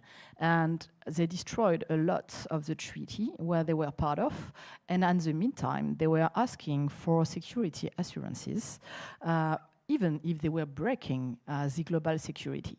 But for European countries during a long time, it's no, because we have to work under this treaty. Yeah, but they're not playing the game. And this is something which is interesting, and why, in a way, we didn't realize, we didn't want to see, because it's always the same, you know, it's always complicated to have an objective sight on something which is happening and that you don't want to happen. Nobody wants to be at war. Nobody wants to be in a confrontation or in a geopolitical tensions. So sometimes you can have like selective blindness because you don't want to see you are in an avoiding position. But all that to say, it's something which for me it's quite interesting. It is the way that we are conceiving this change and our projection of power. If we are talking about Western countries, when we are making an evaluation, basically what are we doing? We are making a comparison from strength to strength, from GDP to GDP, as a way, saying, okay, our GDP is stronger than the one of Russia, so they won't dare. Okay, we've got like NATO, which is working, and the military power of NATO is stronger than Russia, so they won't dare. Russia, they are not thinking the same way. Their projection of power, it's not by making a comparison by strength to strength and by your stronger points, they are making an addition of your weakness. So if ever you have, I don't know, 2, 3, 4 weakness, and they think that on their side, they just have 1 or 2, they could play the game. And we didn't react that way. And as long as we don't change our mindset in that way, we won't be in capacity to react. And that's something that in France we are learning quite painfully, and we are learning it quite painfully with the relationships that we had with West African countries and all these kind of things. And last but not least, I was saying at the beginning of the speech that Russia is jumping from layers to layers, from online to offline, from military to social. They also are playing with timelines. Because sometimes they are really opportunistic, because something happens and you've got a disturbed conflict, and they are, surfing on the wave, if I may say. And sometimes they are making framing and shaping for 10 years, 15 years, slowly but surely. So they are even jumping in between those timelines, which is definitely very important because we are not used to do that.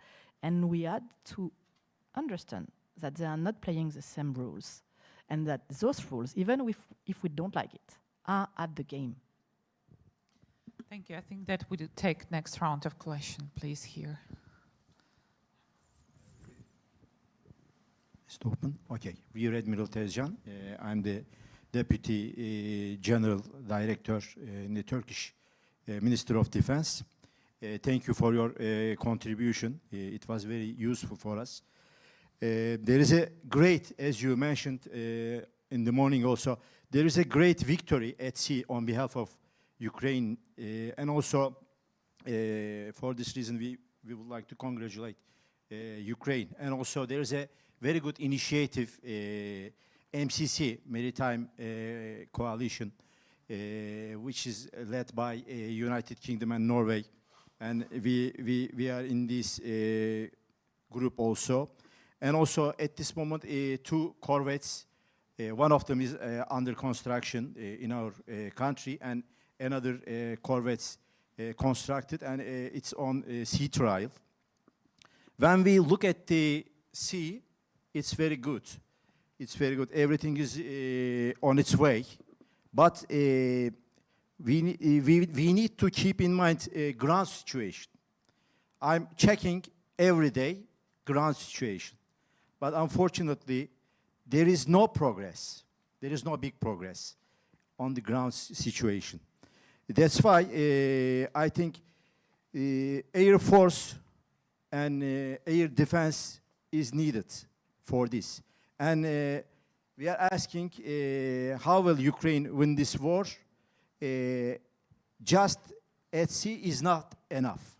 That's why maybe the ground situation must change, and we need to support on this period. And also, you mentioned submarine threat, another issue at sea. It's another issue, and a very dangerous issue, submarine threat. And in the morning session, Admiral DDR, I think, mentioned unmanned underwater vehicle. And we need to keep in mind that in the future, maybe Ukraine had some progress, unmanned underwater vehicle and assault to Russian fleet under the sea. And also, you mentioned about the NATO deployment in the Black Sea. Excuse me? Okay.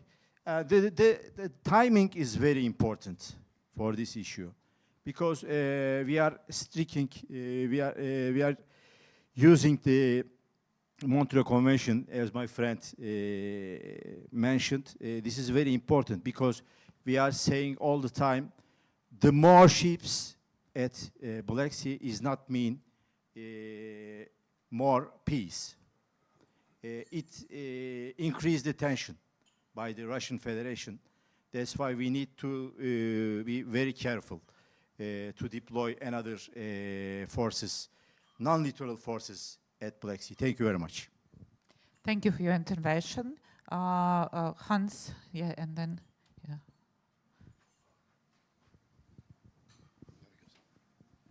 Thank you so much.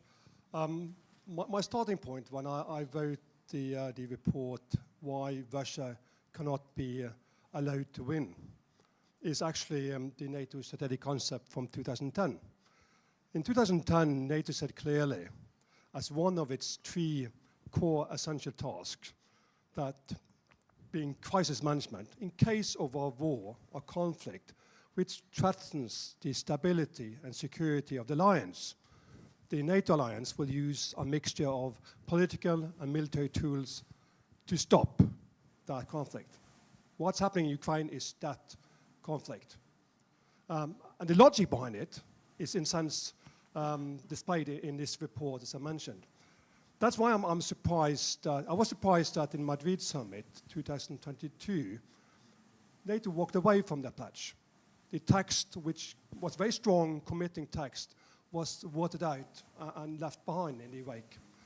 And I was surprised because there was easy to see that the tsunami of ripple effects from the war, not only the military side, but how that inflicted on the cost of living across the globe, food security, energy security, and as a consequence, increasing number of demonstrations, riots. We even seen fall of the governments, not in the Western Europe, but globally. We allowed that to happen, not because we lacked the military ability to do so, but we lacked the political willingness to act upon it. And here's my question to you, because one of the consequences of this tsunami of ripple effects is that we see an increased rise of right-wing political power across Europe. Right-wing political powers does not necessarily mean that they are pro-Russian. Some of them are, but all of them are inward-looking. All of them are nationalistic, and all of them are undermining the international unity. The European Union will not be strengthened by it. NATO will not be strengthened by this movement. So my question to you is, do you see, while I agree with you that Ukraine will prevail, my question is, and it's still the same, is do we see that the political will to act resolutely, will that increase with the changing political landscape, or will it decrease? And if it decreases, what to do? And I think that we will take another one question and then come to sorry, here. No, here first. Yes. On the 3rd row. Yeah, I see, yeah. We'll come to you. Viktor Romanenko, I'm independent researcher and regional expert.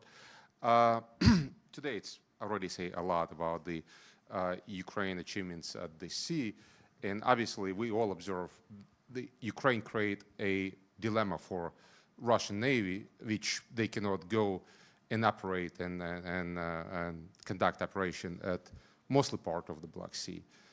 So to this extent, my question is, what kind of dilemma problem set we globally can create for China, Russia, Iran, and North Korea alignment, and for Russia particular, in order, first of all, to break apart this alliance, and second is undermine Russia's ability to wage military operation against their neighbors.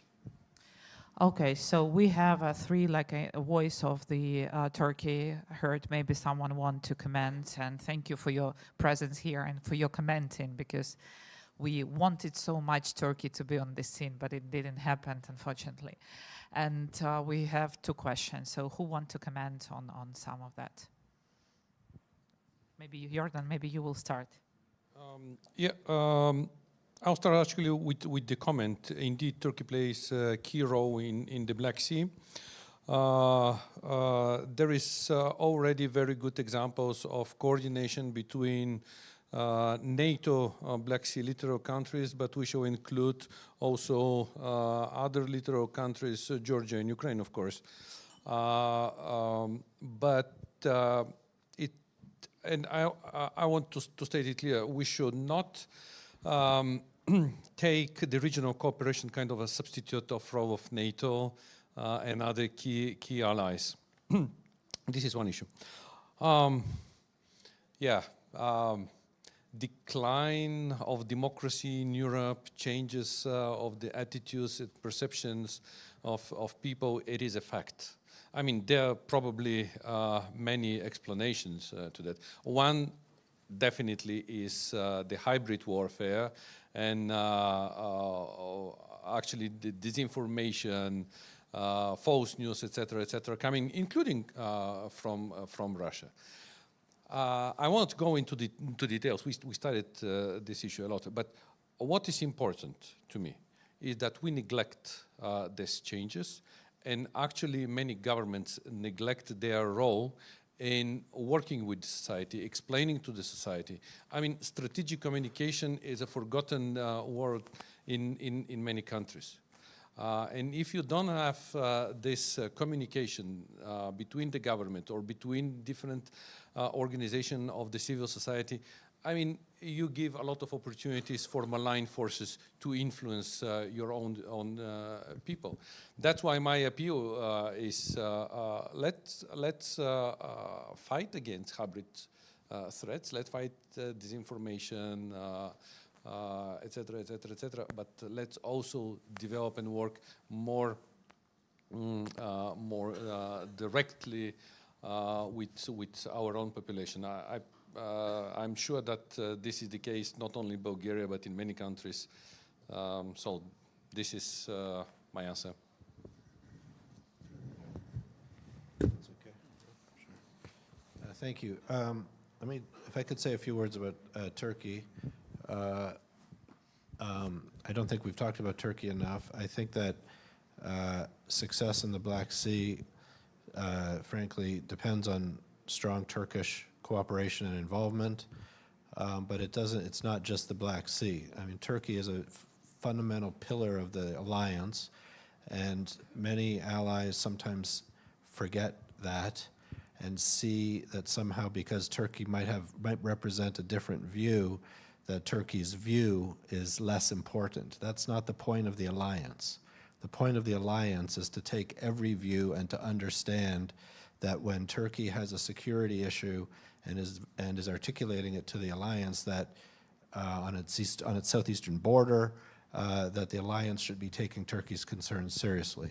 I think that what happened at the beginning of the century needs to be reevaluated, and in fact, one of the lessons that we should take from the last 2 years is that the European Union should start getting serious about, and Turkey as well, about honest and straightforward accession talks back to the EU. I think that's something that needs to be talked about and restarted. With regard to issues related to populism in Europe, I think that it's absolutely a concern. I think that there's a danger that Le Pen could win the next election in France. I will tell you that if Trump wins the election in the United States, that is bad news. There might be some Americans who will tell you that, oh, things will be okay. It's bad news. It's bad news for Europe. It's bad news for Israel. I mean, the Israelis are under some delusion that Donald Trump is going to protect them. Donald Trump cares about Donald Trump, and it's bad news. So I can't tell what it will mean for France, for the alliance, if Le Pen comes in. I will tell you that I think it's unlikely that Trump is going to win. But that is something that is going to play out in the United States. I think that if the election were held today, probably it looks like he would win. The election is not going to be held today. We know exactly when the election is. That's how the system works in the United States. And I just want to let people know that this is playing out exactly as the Democrats and Joe Biden wanted it to play out. They wanted Donald Trump to be the candidate. They see him as a wounded candidate, and they don't think he's going to make it strong to the finish line. So I do think that in that case, I think there's reason to be optimistic that if you like President Biden, there's reason to be optimistic that he's going to continue as president. The overriding question and concern, I think, about the crinks and how to address them I think it's related to another question about the Global South, and it's related to, again, what we did at Halifax this year, is that essentially every single global issue depends on victory in Ukraine. And I think that that is a message that everybody just has to stick to and talk about at home, write op-eds, get it into the system. The battle that's going on in Gaza, even though there was an incredible escalation yesterday, that can be localized. That can be localized. There is American might in the Red Sea and in the Mediterranean that is going to keep that down. What needs to happen in Central Europe is Russia needs to be pushed back, and there needs to be a demoralization of that side of the equation. And you can be sure that China is watching what goes on in Ukraine very, very carefully, and anybody who says that what happens in Ukraine is not related to what happens in Taiwan is wrong. They are directly related, and if we want to avoid a major confrontation in East Asia, if we want the Middle East not to escalate, the best way to do that is to push Russia out of sovereign Ukraine. I propose to take the last question from Julian, from our colleague from Romania, another littoral state, and then we'll finalize. Thank you very much. Okay, it has been alluded on the fact that we don't need NATO inside NATO or any type of regional. Jordan already underlined this, and I'm going to take the opportunity since the Deputy Director General is here with us. And maybe we can look once again to the Montreux Convention, to the uses and abuses related to it, because it's very complicated to distinguish when it is a threat to Turkey, when a commercial vessel comes with spare parts or military things for Ukraine, and when it comes for Russia, which one should pass, which one should not.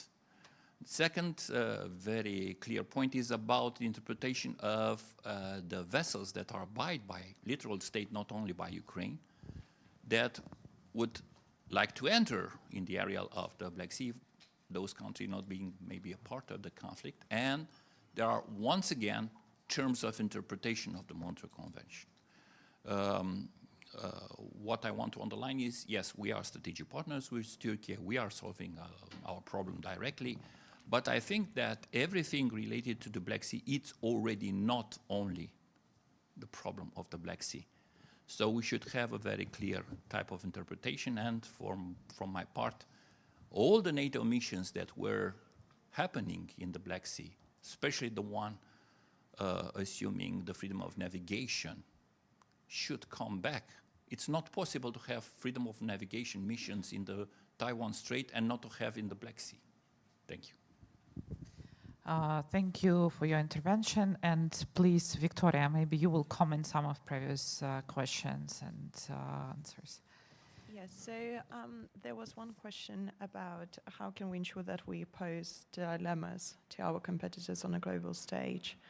So there are probably three ways how we can do this. So one could be potentially think about what kind of new plurilateral arrangements can be there that could enhance existing crucially important alliances that already exist. And I'm very well aware of the fact that we have a French panelist together with us on this panel. But for example, back in 2021, the UK initiated together with the US and with Australia, a new partnership called AUKUS.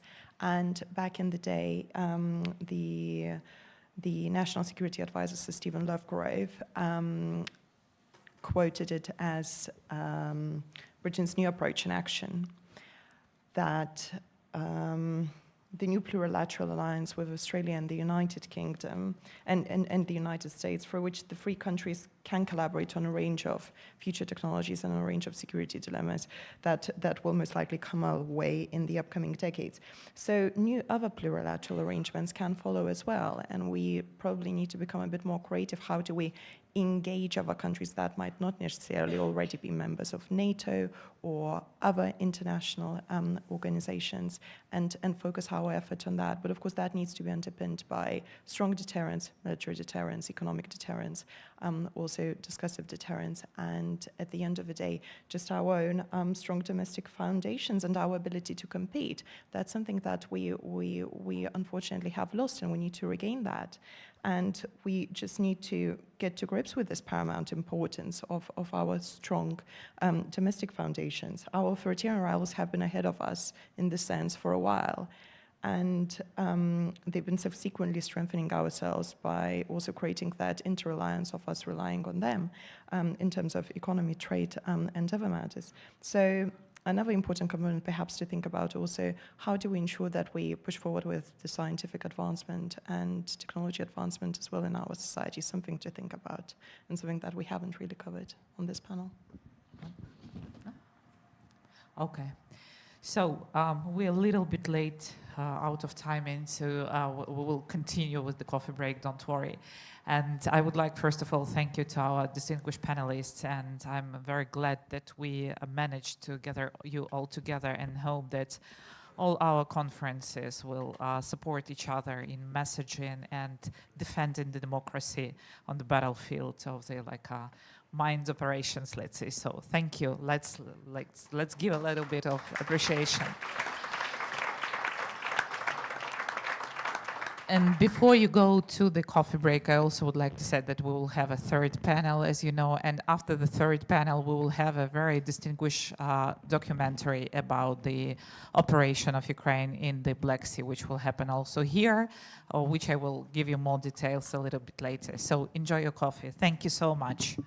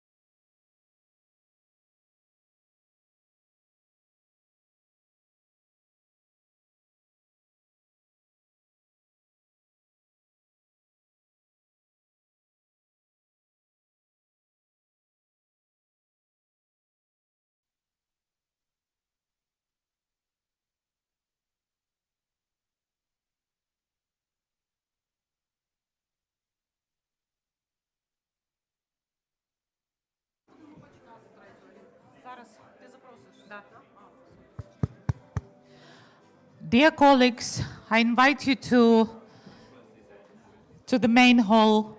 We are starting with the third panel.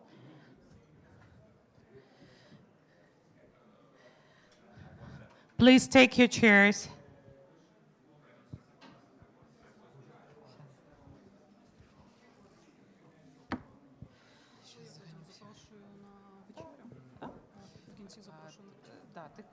Я вийду, скажу, щоб ти не парилася. Я просто типу скажу. Да, я підійду, да, а я подойду, да, сделаю хопа і сделаю все решта. Yeah, they don't hear.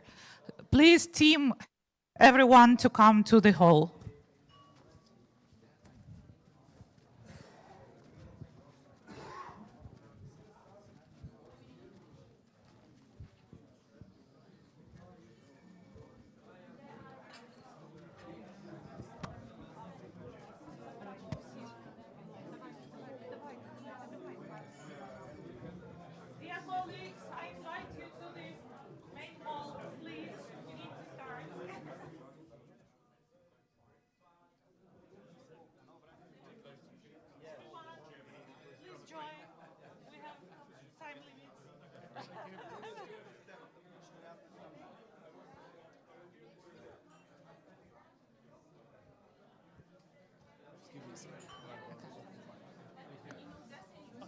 Sorry.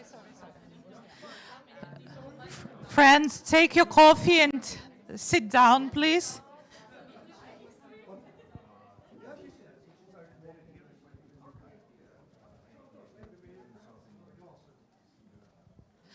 Okay, so we are here to start the third panel.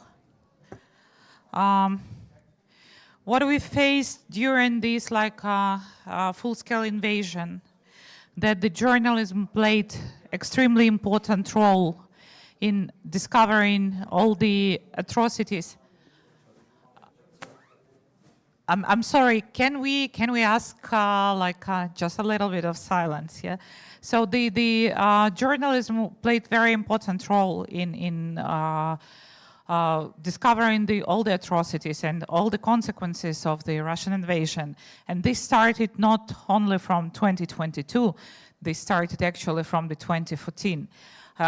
In our hall, you also can observe, for example, the work of photojournalists who are trying to cover and deliver the message to the whole world, demonstrated the suffering which we are passing through. So we decided that the third panel should be dedicated to all those questions which are arising, because the journalism is under the great pressure. The people who are reporting from around, they always choose between this neutrality, which is declared in many cases, and passion about telling the true story. What we are facing now, this is some kind of competition between the social media, Telegram channels, and the professional journalism. So this is how we want to shape the panel 3, and I'm giving the floor to the moderator of this panel, Olga Skripnik, who is one of the most prominent experts in our Crimean Platform expert network. Ola, please, floor is yours.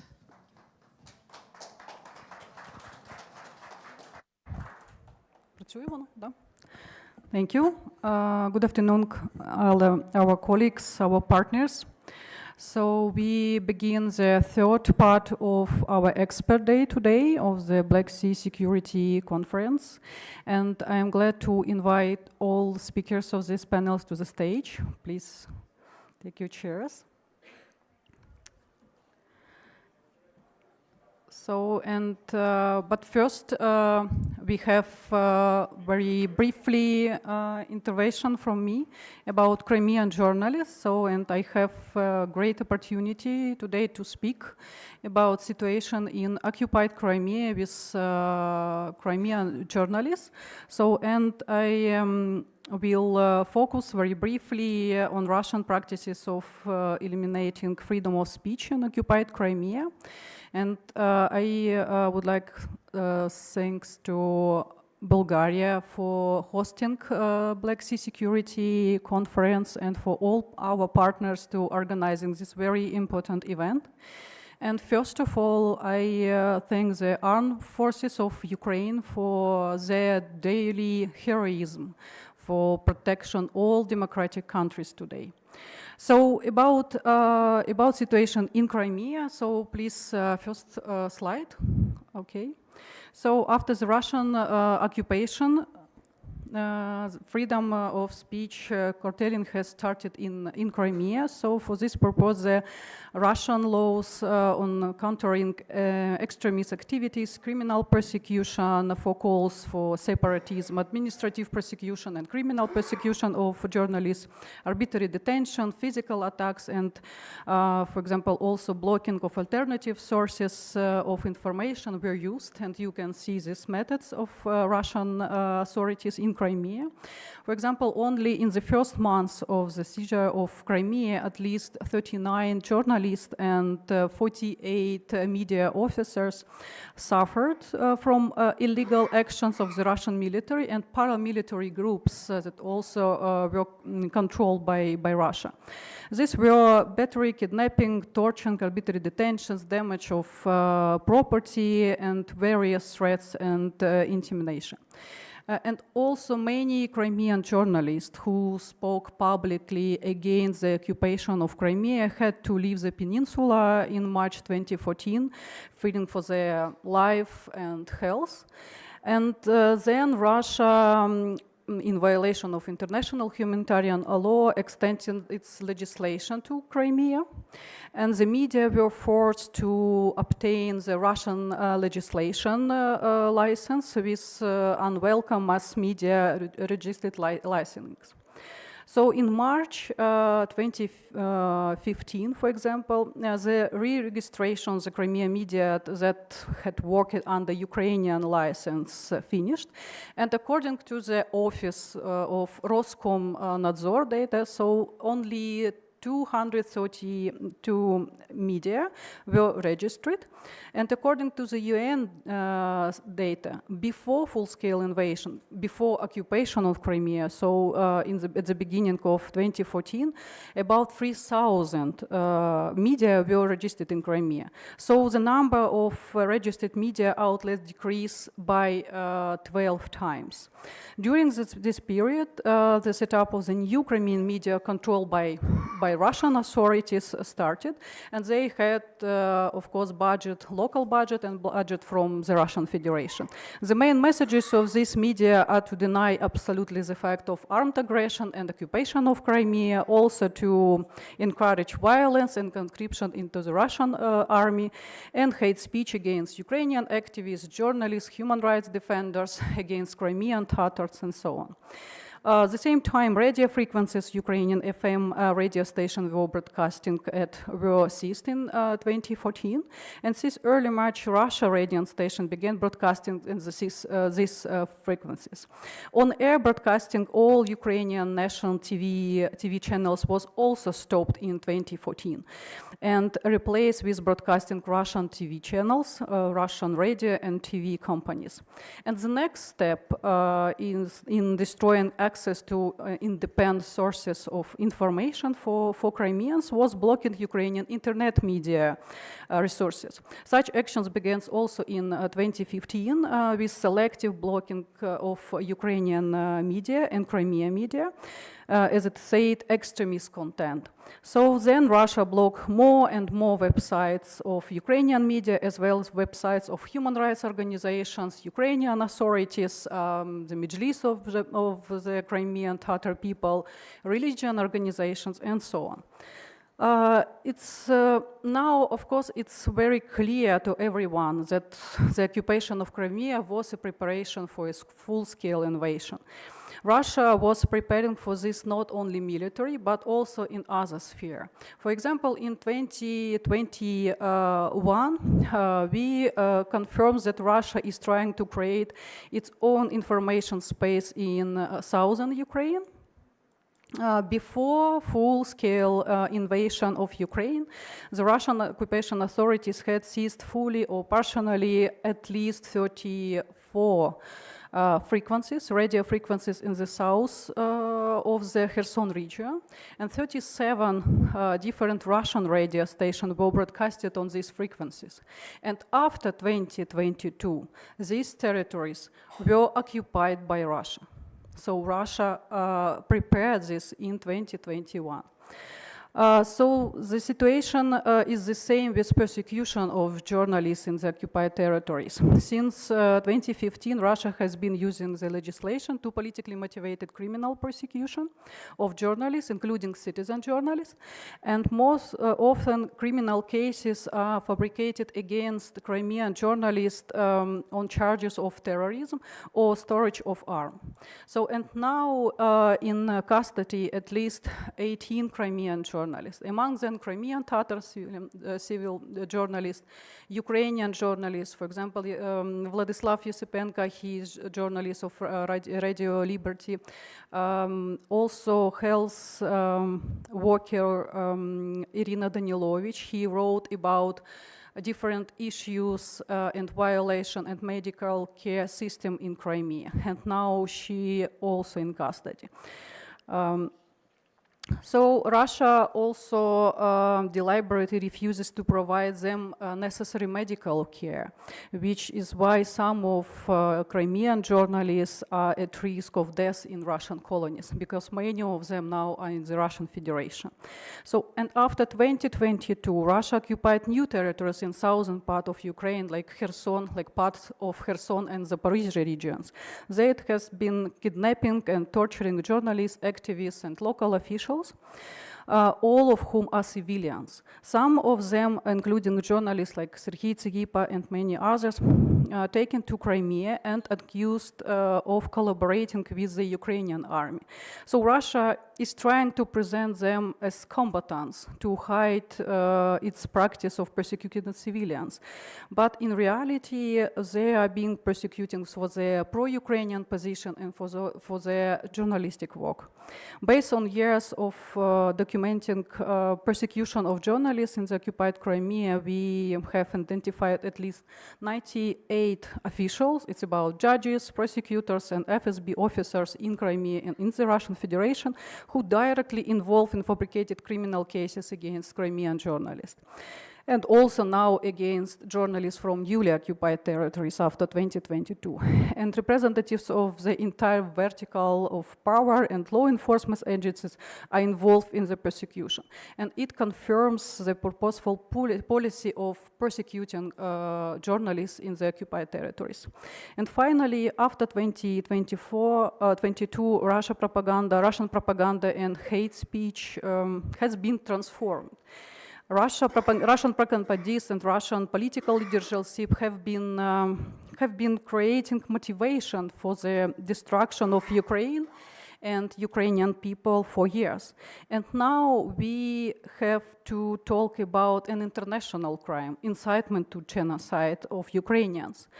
These are calls for the destruction of Ukrainian people and calls to commit war crimes and crimes against humanity. Just two horrible examples of this. First, it's about 2 years ago, in April 2022, about 4,000 civilians were waiting for an evacuation train in the railway station in Kramatorsk. And Russia launched a missile attack on this station. The day before the attack, Russian propagandists called for the bombing Ukrainian cities and Ukrainian railway stations. And next day, it happened. 61 civilians were killed, among them seven children. And one more example in this year. After the terrorist attack in the Moscow region in Crocus City Hall in March this year, Russian propaganda deliberately began to falsely accuse Ukraine of committing this crime. The main calls of Russian propagandists like this For example, we must destroy the Ukrainian state as a response for the terrorist attack in the region, in the Moscow region, or in order to liberate Kharkiv or Kyiv from terrorists, it's necessary to drop a nuclear bomb on these cities. Or Russians should go to war in mass to take revenge on Ukraine for the terrorist attack in the Moscow region. And in April this year, Russia attacked Kharkiv in 2 waves by drones. A civilian woman and 3 firefighters were killed by these drones. An inscription was found on the wreckage of the drone was for Crocus Hall. And you can see it on the photo on the screen. So Russian propaganda kills literally. And what should be done in this situation? First of all, we need mechanism, international mechanism for release of civilians, including journalists, in occupied territories. In 10 years, only 8 Crimean political prisoners, among more than 200 political prisoners, were released under exchanging between Russia and Ukraine. But not a single journalist was released. Exchanges after 2022 don't include Crimeans at all. Russia refused to exchange Crimeans. That's why we need this mechanism. And in February, the first meeting of the International Platform for the Release of Civilians illegally detained by the Russian Federation was held in Kyiv. And we appeal to our partners to take an active role and active part in this platform for developing such mechanism for civilians. We have this platform for children who deported to the Russian Federation, and now we have new platform for civilians. So for us, very important international support of this platform. Next, it's about justice, because without effective accountability mechanism, international crimes will be repeated again and again. In different regions, it's not only about Ukraine. Accountability mechanism should address to crime of aggression is a basic crime, but there should also be a mechanism to bring Russian propagandists to justice. First of all, those who have committed the international crime of incitement to genocide. Russian technologies work not only in the context of Ukraine, of course, but also in other countries, other regions. Therefore, responsibility for incitement to genocide will be prevention against future conflicts. And, of course, military support. Without the necessary weapons for Ukraine, Russia will seize new territories, which means it will kill and torture thousands and thousands of civilians, including activists, journalists, children, women, and all civilians in these territories that we saw in previous years. Without the necessary weapons, Ukraine, of course, will not be able to liberate the occupied territories, and only the deoccupation of Crimea and all occupied territories can guarantee the restoration and protection of human rights, protection of lives of these people.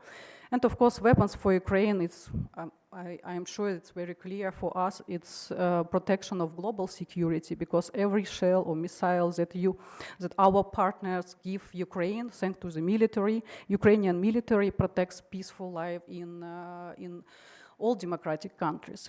So I'll stop here, and I am glad to move to our third panel about information impact weapons and how Russia destabilizes the Black Sea region. And I am pleased to introduce the speakers of this panel. So Remus Cherdie, a war correspondent in Ukraine, Newsweek Romania. Also Maria Sagaidak, head of the Strategic Communication Department, Center for Strategic Communication and Information Security from Ukraine. Shuta Utiashvili, Senior Fellow of Fondali Foundation from Georgia. And Konstantin Uzdrich, a journalist of TVR Moldova. So thank you for your participants. And so today we will discuss information impact weapons.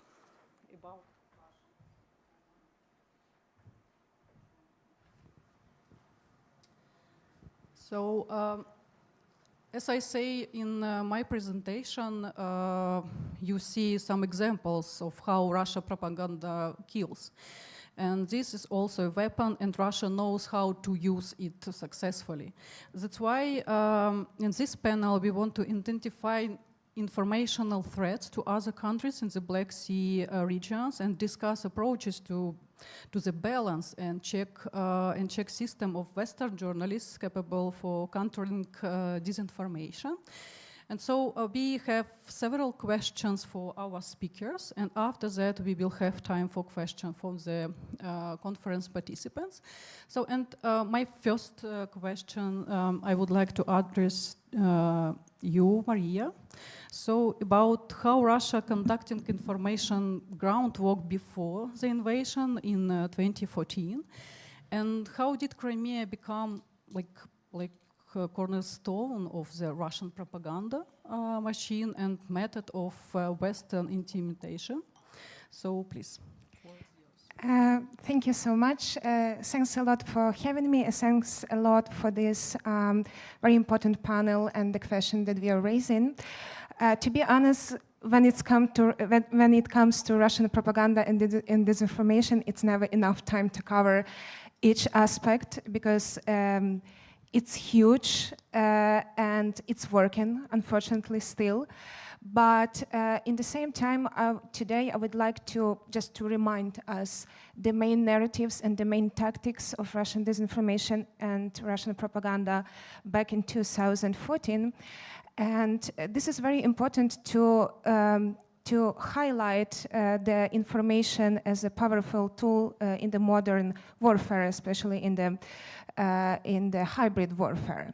So just way before the Russian tanks rolled into Crimea, Russia have been playing this information, have been building this informational background in Crimea, in the eastern Ukraine, and also in the whole Ukraine and the whole world. The main narrative, the main tactics of Russian informational warfare back then was the manipulation of the narratives. And through the state control media, through the social media platforms in Russia, in Ukraine, and all over the world, Russia has been using two main set of narratives, I would say. First of all, Russia was portraying Ukraine as a failed state. The state that has no agency, the state that has no culture, language, history. And it was aimed to build this image of Ukraine as a country that doesn't exist, that the country that doesn't have right to exist.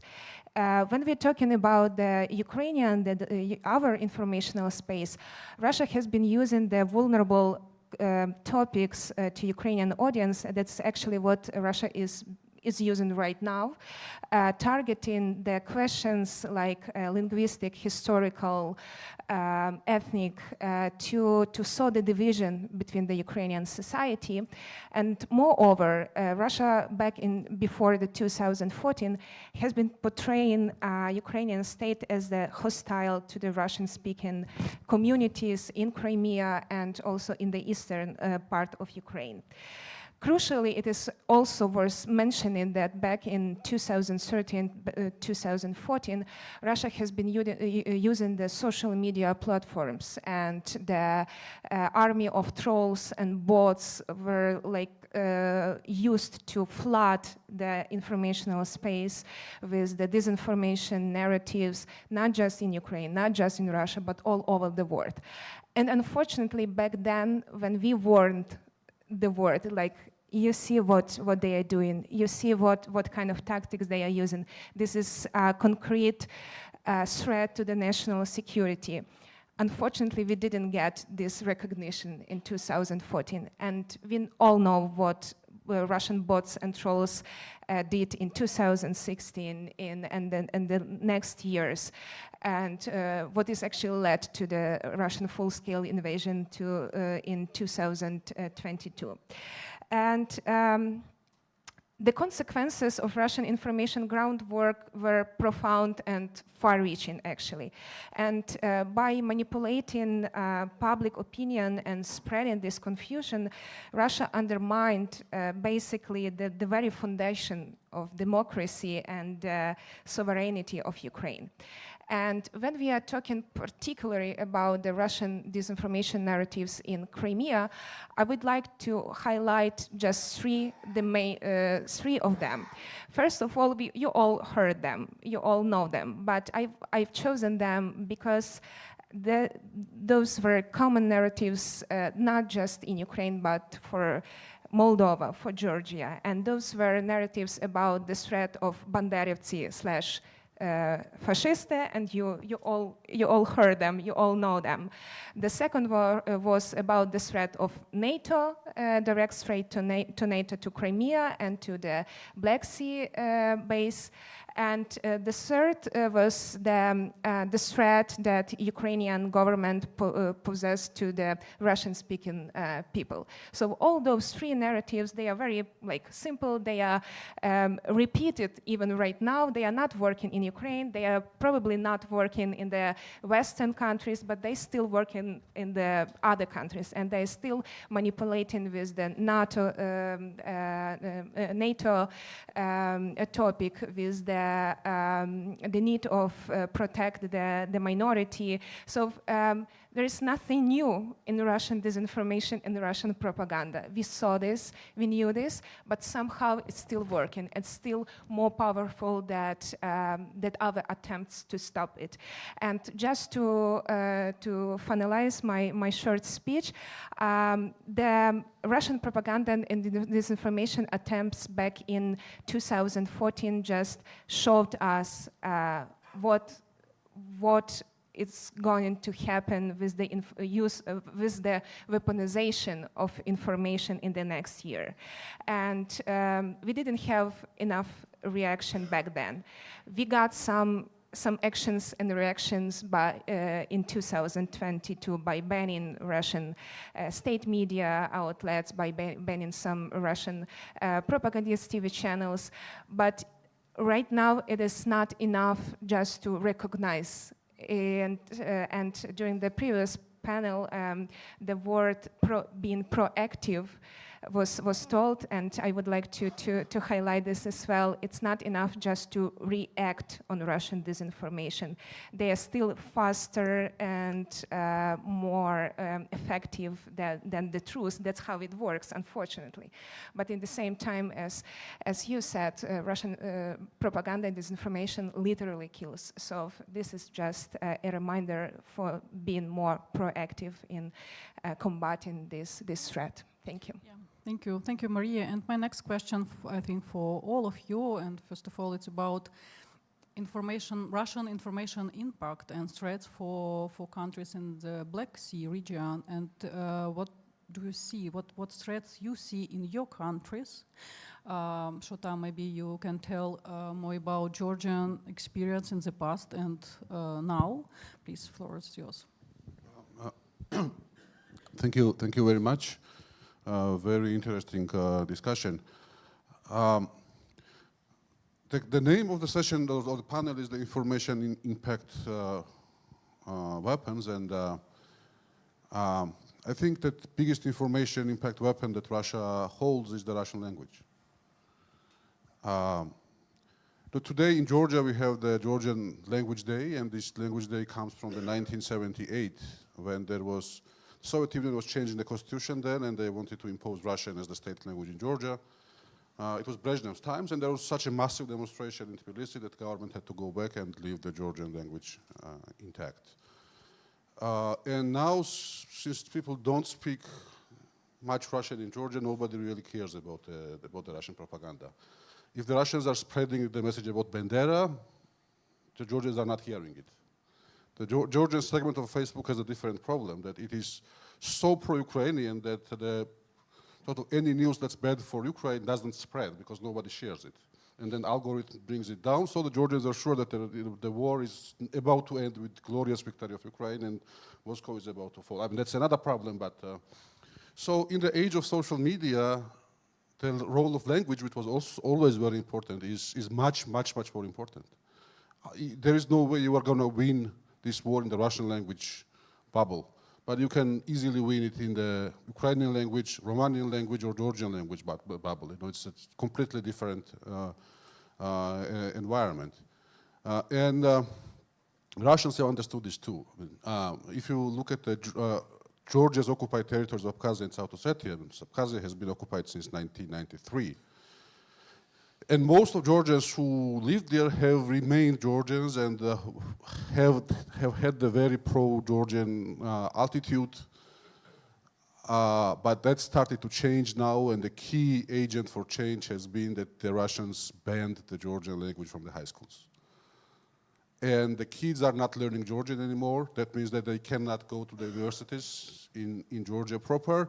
And as a friend of mine told me, you know, I look at who lives in Abkhazia, and I look at from the window, and the little kids, Georgian kids, they are now playing with each other in Russian. And that will be the biggest long-term defeat for Georgia unless we try to reverse it. Now, how can we reverse it? They control the schools, they control the curricula, they control the teachers. One thing that we can offer those pupils is that when they graduate the high school, they can come and get the 1-year free education in Georgia and then get freely enrolled in the Georgian universities, so that if the Georgian universities are good enough or their parents consider themselves good enough, then they can compete with the Russian language universities, and so far they are doing it. But if to cut it short, I mean, if there is one thing that I want to stress as an answer to your question, it's the language, and absolutely key importance of the language, especially in the age of the social networks. This is what we have to pay the maximum attention to. Thank you. Thank you. Absolutely agree with you, because we have very similar situation in Crimea when Russia uses language and educational system for first of all, for military purpose. And now, unfortunately, for example, educational system in Crimea, it's like tools and methods to prepare Ukrainian children for serve in Russian army, unfortunately. So what experience has Moldova? Konstantin, please, floor is yours. So thank you very much to this opportunity. I saw many similars with the situation in Ukraine. Russian propaganda using different themes, different narratives on the different period of the independence of the Republic of Moldova. And when Russia annexed illegal the Crimea, for Russia was very easy to justify, if I can use this term, for the citizens from the Republic of Moldova why Russia annexed the Crimea and why start the war in Donetsk and Lugansk. Because at that time, Russia has a very good and very strong infrastructure, media infrastructure in the Republic of Moldova. Unfortunately, from our independence in 1991, Chisinau did not absolutely anything to devolve the own media system in the country. It's where some media that was devolved with support from Romania. It's where some local initiative, but Moldovan media and Moldovan advertising market is so small, we cannot to be a good concurrent with the Russian market. And unfortunately, I can say again, unfortunately, because our authorities start to block some news edition or TV shows Russians after the annexion of the Crimea, and they start to block all TV, unfortunately, in 2022 when our people feel it is the war on our borders. So the second one is also social media that Russia using. It was Odnoklassniki from 2010 till 2018 was a social media website #1 in the Republic of Moldova and had a very, very big influence. In this period, Moldovan authorities do best, I think, nothing but so small to develop our media literacy. Media literacy lessons start after, and it was an initiative of NGOs, and now we have in schools, but it starts in 2018, this program. And at that time, Russia using the Gagauz factor. The Gagauzia is autonomy in the south of the Republic of Moldova, living no more than 130,000 of people. And the head of this region, Evgenia Gutsul, is start to go often to Moscow. In last 2 months, she was in Moscow 3 times and meet with Vladimir Putin. And of course, Russia now invests a lot of money to this region and to the propaganda, to improve the propaganda, in special in this region. In the Republic of Moldova, Russian language also, it's very important. It's dominated after Romania, and it's on the 2nd place because we have a big Russian majority, and Ukrainian majority, and the other minority. And the other minorities are spoke, for example, Gagauzian, spoke more Russians, not Gagauzian. It's another situation in the minority of Bulgarian using more Bulgarian language, but they understand and they are influenced by the Russian media till now. Okay, thank you. And for example, in Crimea, about social networks, Russia uses social networks not only for propaganda, but also for persecuting Crimeans for pro-Ukrainian position. For example, FSB, Russian FSB, creates different very various group in, for example, in Facebook or in Telegram or Telegram channels, and invite people in this community, and after that posted some pro-Ukrainian information, publications, and after that fabricate criminal cases against these people, because in March 2022, Putin adopts a new criminal article and administrative article, so-called like discreditation of Russian army. So it's really very important tools for Russia. So, and what situation in Romania, Remus? Thank you. Yes, we have to face the pro-Russian propaganda. We have to oppose it. And yes, we have in Romania also a lot of pro-Russian propaganda in some TV channels, in some online publications, in a lot of TikTok, YouTube channels, and so on. But we have to oppose them. We have to do our best to oppose them because, yeah, for me, when I come back to Romania after many days spent in Ukraine,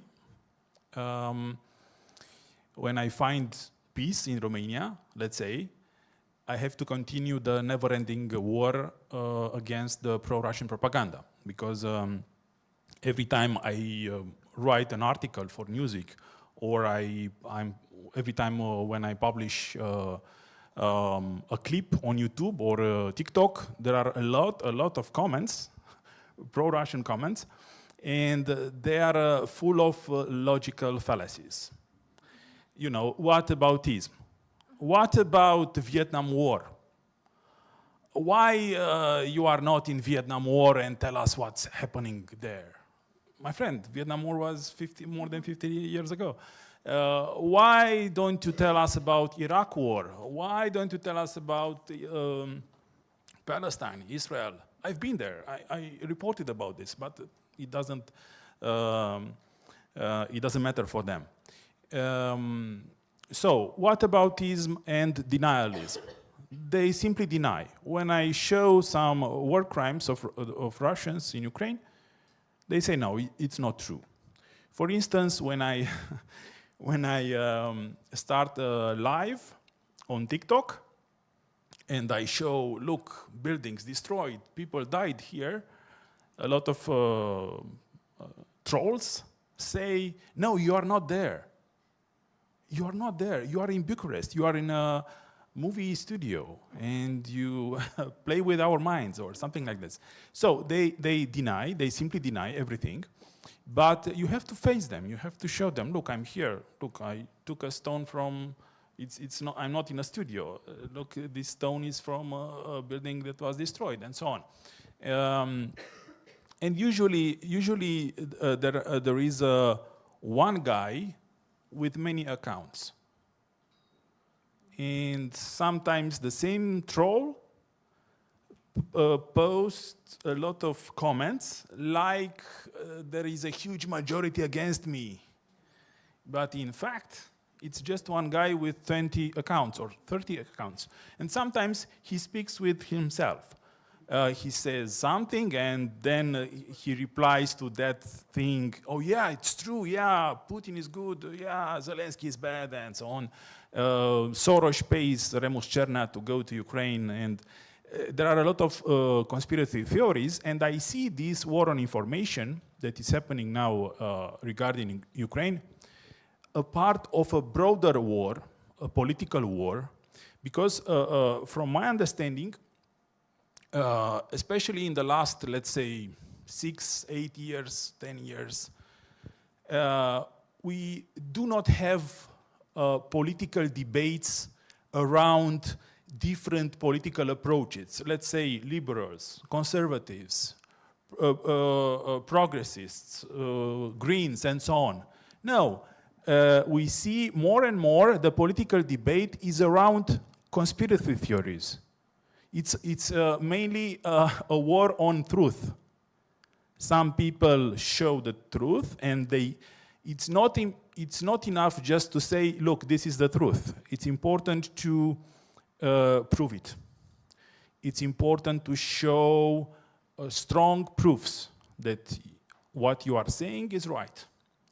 But on the other side, there are a lot of conspiracy theories or simply denial or logical fallacies.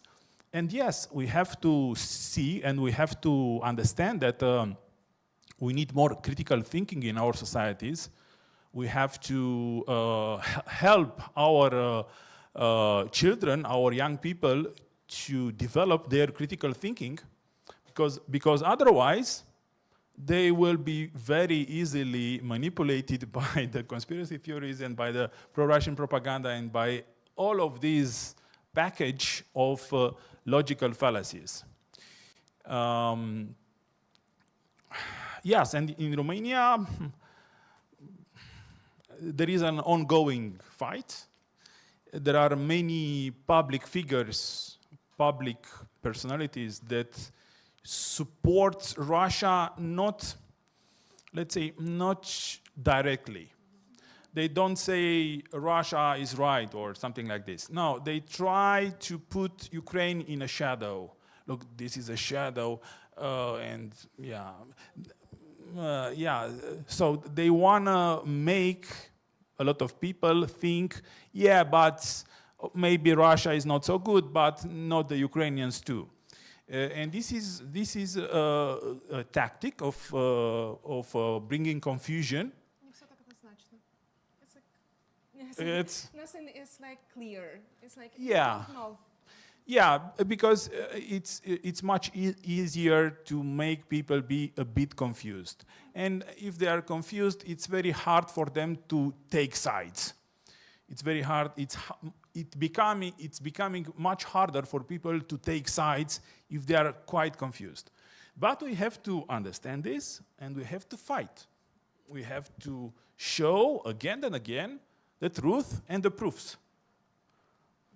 It's not enough just to have statements. It's crucial to have proofs in order to show that your statement is truth.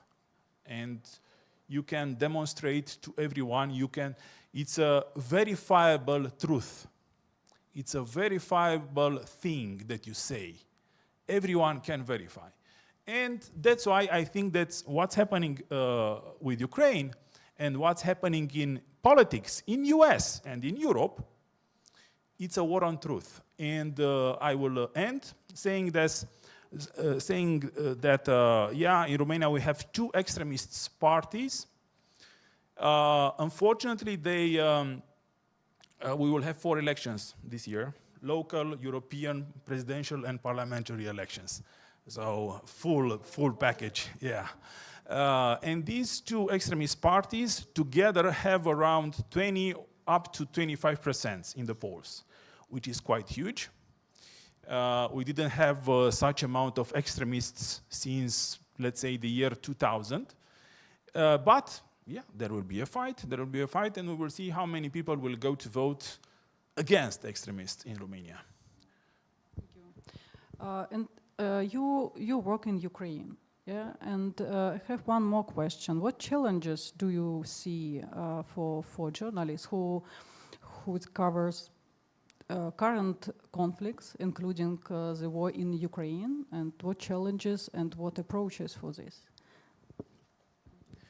Maybe we will show a short clip of about 90 seconds.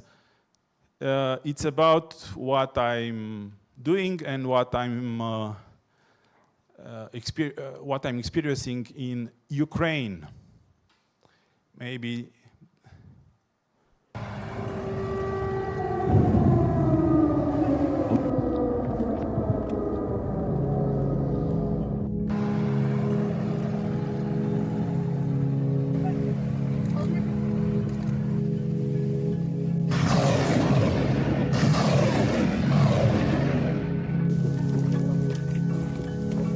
De explozii, se aud lovituri de artilerie.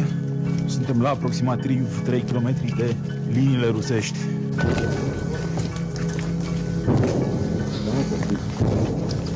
Auziți exploziile aici în apropierea tranșeelor din zona Kupiansk, în regiunea Harkov. În fiecare minut se aud mai multe explozii. Artileria rusă trage asupra pozițiilor ucrainene. Ați auzit încă o explozie, iar ucrainenii ripostează la rândul lor.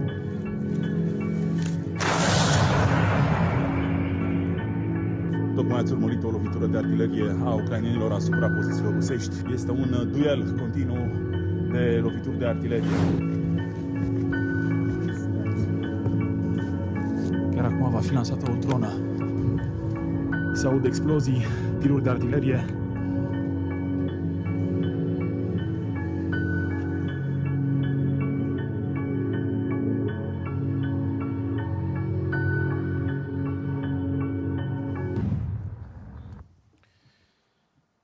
So this is my life in Ukraine, and I think that we have to be aware every time when we think to Ukraine that every day there is a day about life and death, about a lot of good people dying or be wounded, and it's important to have witnesses.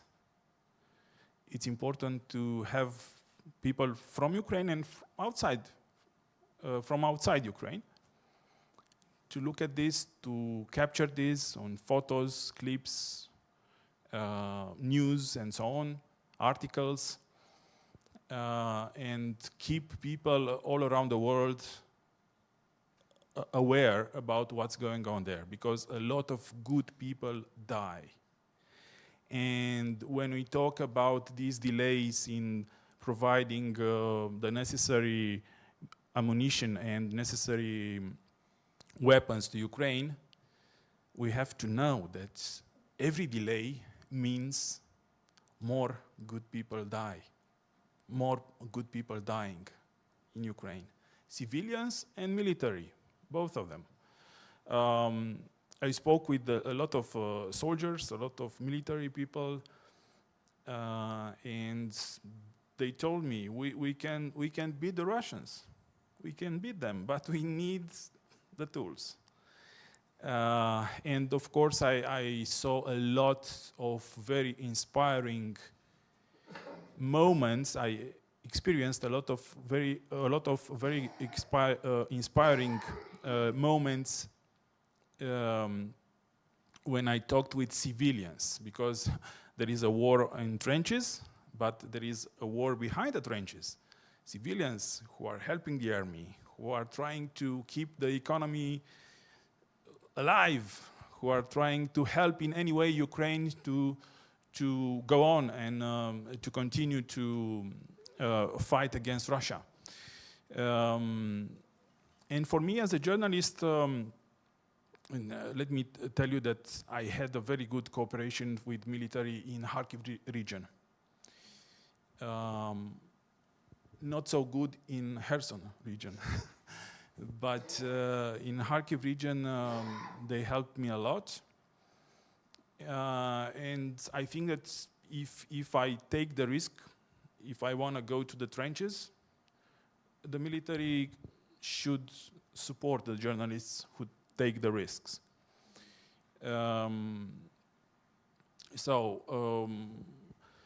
This is one of my difficulties there. I didn't succeed every time to go where I wanted to go. Of course, I can understand that some places are very sensible or the fight is very tough there, but sometimes I expected more help. But in Kharkiv region, it was wonderful from a journalist perspective. In the same time, let me tell you that as a journalist, of course, you have to be faithful to the truth. You have to show the truth, but you have to be a responsible journalist. Being faithful to the truth doesn't mean that you have to show everything. Sometimes you find some information that can be useful to the Russians. You cannot publish it because it's a matter of life and death. That's why you have to be a responsible journalist, and as a responsible journalist, you always have to show the truth, but you cannot show that information that might be useful to the Russians. And this is an issue for many journalists, because it's important to understand what does this mean to be a responsible journalist. In the same time, I saw a lot of public voices saying, oh yeah, as a journalist you have to be impartial. No. If you have some values, some democratic values, if you have some moral values, you cannot say that both sides are equally guilty or equally good. No. Ukraine is a democratic country, Russia is a tyranny. Putin's Russia is the aggressor, and Ukrainians are the defenders.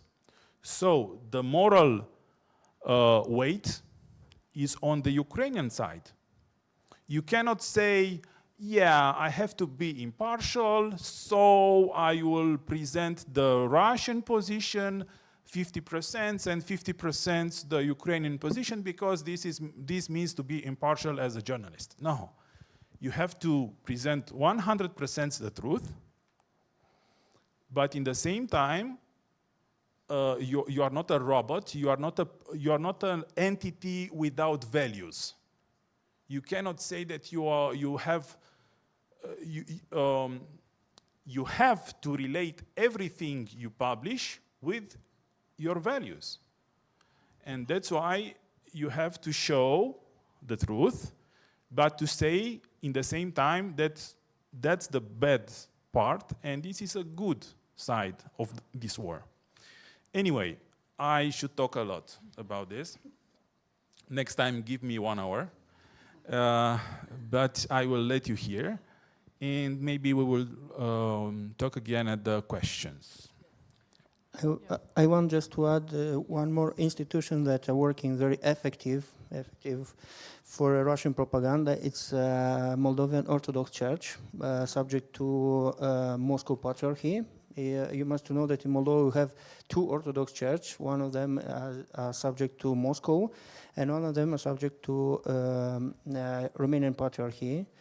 And there are a lot of hierarchy in the church that's subject to Moscow who are not condemned the war, and they improve all narratives that using the Kremlin now. It's mean about Europe, about traditional family and traditional values and everything. And this is one of the institutions who help to Kremlin propaganda and who help in election. We have some hierarch of this church who was implicated directly in the election campaigns. For example, in 2016, when They are using a lot of disinformation about the Maya Sandu, about the Syrian immigrants. It also was a very big fake campaign that Russia using to improve in our election. We have the same situation in Ukraine. If I may add to that, in Georgia too, the Orthodox Church, yeah. Where? No, but no, in Georgia it's particularly shameful because the Georgian Orthodox Church didn't even recognize the independence of the Ukrainian Church. And my organization did research some time ago among the church clerics to see where they stand, and it turned out that their loyalties between pro-Western and pro-Russian are divided exactly 50-50. The population-wise, it's like 90-10, and in church like 50-50. And the biggest determining factor is age. The older you are, more pro-Russian you are. The younger you are, more pro-Western you are. So hopefully at the end, biology will will decide, but I'm afraid it's going to be too long for that. But I don't really know how one can address this issue, because this has become a major headache for Georgians too. Because we have the same situation. Absolutely, yes. As I mentioned before, when it was in 2014, it's still the same, but not just in Ukraine, as we see it all over the region, first of all, but also all over the world. The religion, the language, the culture, and the history are the main topics of the Russian propaganda, and they are like not just the topics of the 21st centuries, but the topics of the decades that Russian propaganda and Russian Soviet Union has been using for years, and still we are struggling to work with them. We are struggling to protect from these informational threats in terms of these topics. But you are talking about biology, but I believe it shouldn't wait till those generations go. We should work with the generation that watch TikTok, that read Facebook, that use Instagram, and I believe that education and the media literacy is the main tool, because we still see that we have limited resources compared to Russia in terms of information and in terms of these questions, but to teach people, but not just young ones, but to try to teach everybody how to use the information and to make them realize what the information may cause. But you raised a couple of very interesting questions about trust to the media, and this is also what we have been seeing since, I don't know, COVID times probably, that people do not have trust to the officials, the authorities, and to media. And right now what we are seeing, I don't want to raise the question about the artificial intelligence because it also will take us till tomorrow, but at the same time what we saw in the case of Ukraine, that people, especially in Twitter, caused us for using artificial intelligence when we are talking about the Russian atrocities in Ukraine. And we see that it will be developing not just people not having trust to the atrocities, to the official media, to the officials, but with the new tools, it will be decreasing more and more. So the scope of these challenges that we are facing right now and will be facing in the future, they're just enormous. Okay, so thank you, and we are moving to the final part of our discussion, but before I would like to show you a very short presentation prepared by one of the key partners of Black Sea Security Forum. It's about Ukraine Media Center. And please, colleagues, can you show these slides about your research? So Ukraine Media Center prepares this research based on its work. So this center works with foreign journalists in Ukraine. Say they help them to find information about some events and other in Ukraine. Also, they provide context of heroes, of victims, of witnesses of war crimes and other crimes of Russians in Ukraine. So please, next slide, but I think I have this pult. Yes, I can do myself. So you can see this work of Ukraine Media Center, and what interesting, that main topics that interesting foreign media you can see on this slide. So it's reconstruction, military, event announcements, volunteering, stories of heroes, victims, LGBT, women and children, and crimes of Russians, of course. So, but very important when we talking about Crimea, it's some examples how Crimea topic presents in foreign media, so several examples. But in totally, during the year, journalists requested topics about Crimea only 3 times. So Ukrainian Media Center received 2,000 requests from different journalists from different countries, but only 3 times about Crimea. And you can see these 3 topics. So, and you see number, yes, total number of queries, and you see that only 3 of them were about Crimea. So it's also the same situation with hero stories, and only one request about event. So with that in mind, I would like to ask you how to keep international focus on the war in Ukraine, and now when we have many global crises, new conflicts, and how we can return the Crimea issue in international media and international level. Please, who would like to start? I was probably start. So I remember we were talking about war fatigue already in 2022, like April 2022, and we were aware of this, and we were already looking for these tools, how to keep Ukraine in the focus in the international media and the world. And unfortunately, we probably the peak of the attention to Ukraine were when the biggest atrocities committed by the Russian army were revealed, and that's it. And then we lost this attention.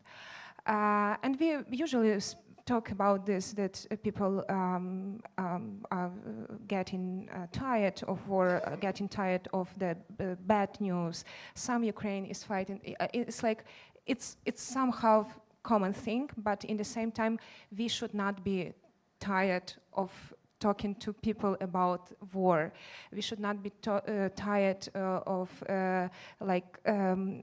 addressing everything what is happening in Ukraine. But at the same time, I believe that this is a historical moment for Ukraine to tell our history from ourselves. Because for years, for decades, the history of Ukraine and the region, the history of Moldova and Georgia and other countries was told by Russia, by Russian academia, in all university all over the world, by Russian propaganda, pop culture, like with all the tools. Our history was told by them. Now this is a historical moment for us to tell the history about us from ourselves.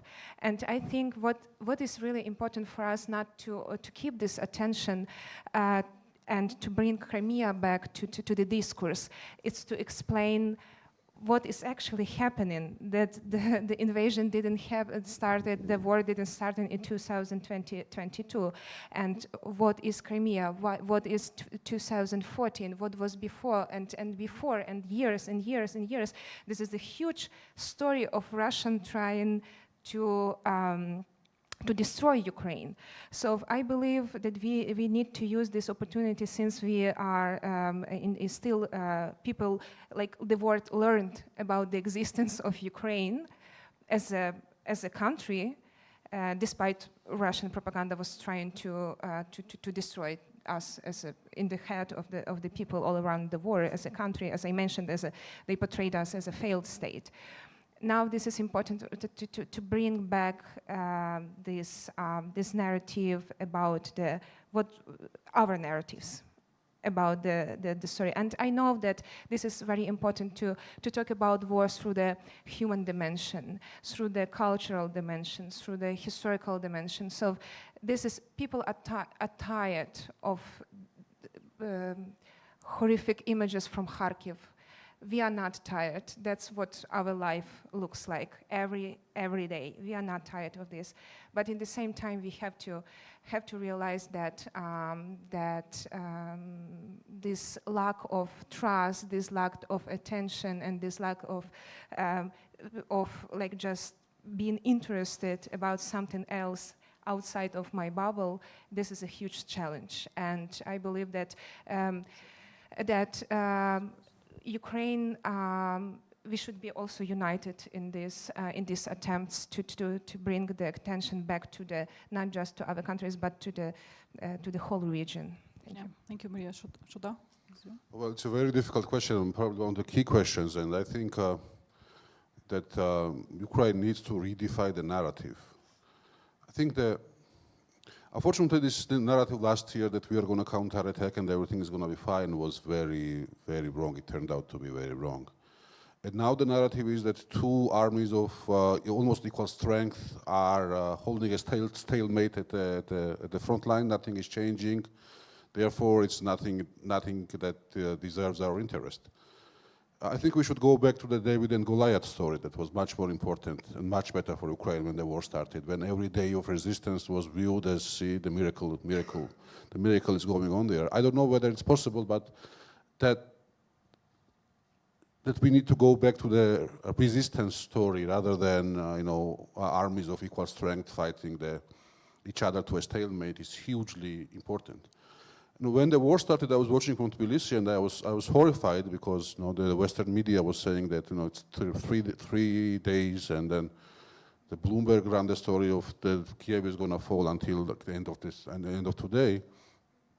But then I realized that there was so much attention from international media that the journalists would not allow the governments to sort of betray Ukraine and not to supply it, and really this attention played such a huge part, and we need to have this attention back. The Ukraine needs to be the #1 story. I had a debate with my friends who were saying that, the Russia-Ukraine is no longer important, the Israel-Hamas is much more important story. Really?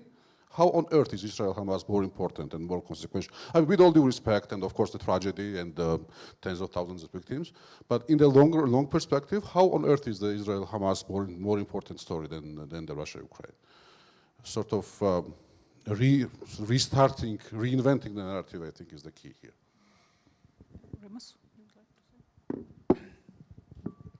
From a journalistic perspective, there are two important ways to do articles or to publish something about this war.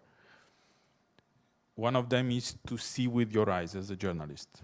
You are a witness. You are going to a place where something happened, something dramatic, and you write an article or make a short clip about what happened there, but you saw with your eyes. The second way to write an article is to meet a person who lived something very, very bad, who experienced something very bad, and who will tell you a story. But you have to meet that person to take an interview or, so practically speaking, if there will be a way for the war correspondents in Ukraine, for foreign, maybe mainly foreign, because we are talking about what's happening with the media in other countries. Yeah? So if there is a way to convince foreign war journalists in Ukraine to meet people from Crimea, to tell them the stories face to face, there will be more articles about Crimea. Otherwise, if a journalist just hear a story but do not meet the person, it's almost always it's not enough.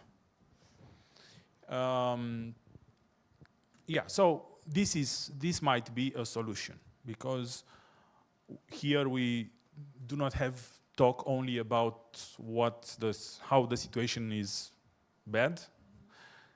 Maybe we will find some solutions. Thank you. And Konstantin? So I think the most important is that you, like journalists, you like NGOs, do not forget about this problem, about the Crimea, about the people who are living in Crimea.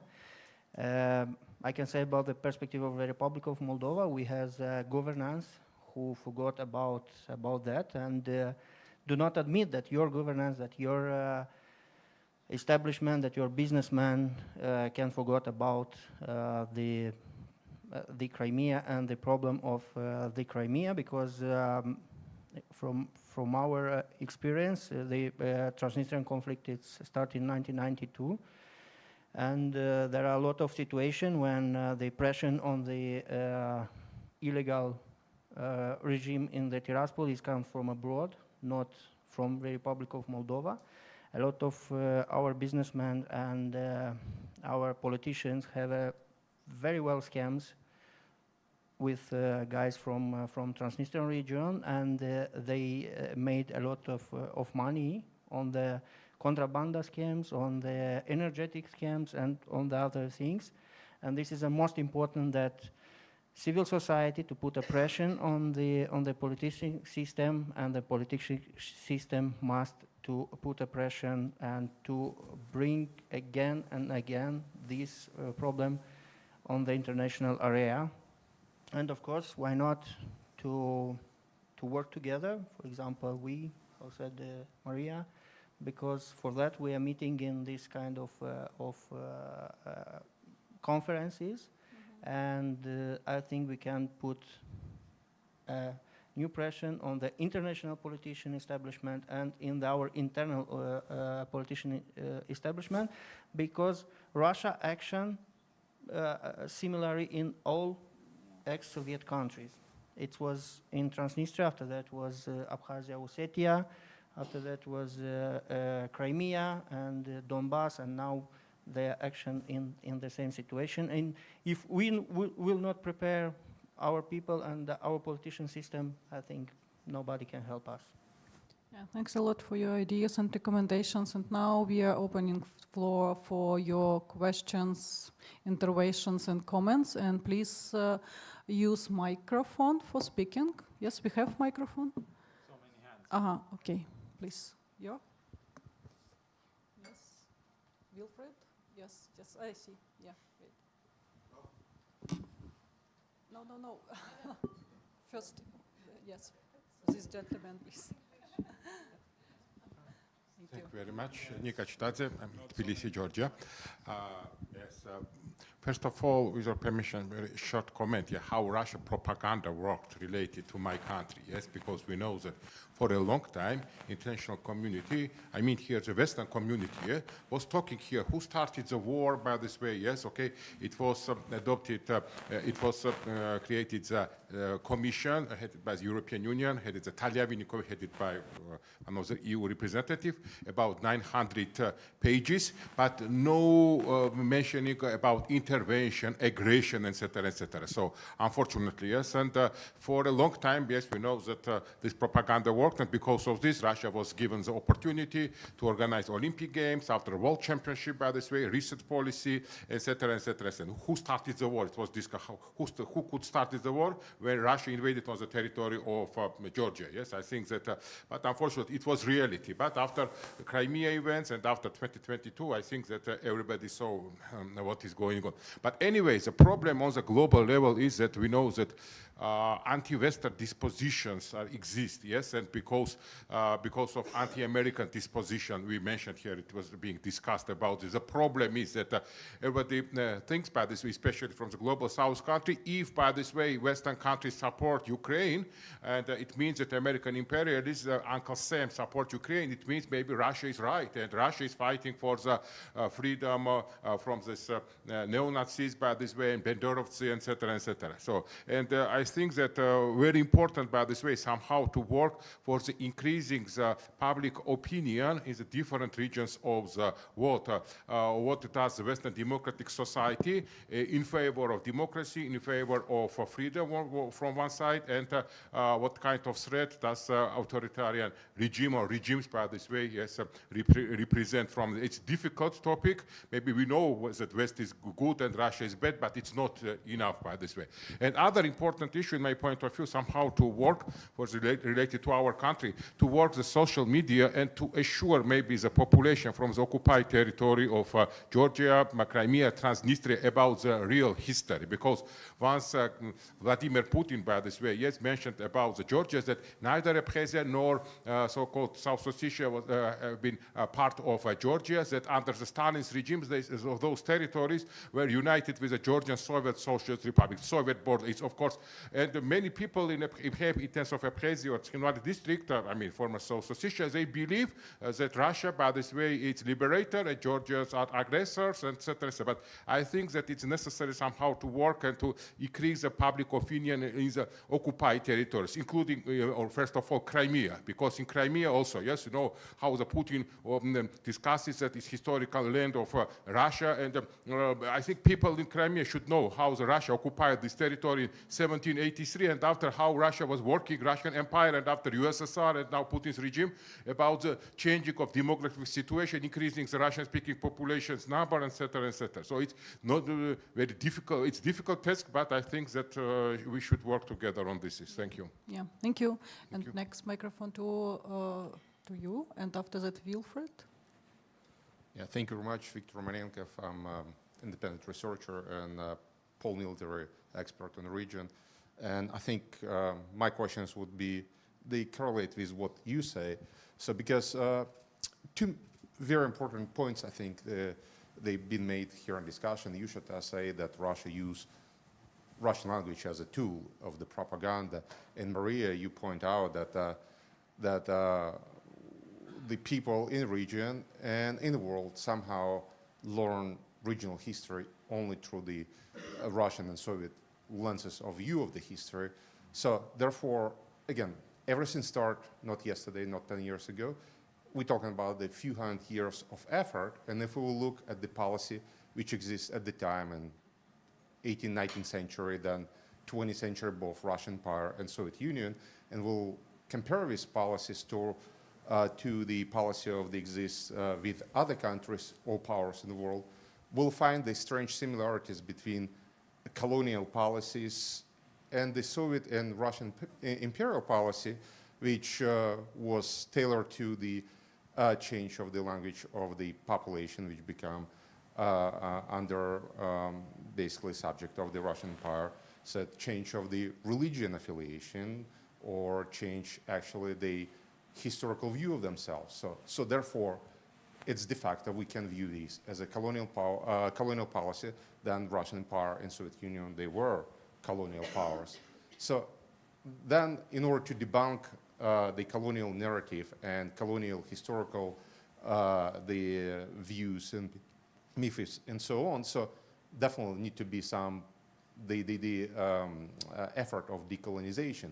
So there, my question is, what the journalists of all your respective countries can do in order to help decolonize historical narrative, decolonize view of the language and importance of the language in society, and most important, to change perspective and views of the people of themselves through the historical lenses and understand that they were subjugated by the colonial power in the past.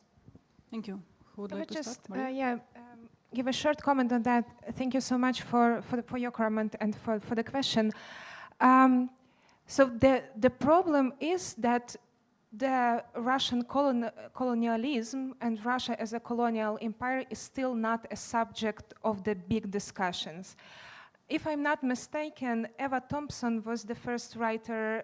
She wrote a book back in 2000, at the beginning of the 2000s, that raised the discussion. It was, in Ukrainian it's a Troubadoure Imperia, but in English it's like Russian colonialism or something like this. She raised the question and it was like the Western audience were like not ready for that. Like Russia has nothing to do with colonialism.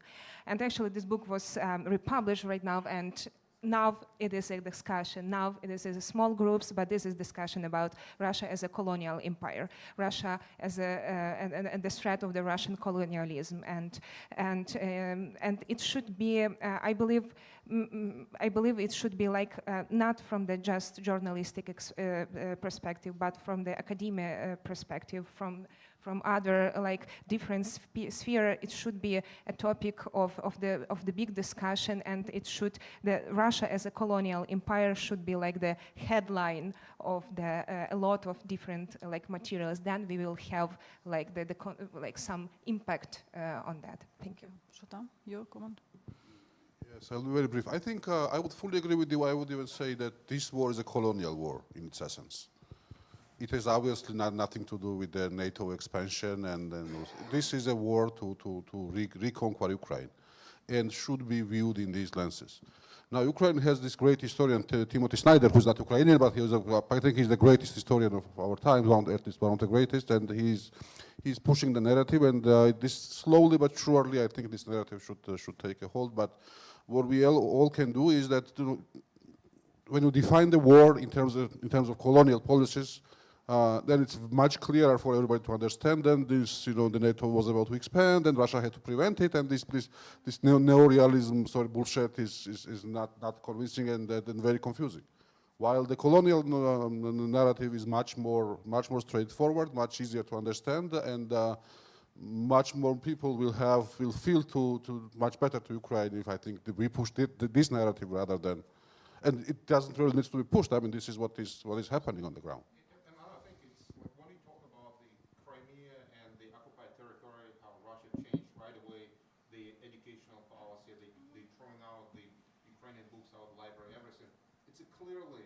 Clearly the colonial approach to the re-education of the local population. That's actually not just in Crimea, but what Russia is creating the informational ghetto in the newly occupied territories, and this is a big threat because we do not have access to that, and we still don't know what people in the Luhansk and region and Crimea have been under in this informational ghetto for 10 years already, and now the newly occupied territories are on the same threat. So this is very big challenge for all of us. Konstantin, your comments? From Moldovan perspective, I think our problem was the alternance to the power, the pro-Russian and the pro-democratic politicians. We start with the Parliament of Independence, who fight for independence of Republic of Moldova and go out from the USSR. After that, as the power coming agrarian party, who trying to come back to the USSR. In 1996, we elected another parliament who create a democratic coalition, who start the first contact with the European organizations. In 2001, on the power is come Vladimir Voronin with the Communist Party, and for the 80 years we stay on the logic of good friendship relation with Russia. In 2009, we made a change, and we have first alliance for European integration. After that, it's come banking system crisis, and I can say that it wasn't for our politicians a priority to discuss a national plan, how to go out from this empire. And of course, education system in Moldova was not reformed. We have a part of the education system that comes from USSR. There are some programs, for example, a Bolognian program, but not reform. No one reform is go from the beginning to the finished. And this is a situation, and from that, fake news are so popular in our country. Maybe I will start a discussion about concepts. I do not reject what you said, but my feeling is that the proper concept is imperialism, which I do not view as the same thing as colonialism. And from my perspective, Russia is the biggest empire in our times. It's the biggest country, and it's not a federation like US or other federal republics, Germany. No, this federation was built by force and by conquering new territories. That's why my feeling, it's an open debate, let's say, issue. My feeling is that imperialism, it's a better concept to define what Russia is doing through centuries. Thank you. Thank you. And the question from Wilfred, and after for you, microphone, please, Wilfred. Yeah, okay. My Wilfried Jilge, Senior Advisor on Ukraine and wider Black Sea region at the Advisory Stabilization Platform in Berlin. I have 3 points. First, on the structure of media. I think what is very important is more to speak about the changing structure even within the social media. And here I have in mind actually the Telegram channels. Please do not forget that Telegram channels, which are actually playing a big role in giving narratives on Crimea, on Donbass, and also on the divided Ukrainian people and all that things, they were found by one person, and that is Mr. Durov from Russia. And you know that not by accident.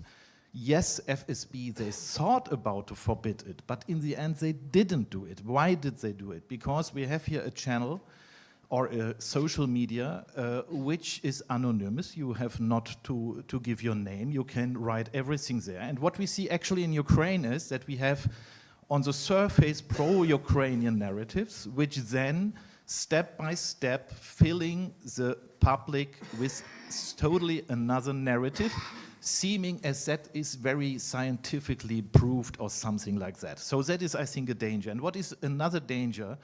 That even stakeholders in Ukraine and also abroad in Europe more invite these channels to press conferences than other channels. There are also interesting tendencies we see. Yes, for example, in Ukraine you have very trusted media and the regional internet media, very trusted, but they need support. They have no support. Therefore, the room, the space of communication is crowded out by such like Telegram channels. So that is, I think, on structure. We should more speak about the institutionalism of media. First point. Second point. I think if annexation of Crimea was, and I think it was the beginning of the war, very clear, then it should be in German school books. Very easy. I mean, that is a very important event of European history. You cannot rule out it if you have normal textbooks. And the second thing, and that is actually true for Germany, then you also have to name the things as they are and not put a taboo on historical terminology, which seems to be reserved only for other epochs or other totalitarian regimes. I mean, what we have now is a conventional total war, but in Germany the word of total war is reserved only for another historical event, and that is our big problem in Germany.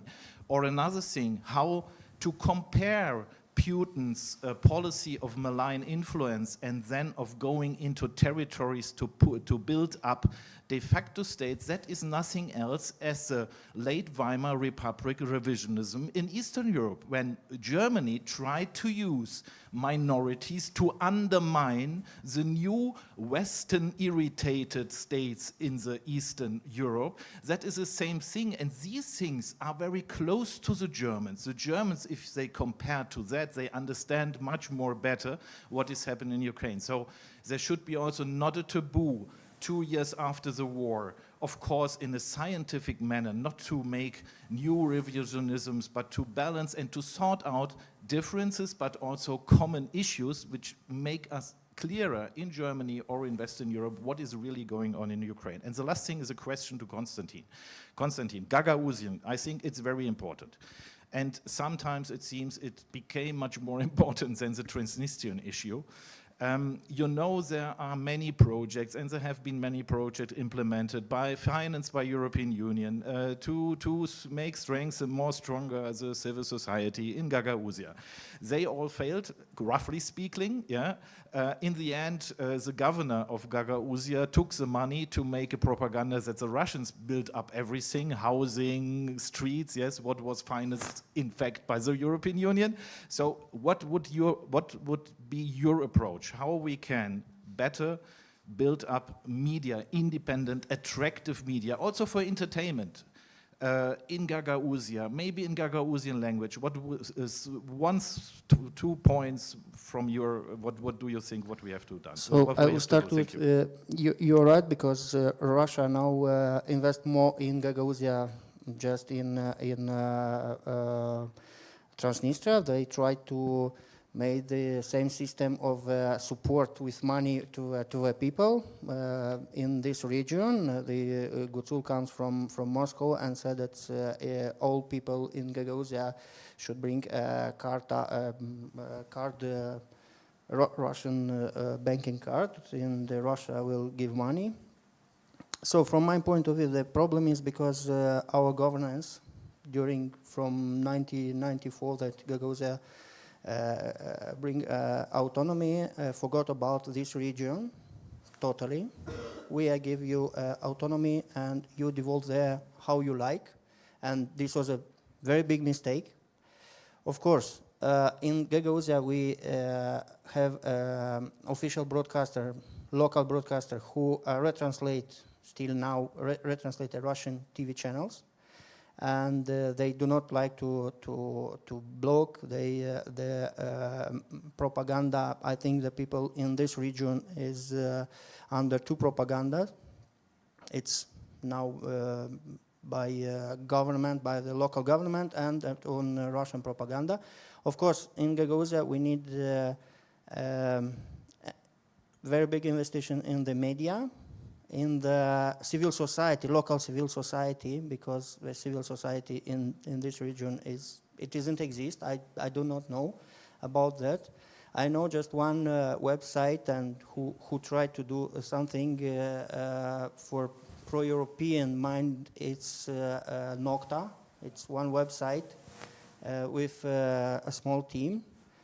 And of course, the central government must to have a program how to communicate with the people from Gagauzia, not to go just to visit, but and not just a cultural program on the official broadcaster from Chisinau, but they need a campaign of information and not just central government and the European Union, because they invest not just the European Union, they invest Romania, they in Gagauzia invest Turkey, and Turkey also did not have good communication for that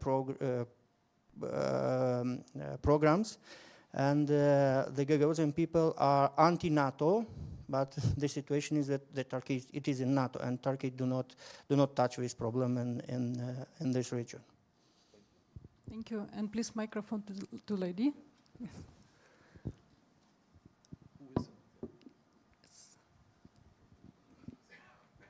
Hello, everyone. Sorry. I'm sorry. Was first. Sorry. Hi, thank you. Yulia Smolskaya, Globsec Kiev. So actually I wanted to touch on two issues that you raised in your discussion. First is on Russian Orthodox Church influence and how we should deal with this factor. And second is on changing narratives for Crimea, how to bring Crimea issue more on the agenda. So on the first one, it actually exactly correlates with the new narrative that Russians are currently exploring quite efficiently, I should say, about Ukrainians getting into war against Christianity. And this is something which is quite widely distributed, disseminated within at least American society and American Congress. And I've just been to US recently. And the groups that are doing advocacy for Ukraine also told us that Ukraine should do more about actually debunking this and building more on these arguments about that it is Russia who actually destroys Christianity on these Christian sacred sites in Ukraine, churches, actually churches when the service is there and so on. So I think that we need to invest more efforts into actually working on that element. And for this, we would be successful, I think, because we would be dealing with this kind of Christian values and actually defending more the case that Ukraine is defending Christianity and Russia is actually who is destroying this in Ukraine. And second, about the narratives for Crimea.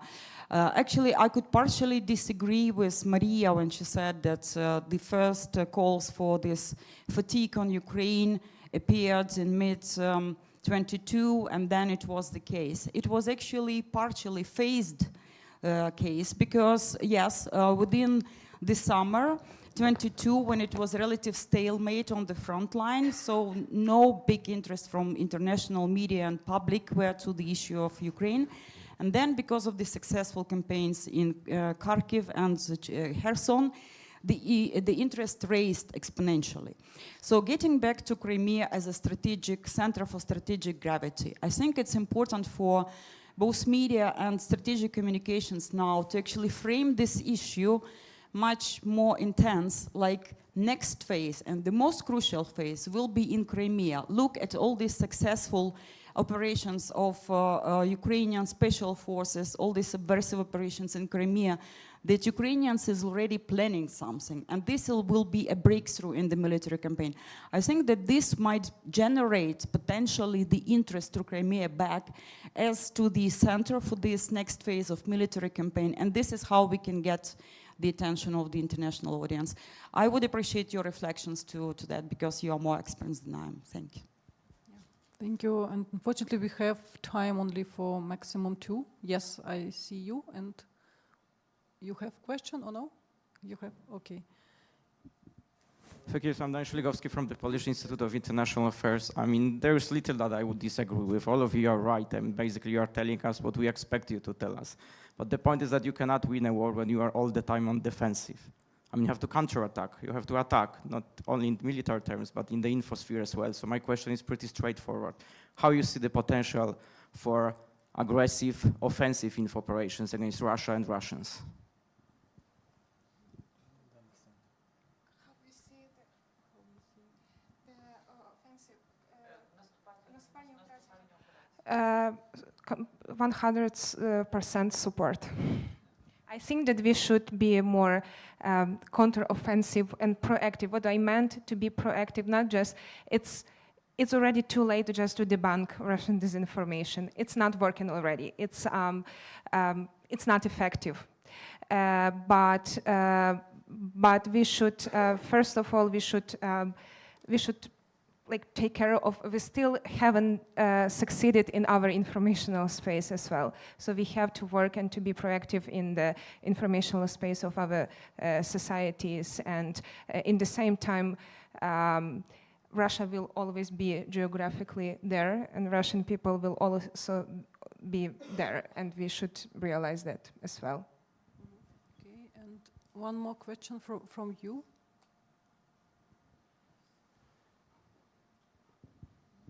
Hello everyone, Vladimir Vladimirov from Hybrid Global Bulgaria. I have one comment and one question for you. So my comment is regard of the church we discuss, Orthodox Church. As you know, Bulgaria is also Orthodox country. So I will tell you in the beginning funny story. few hundreds meters away, here we have a Russian church in the center of Sofia. Inside there is a Russian spy equipment. So it shows how it works. So, and second, I will give you an example from our neighboring country, Greece. The Russian secret services tried a few years ago to penetrate through Greek church, Orthodox church too. So there are a lot of people being arrested and a lot of people being in jail. So two NATO countries, two different approaches. And my question is to you, how important you see the role of the secret services? And maybe this is a question also for tomorrow panels, but we can fight against the Russian fake news, we can fight against the Russian propaganda, we can fight against the Russian hybrid threats, like journalists, like a civil society, like a think tanks, but without support of our secret services and their actions, I don't see that we are going to win the war. And this was my question. And maybe русский военный корабль, иди нахуй.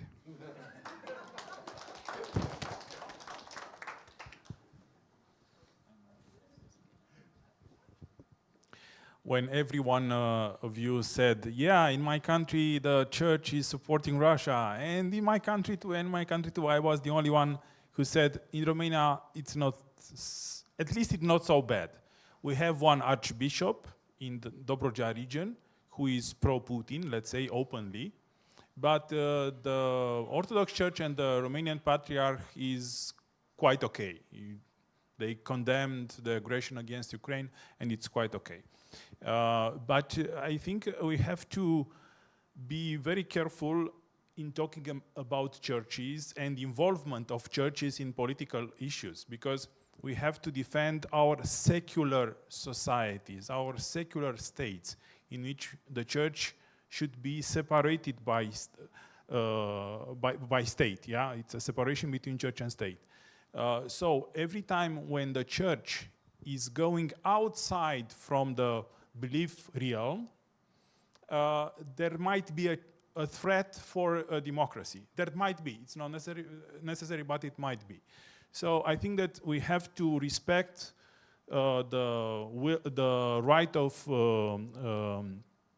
to believe for everyone, or to not believe. Yeah, this means freedom of religion covers both believers and non-believers. In the same time, yeah, if the church is related with some political interests, in this case, Russia's political interests in the Balkans, or where the other Orthodox churches are very strong, yeah, we have to criticize such kind of voices. But from my perspective, we have to criticize them not because they are against their own beliefs, own Orthodox belief, which should be peaceful ones, but also because they are against, when they support Putin's aggression against Ukraine, they also breach the separation between church and state, because they are doing politics, not religion. In the Republic of Moldova in the last 2 years, more than 30 churches left the Patriarchy of Russia and goes to the Romanian Patriarchy. And this situation was possible because media influenced this processing with reports, with documentary films about the true churches, historical churches that was in the Republic of Moldova. And of course, our journalists asked to all hierarchs of the Moldovan church who are subject to Moscow if they are condemned or not this war. And of course, they are trying to not answer to the questions, or said the war is very bad, не все так однозначно, and the other and the other and the other. And this processing, it's go. It has support from the people, and I think its process will be go on. Tuta or Maria, maybe you have some final remarks? No? I just have a very brief remark. I think nothing is going to happen fast in the church. You know, it's a very slow process, and fundamentally with these positions, churches are undermining themselves. But in the long run, right? I don't think you can really interrupt so that to change something drastically. I mean, what is happening to the Georgian Orthodox Church is an example of that. I mean, they are losing influence slowly but surely. For the young generation, they represent no authority whatsoever. So, I mean, but if you start fighting against them, then they have this immense power to mobilize and present themselves as a weakened, defenseless actors facing the government tyranny. So just leaving them alone is probably can be the best, or at least in Georgia's case, the best way. Yeah, thank you. Our time is over, and we have to finish our third panel. Thank you all of you for your questions, remarks, and thanks our panelists for very interesting and important discussions. Thank you for your work, and thank you for all of you for supporting Ukraine. Slava Ukraini! So, dear experts, I'm really appreciate that you survived through this day here, yes, and probably next year, if we are managing to do it in Odessa, for example, which will hardly dependent on our society, military, and expert community, we will find location somewhere with the sea breeze. And I hope that would be like a much easier. But some organizational events, first of all, yes, really thank you to our participant, and it was important discussion about this cognitive space which we are fighting for also. And from now on, we will have a glass of wine and dinner. In 20 minutes, we will start to demonstrate also this documentary, which is really good one, and which is good example of how journalism can make their work better, because the author of the movie is Artem Shevchenko, who was a journalist and who joined the at the time before National Guard and now Armed Forces of Ukraine, and who is doing his part of the job, like filming and witnessing everything what's happening and telling this story. And this is the very good story about how we changed the situation in the Black Sea from the first eyes with some impressive witnesses. So I do recommend you to grab the food, to feel free to come and enjoy this movie. And about tomorrow, please do not forget your badges. And the expert registration will start at 9:20 because of security reasons. So and location is just like a few minutes walk from here. So we will be glad to see you also tomorrow. And now enjoy your lunch. Thank you so much. Not lunch, but dinner. Sorry.